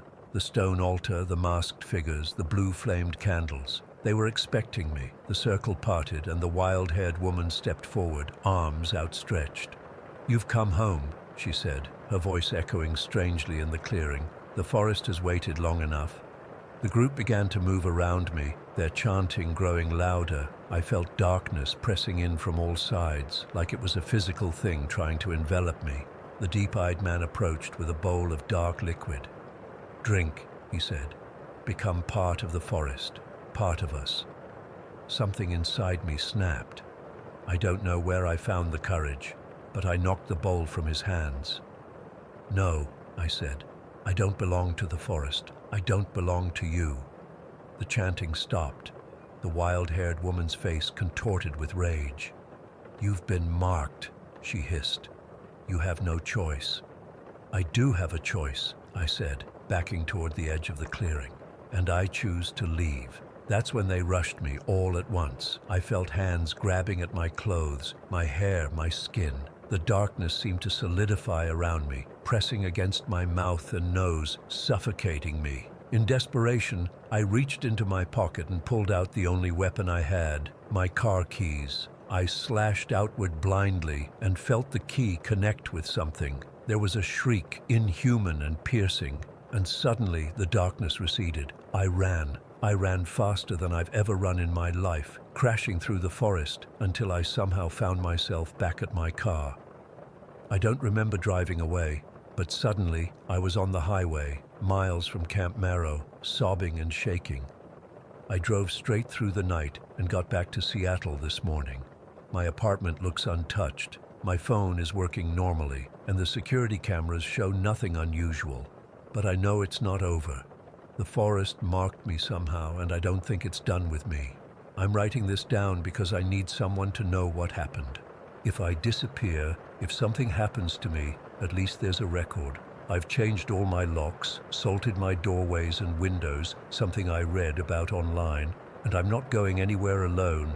But even now, sitting in my locked apartment in broad daylight, I can smell pine needles and soil, and when I look at my reflection, I swear I can see symbols forming in the shadows under my eyes. The forest remembers, the forest waits, and I'm still marked. Story 22. I've always been able to sense things others can't for as long as I can remember. It runs in my family, especially on my dad's side. When I was a kid, my father showed me audio recordings his grandfather had made back in the 70s, capturing what sounded like whispers and footsteps in their old farmhouse. I remember being fascinated rather than scared. I guess I thought that kind of sensitivity was normal, or at least normal for us. But what's happening to me now is different, way different, and I'm honestly terrified. It started about 2 years ago after I moved into my current place in Millfield. Nothing fancy, just a small 2-bedroom rental on the edge of town. The landlord didn't mention anything unusual about the property, and for the first few months, everything was completely normal. I was settling in, getting used to the neighborhood, making the place my own. The first incident happened around 3 months after I moved in. I remember it was a Tuesday night because I had an early meeting the next morning and had gone to bed earlier than usual. I woke up suddenly, not sure why. At first I thought it was just one of those random wake-ups everyone gets, but then I felt this static in my head. Not an actual sound, more like the sensation of noise filling my skull. My ears started ringing, not painfully, but persistently enough that I couldn't ignore it. That's when I felt it. Someone, something, was in my room, watching me. I could feel a presence looming over my bed. The air felt heavier, colder. I tried to turn my head to look, but I couldn't move a single muscle. Not my arms, legs, nothing. I was completely frozen, but fully conscious. The worst part was that I could still feel my breathing. I could still blink, but nothing else would respond. I remember my heart pounding so hard I thought it might burst through my chest. I was trapped in my own body for what felt like hours, but was probably only 30 seconds or so. And then just like that, it was gone. The static faded, my body unlocked, and I sat up gasping for air.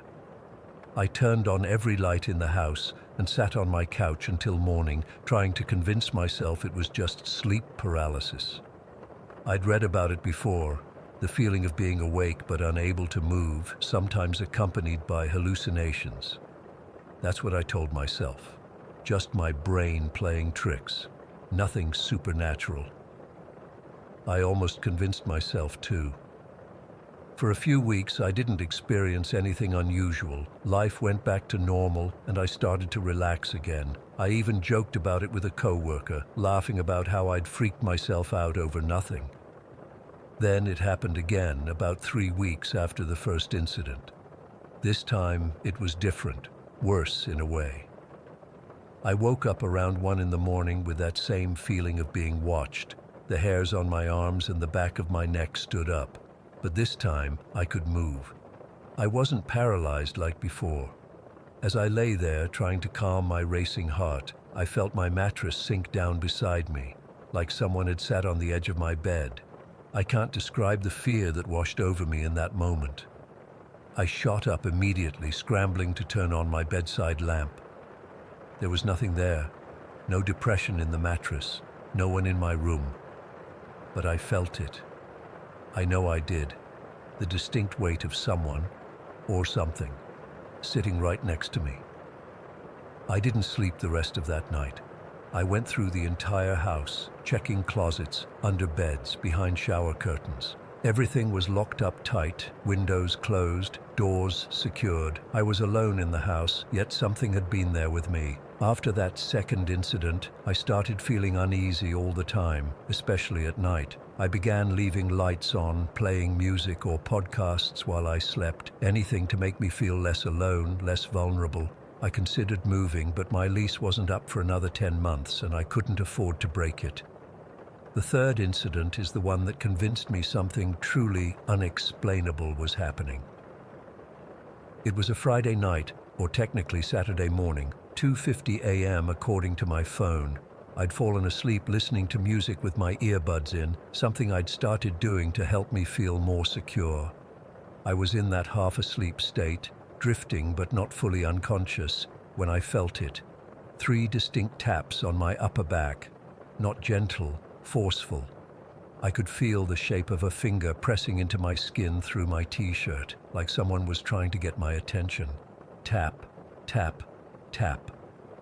The pressure was unmistakable. I spun around so fast I nearly fell out of bed, yanking out my earbuds and turning on my lamp in one panicked movement. My heart was pounding so hard I could feel my pulse in my fingertips. My room was empty, completely empty. But the sensation of those taps was so real, so physical. It couldn't have been a dream or my imagination. That was the moment I knew I needed to do something more. Whatever was happening wasn't going away on its own, and it was getting more physical, more direct. The progression scared me more than anything, from a presence to a weight on my bed to actually touching me. What would be next? So I bought a camera. Nothing fancy, just a small wireless one that I could set up in the corner of my bedroom to record while I slept. I needed evidence. I needed to see what was happening when I was at my most vulnerable. Part of me hoped the recordings would show nothing, that maybe I really was just experiencing some weird form of sleep disorder. The first few nights of recording showed nothing unusual, just me tossing and turning occasionally, the room perfectly still otherwise. I started to feel a little silly for going to such extremes. Maybe I really was just experiencing heightened anxiety or some form of parasomnia. Then came last night. I'd almost given up on the recordings. It had been almost 2 weeks with nothing unusual captured on camera. I was starting to believe that whatever had been happening was over, or at least dormant. I went to bed around 11, exhausted from a long day at work. I set up the camera as usual, more out of habit than expectation at this point. I fell asleep quickly and slept deeply. No disturbances, no feelings of being watched. When I woke up naturally around 6:30, I felt more rested than I had in months. For the first time in weeks, I didn't immediately check the camera footage. I made coffee, took a shower, even read the news on my phone before remembering the camera. I almost didn't check it. Almost. The footage starts normally, me getting into bed, adjusting my pillows, turning off the lamp and settling in. The room is dark but not completely black. There's some ambient light coming through my partially open blinds from the streetlight outside. For the first few hours, nothing happens, just the occasional movement from me shifting position in my sleep. At 2:47 a.m., the timestamp is in the corner of the video. Something changes. It's subtle at first. The room seems to get darker, like the ambient light is being absorbed somehow.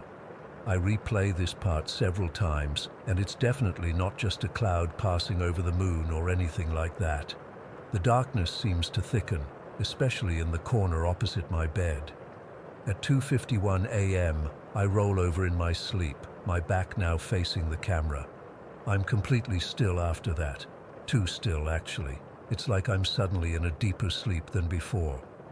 Then at 2:54 a.m., the corner of my room, the darkest part, seems to shift. Not dramatically, not like something is suddenly appearing, but more like the darkness itself is moving, taking shape. I've watched this part of the video at least 20 times, trying to convince myself it's just a trick of the light, or maybe an artifact in the video compression. But I can't deny what happens next. At exactly 3 a.m., that darker patch moves. It doesn't glide or walk. It just seems to be in one spot and then another without crossing the space between. It moves to the side of my bed. The camera angle doesn't show the entire bed, just the top half where my head and shoulders are visible. The dark shape, and it is a shape now, roughly human-sized, but without any definite features, stands beside my bed for exactly 2 minutes. At 3:02 a.m., it leans over me. I can see my body on the bed completely motionless, not even the rise and fall of breathing visible. The shape hovers there, bent over me, for another 3 minutes. Then it straightens up and moves to the foot of my bed, partially out of frame. The next part is what keeps flashing in my mind, what made me actually throw up after watching it the first time. At 3:11 a.m., a darker patch extends from the shape, like an arm reaching out. It moves toward me, toward my back that's facing the camera, and then I see the indentation on my shirt. 3 distinct depressions, one after another. Tap, tap, tap, exactly like what I felt that night 2 weeks ago. After the third tap, I stir slightly in my sleep, but don't wake up. The shape immediately retreats to the corner where it first formed. It stays there, barely visible but definitely present, until exactly 4:44 a.m. Then it just dissolves. Not gradually, but all at once, like someone switched it off. I woke up naturally less than 2 hours later, feeling better than I had in weeks, completely unaware of what had happened, what the camera had captured. I've watched the footage over and over, looking for any explanation.